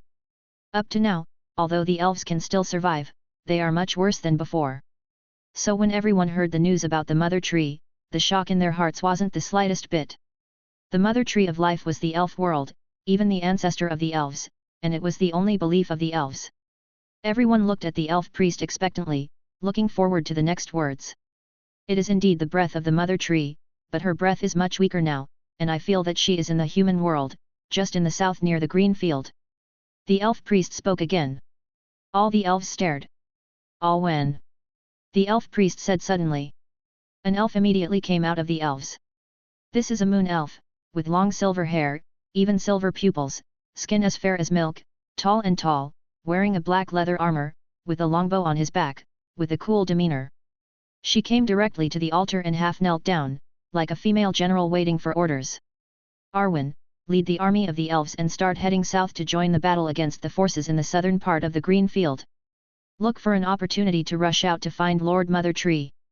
The priest stretched out his hand, and a green leaf slowly appeared, and then flew towards Arwen. Arwen grabbed the leaves. "This leaf will lead you to the mother tree." "Yes." With firm eyes, Arwen turned around and walked towards the crowd. The elves on both sides gave way one after another. The sacrificial priest looked at all this with deep eyes, and there seemed to be some doubts in his eyes. "She seems to have sensed Mrs. Mother Tree, but there seems to be a powerful aura around him, and that aura faintly makes him feel a little familiar." That terrifying aura somewhat reminded him of the wizard, the master of the elves. "Impossible, there are no wizards in this world anymore." She shook her head and walked under the altar. Compared to this, she might as well worry about the situation of the elves. In the green field, the elves were once one of the strongest lackeys of wizards, but they were targeted by many parties, and the situation was quite bad. The Arwen sent this time was only an elf of the 3rd ring. It wasn't that she didn't want to send a true spirit of the true spirit level, but because they were being targeted, the 4th ring couldn't leave. "I really miss the time when the wizards were here." The priest is a sorcerer who came from that era, and she also knows better what the world used to be like. But it's all over. There are no more wizards. There are no wizards in this world. 3 days later, the Amina family, who were at the brunt of the green field, frowned in the temple. "My lord, it seems that the elves are also involved in the forces of Greenfield attacking humans recently, and we lost a lot of warlocks for a while." A warlock reported to Selena. "Yet." Selena nodded helplessly. "They don't know much about the situation in the Greenfield, but generally speaking, only a few warlike races will expand outward. How come the elves are also involved? This is not good news for the Amina family. Stay tight, don't let a creature of the Greenfield pass through the line of defense." Selena slapped the table hard. "Yes." Warlock retreated immediately. After the warlock retreated, Selena dealt with matters concerning the Golden Toad Chamber of Commerce and the charming mansion. "Thank you, Master Eli." He was silently grateful in his heart. 8-armed snake demon family. Old castle. "My lord, Lord Marcin Quinn has been confirmed dead, and the blood-like lamp in the family has been completely extinguished." A warlock reported. "Damn it." Jose slammed a bunch of them on the table, his eyes were cold. "Have you found out who did it?" he asked. "I'm not sure, but the last time you appeared was when you entered the 7 mountains, and we learned that a 1,000-meter mountain in the mountains disappeared that day and caused an earthquake. We suspect that it is related to you." The warlock replied. "The 7 mountains seem to have entered the area of the Bloodline Tower." Jose frowned. To a large extent, he felt that this was done by the Bloodline Tower, but he didn't want to imagine that the Bloodline Tower was so powerful. "Eli? Did this warlock do it?" he wondered. Judging from his previous performance, Eli doesn't seem to have a particularly strong record. The only time he killed a manticore in front of everyone was a Bright Moon Warlock. After that, he was helped by other forces, especially when he killed Jer. Ami, the head of the Na family, even made a move. But this time it seems that Eli may be stronger than imagined. At least according to the Peak of Huyu. What a big trouble! Jose shook his head. My lord, there is another piece of news here. The warlock said. Explain. My lord, just the day before yesterday, a powerful aura of life suddenly erupted from the green land of the Tower of Bloodlines, which even triggered a wave of beasts. It is said that the aura of life emitted at that time was at least 100 times that of the normal environment. Said the warlock. What? Jose stood up immediately, his eyes widened, and he grabbed the warlock by his collar. Yes, my lord, many people have seen it. The warlock didn't understand why the lord reacted like this, so he was a little scared at the moment. Hearing the answer, Jose threw away the warlock, and his eyes burst into an unprecedented light. At this moment, he had only one idea, to take down the Tower of Blood. They need this place full of vitality too much. Give me the order. All Jose was about to tell the warlock his next plan. Suddenly, the door in the distance opened suddenly, and a sorceress rushed in with a panicked face. My lord, it's bad. The sorceress screamed loudly. What's wrong? Jose frowned. Although Huyu died, his mood was the best recently. My lord, this morning, we found out that a piece of news about our family was sold out in the Charm Mansion. The warlock gasped. What news? Jose frowned. My lord, it's about our family's bloodland. According to the news, there is a big problem with our family's bloodland. All the actions during this period are aimed at finding a new bloodland. Warlock said quickly. Jose's heart skipped a beat for an instant. How is it possible? Jose's throat twitched slightly.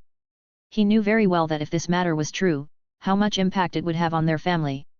Contact Charming Mansion quickly, and cut off this news. He said anxiously. My lord, I stopped it immediately, but it seems that hundreds of copies of this news have been sold. The warlock said bitterly. It's over.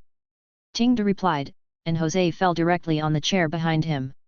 Furthermore, there is news from the front that the Holy Tower has begun to assemble the warlock army, and the surrounding forces can begin to clear our family's territory, and all places that are rich in life have been protected. The warlock gave Jose another bad news. Jose closed his eyes. He understood that they might be busy in the next few years or even decades, not to mention the Tower of Bloodlines, they might find it difficult to take care of themselves. Which god killed it? Jose gritted his teeth and cursed in pain. Chapter 385. Achu. Land of Ounce. Eli rubbed his nose. Eli, what happened? The dog General Dylan asked. Have no idea. Eli shook his head. At his stage, this kind of basic life characteristics should not appear on him. This time, maybe someone is really talking about him. It should be the 8-armed snake family. Eli shook his head. As the news spread, at least the 8-armed snake had no time to pay attention to him in a short time. At this time, except for Hydra, Dylan, Nicholas, Hill, and him who are outside, they are all in the Green Land. Eli was in the wizard's tower at this time, and Hill could be seen in the distance through the window. At this time, there was a faint breath of life, and even the life breath of the Green Land was much stronger. Watching this scene, Eli felt a burst of relief. During this period of time, he has been constantly solving problems with various forces, and now he has finally settled down. He can also do his own thing. 4 things. Eli thought. The first thing is naturally the most important thing to improve strength, which has always been the core. He needs new potion formulas. He has several, but they are not suitable for him. When the time comes, he will need to go to the Golden Toad Chamber of Commerce to buy them. Presumably there will be many things in this area. With the formulas, maybe he can rely on them. Hill came to improve his strength. Of course, the power of faith can also increase his strength. Speaking of this, Eli's power of faith has been really fast recently. With the conquest of the Manticore family, Eli's name is also spreading rapidly. Among them one part provides a new power of faith, and the second one is almost full at this time. Even without the potion, his strength would not improve too slowly, but Eli interrupted and gave up on this idea. The power of faith is easy to use, but he feels that the potential of the power of faith is far more than that. He wants to see if he can research some new things, or some power that belongs to him alone. This is also the second thing Eli wants to do. The third thing is about Pico and David. Needless to say, Waiwaika's soul contract is still there, and Eli senses that she is within the range of the bloodline tower. But David was puzzled by this. David, the first student who followed Eli back then, is also Vika's senior brother, with excellent talent. At the beginning, they left with Waiwaikard and went to the west coast. After that, the two separated, one chose the path of warlock, and the other chose the path of wizard. According to time, David should die. According to time, once he chooses the wizard path, it is absolutely impossible to reach the fifth ring, and naturally it is impossible to live until now. But here comes the problem, David's slave brand is still there. That's right, it's still there, and it's still in a complete state. But Eli couldn't perceive his aura, he could only perceive that his soul was cold and even chaotic, and even Eli felt that David was no longer human. It seems that something happened during this process. Eli shook his head, he wasn't even sure if David was really alive. He will send someone to investigate, but there is a high probability that there will be no clues. After all, if David is still there, he is more than 2,000 years old. It's interesting. Eli shook his head, not caring. But no matter what, the slave was branded on him, even if David really appeared in front of him, he would not be afraid at all. He even kind of looked forward to that day. Of course he didn't know if that day would come. Eli shook his head, these are too far away, he should base himself on the present moment, get back Vika at that time, and then proceed to the fourth thing, which is also very important to him, that is to transform the Tower of Bloodline. For the former wizards, there must be a huge organizational support under each wizard to provide assistance for the wizards. Although the current Eli is the same, but the Tower of Bloodline is just a warlock force after all, so he plans to spend time building the Tower of Bloodline into a warlock force that can serve him. In the long run, this is even more important than the first three items important. After all, with so many things, it is impossible for him to rely on himself alone. It's a long way to go. Eli sighed. He was also very curious about what a warlock force transformed into a wizard would look like in the future, and what kind of sparks it would explode with other forces. To be crushed or to be crushed. This is an interesting proposition. Of course, this requires a lot of resources, and it just so happens that the resources sent by the Amina family last time can be used. But before that, Eli had to take advantage of the time and find Waiwaika first. He was also curious about Waiwaika's current state. Thinking of this, Eli walked out of the green land, and Dylan followed up and asked, Eli, where are you going? Bring an acquaintance back. Eli replied softly, and then flew outside. Acquaintance? Dylan blinked his mechanical eyes, puzzled. In the distance, Nicholas squinted his eyes. Acquaintance? Who could it be? But what he didn't expect was that. After half a day, Eli came back with a child. My lord, is this the acquaintance you mentioned? Nicholas stood in front of Eli, looking at the girl in front of him. The girl was about 7 or 8 years old, with black hair, round eyes and a little flesh on her face. She looked very cute. At this time, she timidly hid behind Eli's body, as if she was a little scared. Nicola was a little confused. This is the acquaintance the adults said? How familiar is a 7 or 8-year-old girl? This child comes from a small family in the Bloodline Tower, the Anna's family, and this family is Vika's family when Vika came to the central continent. Eli touched the girl's head behind him and said to Nigel Rado. Is it Vika's family? Nicholas stared, obviously not expecting this. Then is this little girl a descendant of Vika? Nicholas wanted to get closer, but the girl was holding on to Eli's trouser legs, and stepped back a little. Barely count, Eli replied. The speed of the real spirit is so fast, so in just an hour, Eli came to the area sensed by the soul imprint, and then found Vika. But Vika's situation is completely different from what Eli thought. Her soul did exist in her blood and has continued until now, but she seems to only have the same soul essence, and there is nothing else related to Vika. Specifically, it is equivalent to drinking menpo soup in the previous life and then being reincarnated. Even in a sense, it can be counted as two people. Of course, Waiwaika didn't bring nothing, at least the girl's soul was passed on from generation to generation, and she was very talented, but Eli was not sure about some things, so he brought the child back. As for the patriarch of the Annas family, when he heard that he was Eli, he naturally agreed, and almost knelt on the ground.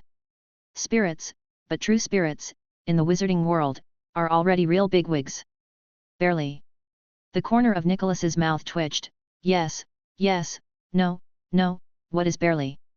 Then what's the child's name? He asked curiously again. Vika. Eli glanced at her, then turned to look at the little girl. She still remembered that when she first saw the little girl, she saw her in a dilapidated wooden house. Her parents were already dead. If Eli hadn't gone, the child might starve to death in a few days. This is normal, even the Warlock family has no shortage of mortals, and there are not a few who starve to death. This is also the reason why Eli wants to transform this force. Eli hopes that with the help of the wizard, at least everyone will not starve to death. And this girl didn't seem to have a name, so Eli still called her Vika. Eli squatted down slightly, looked at the little girl in front of him, and asked, "From now on, you will be called Vika and follow me, is that okay?" "Okay." The girl blinked. She didn't know that even though she had no contact with this stranger, she felt an instinctive sense of security when she saw Eli. In the distance, Nicholas watched this scene and took a deep breath. If this girl has nothing to do with Vika, then she is lying to a fool. "Nicholas." Suddenly, Eli turned his head. "My lord." Nicholas was surprised. "Then Vika's usual daily life will be left to you." Eli smiled and stood up. "Ah!" Nicholas opened his mouth wide. Chapter 386. Life is always simple and pure. In this way, Viveka settled down in the land of greenery. And the next day, Eli also ordered Alida to give some convenience to the Annas family. After all, maybe one day, Viveka will need to reincarnate again to keep this family, just in case. But Eli also felt very sorry, because he knew very well that Viveka's original purpose was definitely not to be reincarnated like this, and it could even be said that Viveka's purpose was to achieve immortality in a different way. No doubt she failed, but she also succeeded. As agreed at the beginning, the two met again, although they did not know each other. It was just like the two meeting for the first time, but this time he didn't accept Viveka as a student. And Nicholas also learned how to take care of a child with Dylan, who knows that Dylan also has this knowledge. However, despite the help, it was also a huge test for Nikolai, and little Viveka was tenacious in her own survival, and nothing went wrong. In this way, a month has passed. This day, dusk. Eli walked out of the laboratory, and Viveka rode Dylan on the grass not far away, showing a happy smile. Dylan looked helpless. "Go to the dog over there." Viveka seemed to have seen Eli, and patted Dylan. "I said, I'm not a dog, I'm a mechanical creature." Dylan was helpless, but still walked towards Eli. After coming over, Viveka jumped off the dog directly, and then ran directly to hug Eli. "Brother Eli." Eli smiled and touched little Viveka's head. "It seems that you and Dylan get along well." "Hey!" Little Viveka smiled, and Dylan next to her sighed deeply. At this moment, suddenly, in the distance, a figure came in from the mouth of the valley. It was Alida. Alida was very fast and came to Eli in the blink of an eye. "Hello, sir." Alida first saluted Eli, and then looked at Viveka. "Is this the child that the adults brought back recently? It's so cute." Alida smiled and wanted to pinch Viveka's face, but Viveka immediately timidly hid behind Eli, looking at Alida cautiously. Seeing Viveka dodge, Alida seemed a little embarrassed. "This child is a bit shy, Alida, what is the purpose of you coming here?" Eli said with a smile. Compared with Viveka's courage, little Viveka is much smaller. This may also be related to the environment. A 7 or 8-year-old child has lived alone in the family for several years. One can imagine how many difficulties she has encountered. Alida also recovered quickly, and replied, "My lord, the person in charge of the Golden Toad Chamber of Commerce and the Charming Mansion have arrived." Eli's eyes lit up, and then he turned to Viveka and said, "I'm going to do something, you and Dylan will play for a while." "Okay." Little Viveka nodded sensibly. "Take me to meet the leaders of the two forces. I still have something to discuss with them." Eli said to Alida. "Okay." Viveka nodded and walked outside. Eli followed. Soon, Eli came to the City of Blood again after half a month's absence. The first person he met was the person in charge of the Golden Toad Chamber of Commerce. Eli walked into the room, a little surprised when he saw the person coming. The person in charge of the Golden Toad merchant was actually the person in charge of Home City he had met at the beginning. My lord, it's been a long time. I'm the magician who is responsible for the communication between the Golden Toad Chamber of Commerce and your lord, and I'm also the person in charge of this branch. I'm also said very politely and humbly. Yet. Eli nodded. The two sat down, and I'm also began to tell Eli about their plans for the next construction and the connection with the Bloodline Tower. After it was over, I'm asked, Sir, do you have any other ideas? Master Tama has said that as long as it is proposed by you, we will consider it. There are indeed some. Eli nodded and said, I may need to buy some things. Oh. I'm asked curiously. I need some 4-ring potion formulas from the wizarding era, as well as matching magic plants. The year doesn't matter, or substitutes. Next, I want to establish a long-term contract with you. In recent decades, I want to it may take a lot of resources to make certain changes to the Tower of Bloodlines. My lord, the potion formula is not difficult. There are indeed many Golden Toad chambers of commerce. As for this resource, can your lord give me an approximate quantity? I need to confirm it. I'm curiously asked. The exact number is not clear, but it will be a lot. Of course, this is a transaction, and it is reciprocal. Of course, the Tower of Bloodline is still in the development stage, and the resources may not be sufficient. Maybe I will exchange it with the magic plant of the 4th ring. You see, can you? Eli said. Of course. Wait, emoji of the 4th ring. Im's eyes widened. At this moment, he even thought that he heard it wrong, it was a magic plant with 4 rings. Although warlocks are not very good at using magic plants, any item with 4 rings is extremely precious. Of course. I'm quickly replied, if it's just some ordinary resources, then they will definitely make money without losing money. Well, that's fine. Eli nodded. He has tried it in the past half-month. Judging from the current efficiency, he should be able to cultivate a magic plant with 4 rings in a week. Of course, it is a plant that has the potential to break through the 4 rings. With magic plant, you can make money without losing money. You may earn a lot, but I must earn more than you. Then Eli and I talked about a lot of details, and it was tentatively settled. That's it, I have another lady to meet. Eli stood up and said goodbye to Im. Im also stood up and left, he couldn't wait to report the business to the higher authorities. Turning his head to leave this room, Eli entered another room. Looking at the beautiful Liliana inside, Eli spread his hands and said with a smile, It's been a while, Miss Liliana. My lord, long time no see. Liliana was wearing a purple robe that covered her figure, and her legs were covered with black silk cotton socks. She bent her legs slightly and greeted Eli, showing off her beautiful calves perfectly. Eli's eyes lit up when he saw it. Liliana smiled. When he was in Home City last time, he noticed that Eli glanced at her black stockings that day, and this time he was right. Miss Liliana, I should have already arranged the arrangements for the charming mansion here, why did the lady still come to visit? Eli said with a smile. Speaking of this matter, I have to thank you, sir. Liliana smiled and continued, but this time I am not for this matter, but for another matter, about a deeper cooperation with adults. Oh. Eli seemed a little surprised. My lord, our charming mansion is the most well-informed force in the central continent, and we have enough other aspects. We think your lord's strength is strong enough, so we hope to establish a deeper connection. My lord, what do you think? Liliana raised her head. At first, looking at Eli said. Eli was lost in thought. He understands that this is a collaboration. When he first came to the central continent, he was really poor in terms of information. If he could get the help of the charming mansion, it might really be a good choice. Yes. Eli replied directly in just a few seconds. On the other side, Liliana was stunned. In fact, he came here more this time just to say hello, and to test Eli's meaning by the way. But I didn't expect it to be like this. Then why did she discuss with the teacher for so long? In the next second, her smile was even brighter, as beautiful as a flower blooming. My lord, I think we should talk in another place. Liliana said. Eli glanced at the setting sun outside the window, nodded, and said, I have a wizard's tower here, let's talk there. Good.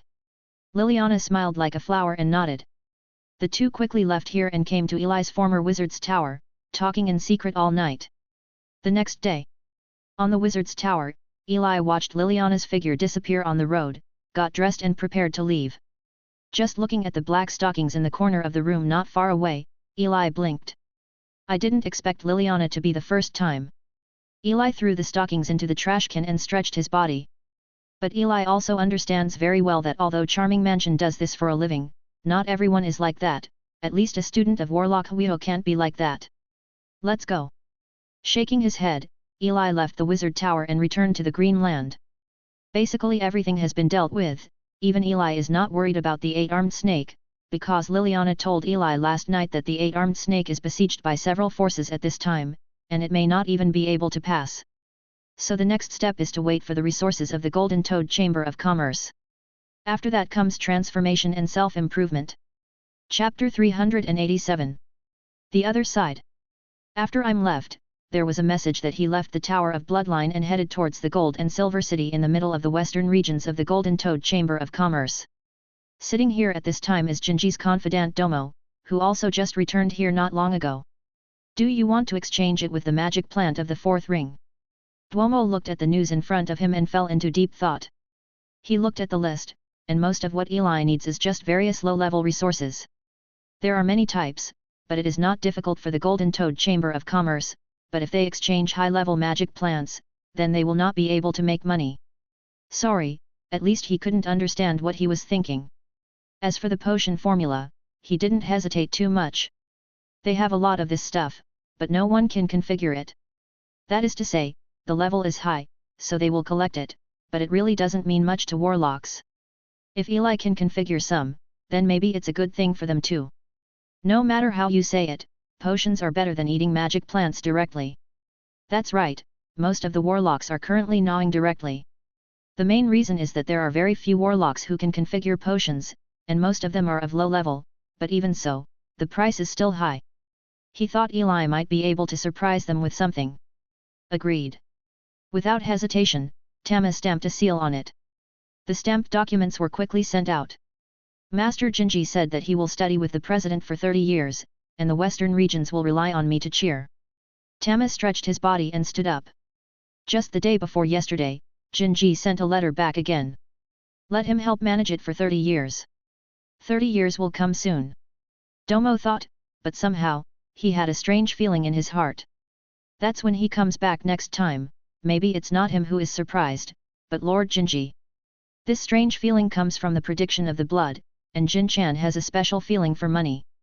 And the source of that strange feeling is Eli, the person that adults value inexplicably. Strangeness. Even Tama couldn't see Eli clearly. Leave it to time.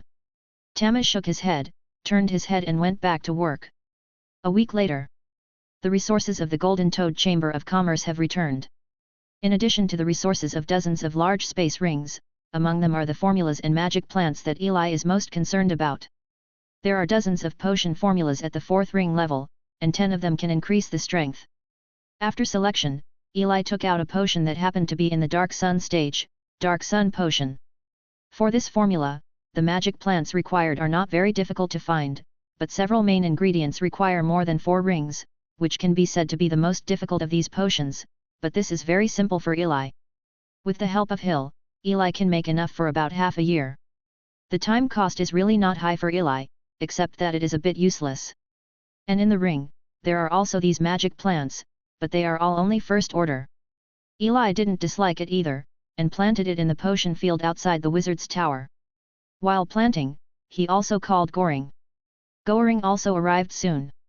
My lord, do you have any orders? Goring asked curiously. I have a plan and I need your cooperation. Eli said to Goring. Plan? Goring was a little confused. Next, I'm going to carry out a round of comprehensive renovations on the Bloodline Tower, which requires your participation. Eli replied with a smile.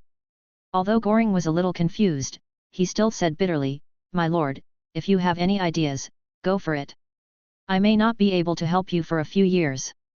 Goring lost too much vitality in the battle with Vaya, and his lifespan is numbered. Hearing Goring's words, Eli remembered this, and then took out a potion bottle from his pocket, which contained the cyan source of life. This is the source of life, and it can make up for your injury due to accidental loss of vitality, so plan to continue working for me for 100 years. Eli smiled and handed the potion bottle to Goring. Goring stared at the potion bottle that suddenly appeared in his hand and the liquid with a strong breath of life in it, and was stunned. After a few seconds, he said tremblingly, "My lord, this is too precious, I can't take it." He was about to return the potion bottle to Eli. Since he was injured, he hadn't looked for a way to save it, but found nothing, so he understood that the source of life is precious. This is simply the essence of flowing mithril. Too expensive. Take it easy, at least for a short time. There is no one who is more familiar with the position of the Tower Master of the Bloodline Tower than you. Eli smiled and returned to the Wizard's Tower. At this time, he also planted the magic plant. Just like that, Goring stared blankly at Eli leaving. A few seconds later, the old man burst into tears. "My lord." Goring's fingers tightly gripped the potion bottle, and he was completely convinced by Eli in his heart.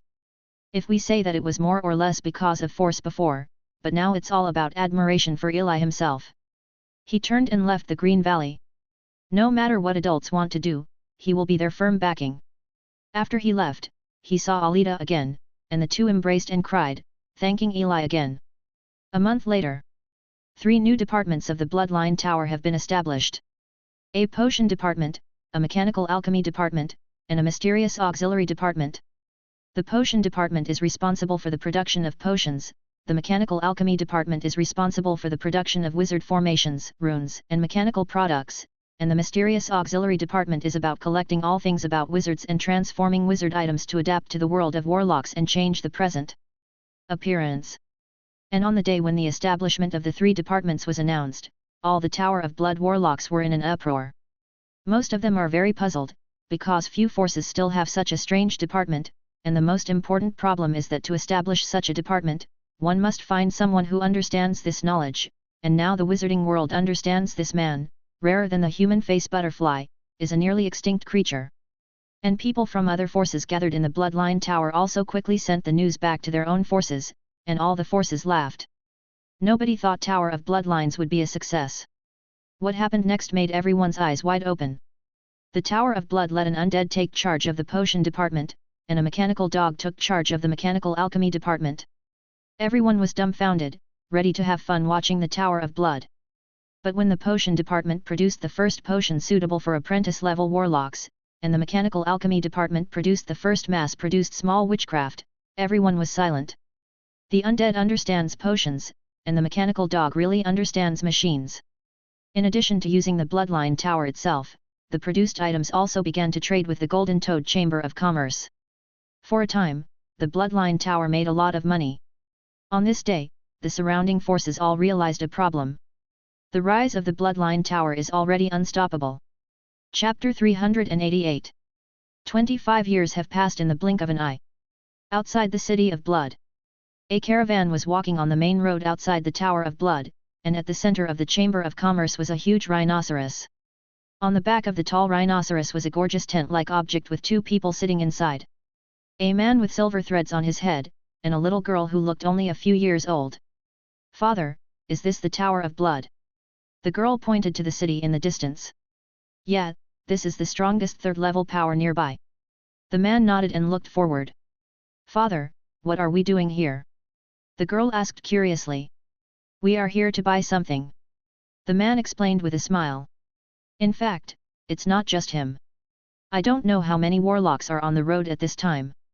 Some of them come from the south, and some are from other forces, but most of them have the same purpose.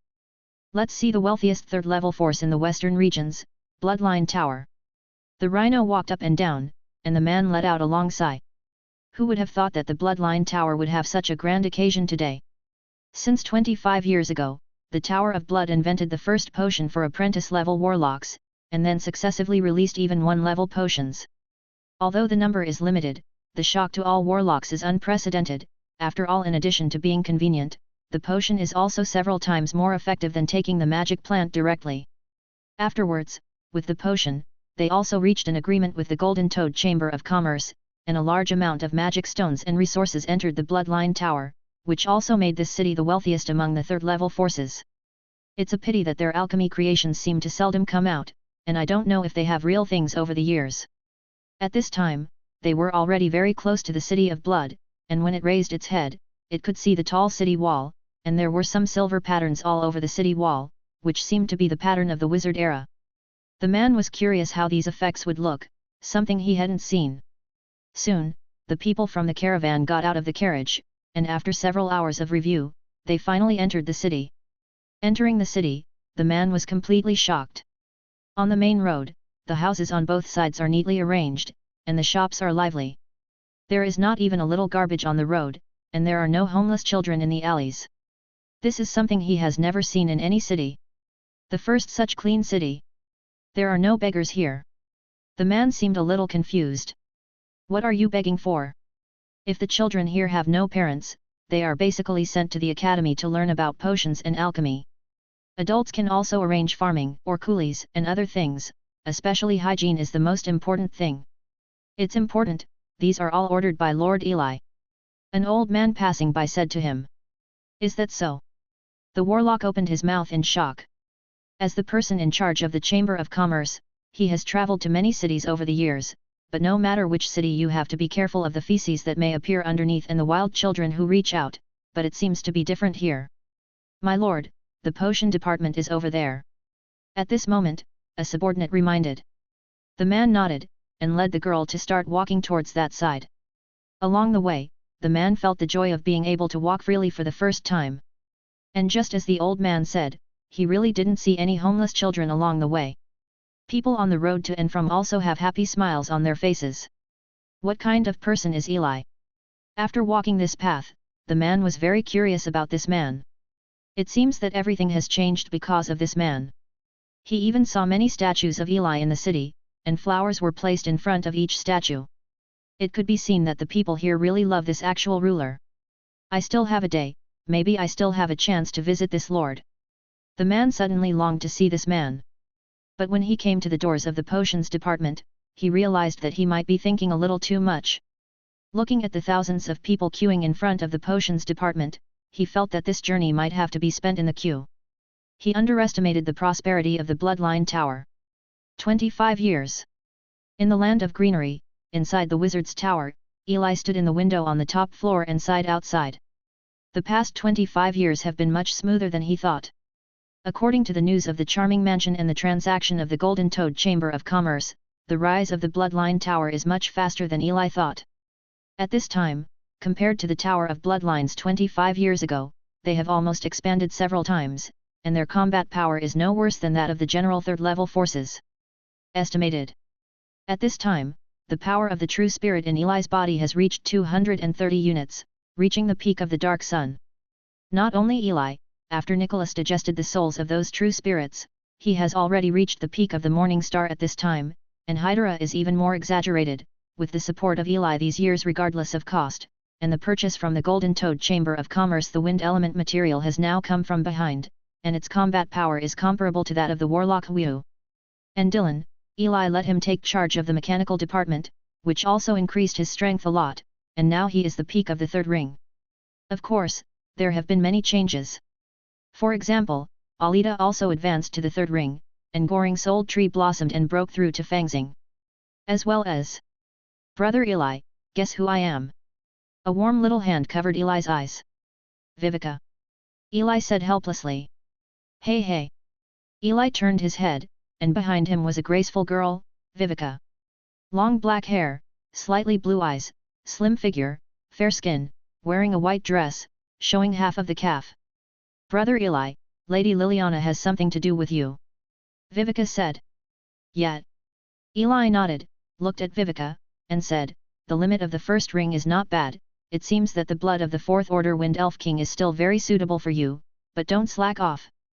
With Eli's resource support, it is not difficult to reach the limit of the first ring at this age, and he can even break through it long ago, but Eli asked her to accumulate a little more. Understood. Vivica nodded.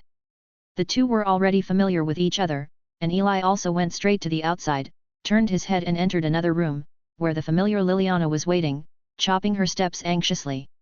Seeing Eli coming in, she stood up directly and said anxiously, Big Eli, something serious happened. What's the matter? Eli asked curiously as the two had gotten to know each other very well. The 8-armed snake demon and several other forces have reached the moment of decisive battle, and they have also spared their hands. We have received news that they are going to attack your bloodline tower. There are even third-level forces that have begun to gather. It is said that the 8-armed snake demon sent a powerful warlock of the sun level. Liliana looked anxious, and Eli was also a little surprised. He didn't expect that the 8-armed snake was really supported. Several forces of the same level failed to defeat the 8-armed snake demon. It seemed that this force was stronger than Eli imagined. Brother Eli, is there going to be a war? Vivica asked aside, she is no longer a child. Right. Eli narrowed his eyes. The long-lost rest time is over. It's time to fight. 2 more today. Chapter 389. The news that the war was about to break out was spread at a fast speed, and everyone was in an uproar for a while. You must know that in the past few decades, the Bloodline Tower has developed rapidly, and it is not that there are no forces that want to tear off a piece of fat. However, under the awe of the Golden Toad Chamber of Commerce and the Charming Mansion, most forces dare not do it, and a few dare to do it. It can also be easily resolved. But this time is different.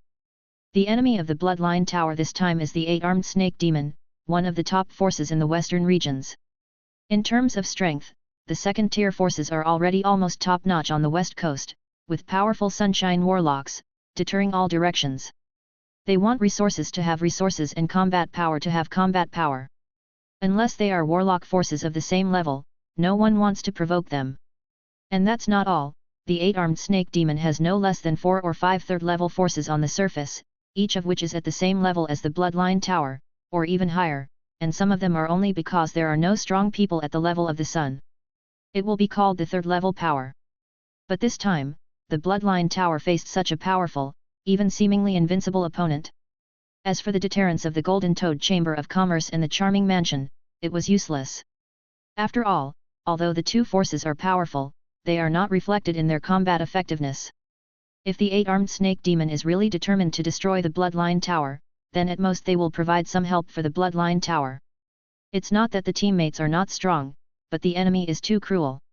And as the news spread, the target of this action also appeared. Akasha family belonging to the 8-armed snake demon family. The Akasha family, the strongest third-level power under the 8-armed snake demon, can almost be called a second-level power. Eli looked at the information, raised his head and looked at Liliana who was opposite. My lord, this information contains almost all the information of the Akasha family. We collected it before the Charming Mansion. I hope it can be helpful to your lord. Liliana was sitting opposite, wearing a black dress, showing half of her white and tender legs. At this moment, she looked at Eli with worry in her eyes. Yet, Eli nodded and continued to look down. The blood of the family is Lava Fire Dragon, the ultimate blood of the fourth ring, best at close combat and flame attacks. The overall power of the family is extremely large. There is one warlock at the peak level of Hu, one at the level of full moon, 2 people at the crescent moon and the waning moon, and 4 warlocks at morning star. They are almost the strongest forces below the second level. Advanced. Under the true spirit, due to their special blood, warlocks are also better at fighting, and their combat effectiveness is strong. Generally, there are about 300 warlocks with 3 rings, and 2 rings. The head of the family is Maria Sieg, who is in charge of most of the affairs of the Akasha family. He is a powerful warlock at the peak of Hu, and the warlocks under his command are right. The family's last battle was with a third-tier mountain giant family 300 years ago, but it was killed by thunder. The entire battle only took 10 days, and the mountain giant family surrendered. Note, this faction is in the top 3 among the 3 tiers of forces in the western regions. It is recommended to maintain friendly relations. That's the end of the information. The Charming Mansion has relatively comprehensive information about this family, covering almost everything from power relations, specific information on warlocks, family strength, recent achievements, etc., which allowed Eli to have a very clear understanding of it after reading it. However, with such comprehensive information, I am afraid that the price is also very high. Liliana, thank you very much for sending this information, I will pay you later. Eli said to Liliana with a smile. This information is a personal gift from me, after all, I don't want the Bloodline Tower to be destroyed. Liliana shook her head, but her face was still full of worry. Compared to this, I think adults should be more worried about the Sun Warlock of the 8-armed snake demon family. Compared with Hu, Sun is another level. This sorcerer is called Mam, a sorcerer of the Dark Sun level, who was promoted to the Sun 300 years ago, and is one of the elders of the 8-armed snake demon, with strong fighting power. Liliana has never been so worried like today. Not only has the Bloodline Tower become the most potential force in the Charm Mansion after years of development, but she also does not want Eli to die in this war. Her personal thoughts. Of course I know. Liliana lowered her head, and suddenly felt a figure appear beside her, hugging her. Her body naturally leaned over, feeling the temperature of the body beside her. My lord, if it really doesn't work, then get out of here. With your lord's strength and our help, it's not difficult to rebuild a tower of blood. Liliana raised her head, looking worriedly at Eli's face. Eli lowered his head and looked at each other. It's impossible to run away, don't underestimate the Tower of Blood and me. Eli smiled and pinched Liliana's cheek, soft and soft. My lord. Liliana blushed.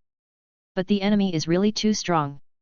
This time Eli didn't talk, but changed the topic. I heard that the Akasha family seems to be planting a kind of flower called datura, which is a rare magic plant. I'm very interested. Liliana looked up at Eli, feeling that the two might not be on the same channel. She was worried about Eli, but it turned out that Eli had already cared about the resources of the Akasha family. Is this magic plant important to adults? Liliana asked. Yes. Eli nodded. In fact, Eli has reached the peak of the Dark Sun for 2 years, but he has been unable to break through the corona, and still needs an introduction. In Eli's potion formula, there happened to be a potion called Datura Potion, which could help him. And the core magic plant is the mandala flower. But this kind of magic plant is rarely powerful. Even Eli said it would take a year to seek the Golden Toad Chamber of Commerce, and now even this time is saved. Don't worry. An Akasha family can't do anything to me. Eli comforted. It's good if you have confidence, sir. If you need me, you can mention it at any time. Liliana nodded, and the worry on her face dissipated a little. She believed that Eli would not lie to her. Of course, I still have to thank you very much. You can give me such a complete information. Eli smiled and looked at Liliana. In the next second, a hand passed directly through her waist, picked her up, and walked towards the side room. My lord, it's still daytime. Liliana exclaimed, but she didn't resist. That light is better. 3 hours later. Liliana leaves the room while Eli gets dressed. There was a knock on the door, it was Vivica's voice. Brother Eli, Lord Goring told you to go to a meeting. Chapter 390. Damn Brother Eli. Outside the door, Vivica cursed Eli in her heart. In fact, she arrived an hour ago, but she just waited for an hour when she heard a small voice from inside the door without knocking. It wasn't that Liliana left, she just came from the side room, but she was very unhappy. Isn't it sexier than me, with a better figure? Vivica pursed her lips and muttered. Boom. What are you mumbling about, let's go. Suddenly, Vivica felt a light knock on the head, and looked up to see Eli who came out at some point. Ah, nothing. Vivica's eyes widened and she exclaimed. Eli smiled, ignored it, and walked outside, and Vivica quickly followed. Soon the two walked out of the valley, came to the City of Blood, and walked towards the Warlock Tower in the center. Vivica babbled along the way, and Eli responded with a few words from time to time. Brother Eli, 2 warlocks are chasing me recently, I'm so annoying. Vivica suddenly changed the subject again. It's not very good, look at you. Eli responded with a smile. Humph. Hearing this indifferent tone, Vivica snorted and then said, but I only like elder brother Eli, or else you should marry me. No. Why? Boom. Vivica hugged her head again, and looked up again. Eli was already ahead, and she followed quickly. She didn't mention it for a while after that, because she had already raised the same question many times. Eli walked ahead with a calm face. Vivica seems to have only obtained longevity from her soul essence, but there are still some things in it that will affect the next person who inherits the spirit, and then living with Eli for a long time, it is natural to like it. Eli is also very helpless, like a similar confession, he can listen to it about a dozen times a year. In this way, the two came to the Wizard Tower. Lord Eli, Lord Vivica.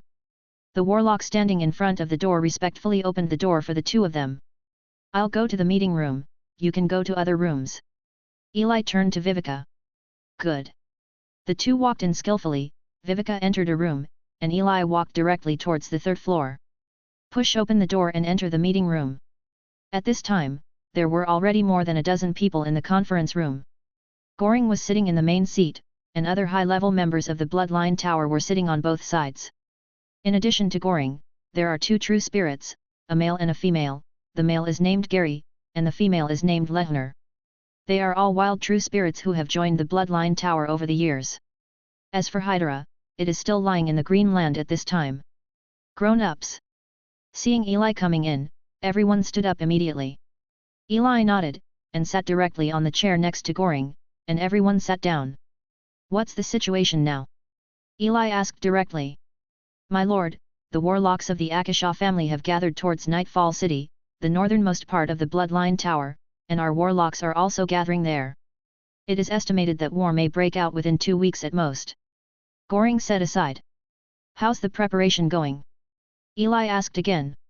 After all, the Akasha family is not our neighbor, so we still have enough preparation time, and with the support of Lord Dylan and Nicholas, I think we will surprise the Akasha family with basic strength. GE Forest Road. Oh. Eli looked at Nicholas and Dylan.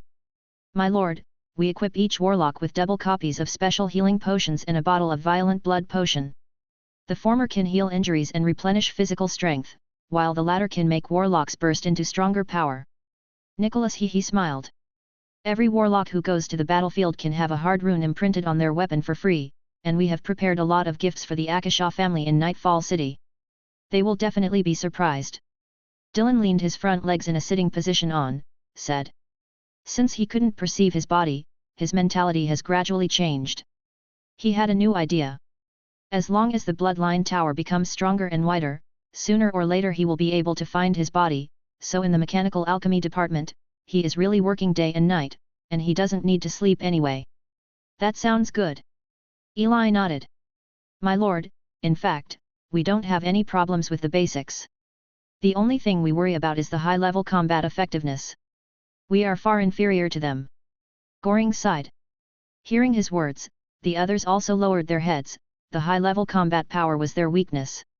Goring seemed to have remembered something, and said to Eli, Oh, by the way, my lord, the Amina family said they would send a few true spirits, and Domo from the Golden Toad Chamber of Commerce also told me that they would send a Bright Moon Warlock. Oh. Eli raised his brows, as if surprised, and the others also raised their heads. Yes. Goring nodded. To be honest, he didn't think of it either. Eli also understood the general situation, then stood up, looked at the crowd and said, In this case, everyone should prepare for battle. I will also take action when necessary. The meeting is over. Eli directly announced the end of the meeting. It's all over and there's nothing more to say. Let's hit. At this time. Amina family. My lord, are we really going to support? This time our opponent is the Akasha family, and there is also a Sunshine Warlock. Simon asked puzzled to Selena on the temple. Of course. Selena nodded. Although so many years have passed, the scene of Eli beating the three of them that day is still vivid in my memory. He didn't want to be beaten to death by Eli because of this, and it was their Amina family who offended the 8-armed snake demon at the beginning. And the most important reason is that since you hug your thighs, you must hug them firmly. He chooses to trust Eli. Support, just support, but if we do this, my lord, Luyi's defense will definitely be weak, and there may be mistakes at that time. Simon reminded. Let's just ignore it, it's not a big problem. Selena shook her head. Okay. Golden Toad Chamber of Commerce. Office. A man with a slender face said mockingly. Tama, do you know what you are doing? Let me tell you, Master Hook is very dissatisfied with your behavior this time, and he will report it to the president. I think my behavior is okay. The Bloodline Tower has great potential and has brought us huge benefits. Duomo raised his head and said calmly. Humph, you will get your Master Jinji into trouble. The man sneered, then slammed the door and left. Hee. Seeing the man leave, Tama smiled. The western regions of the Golden Toad Chamber of Commerce has always been in charge of 2 deputy ministers, and the man just now is the subordinate of the opposite deputy minister. And the reason why he is such a villain is that he finally caught his handle, and he let a Huiho participate in the battle of other forces. But in fact, there is a reason. Thanks to the Bloodline Tower and Eli's herbal support over the years, Jinji's lineage has expanded rapidly, surpassing the other side by a lot. They are very anxious. I believe that the adults will support my choice. 30 years have passed in the blink of an eye and 25 years have passed, and Master Jinji is coming back soon.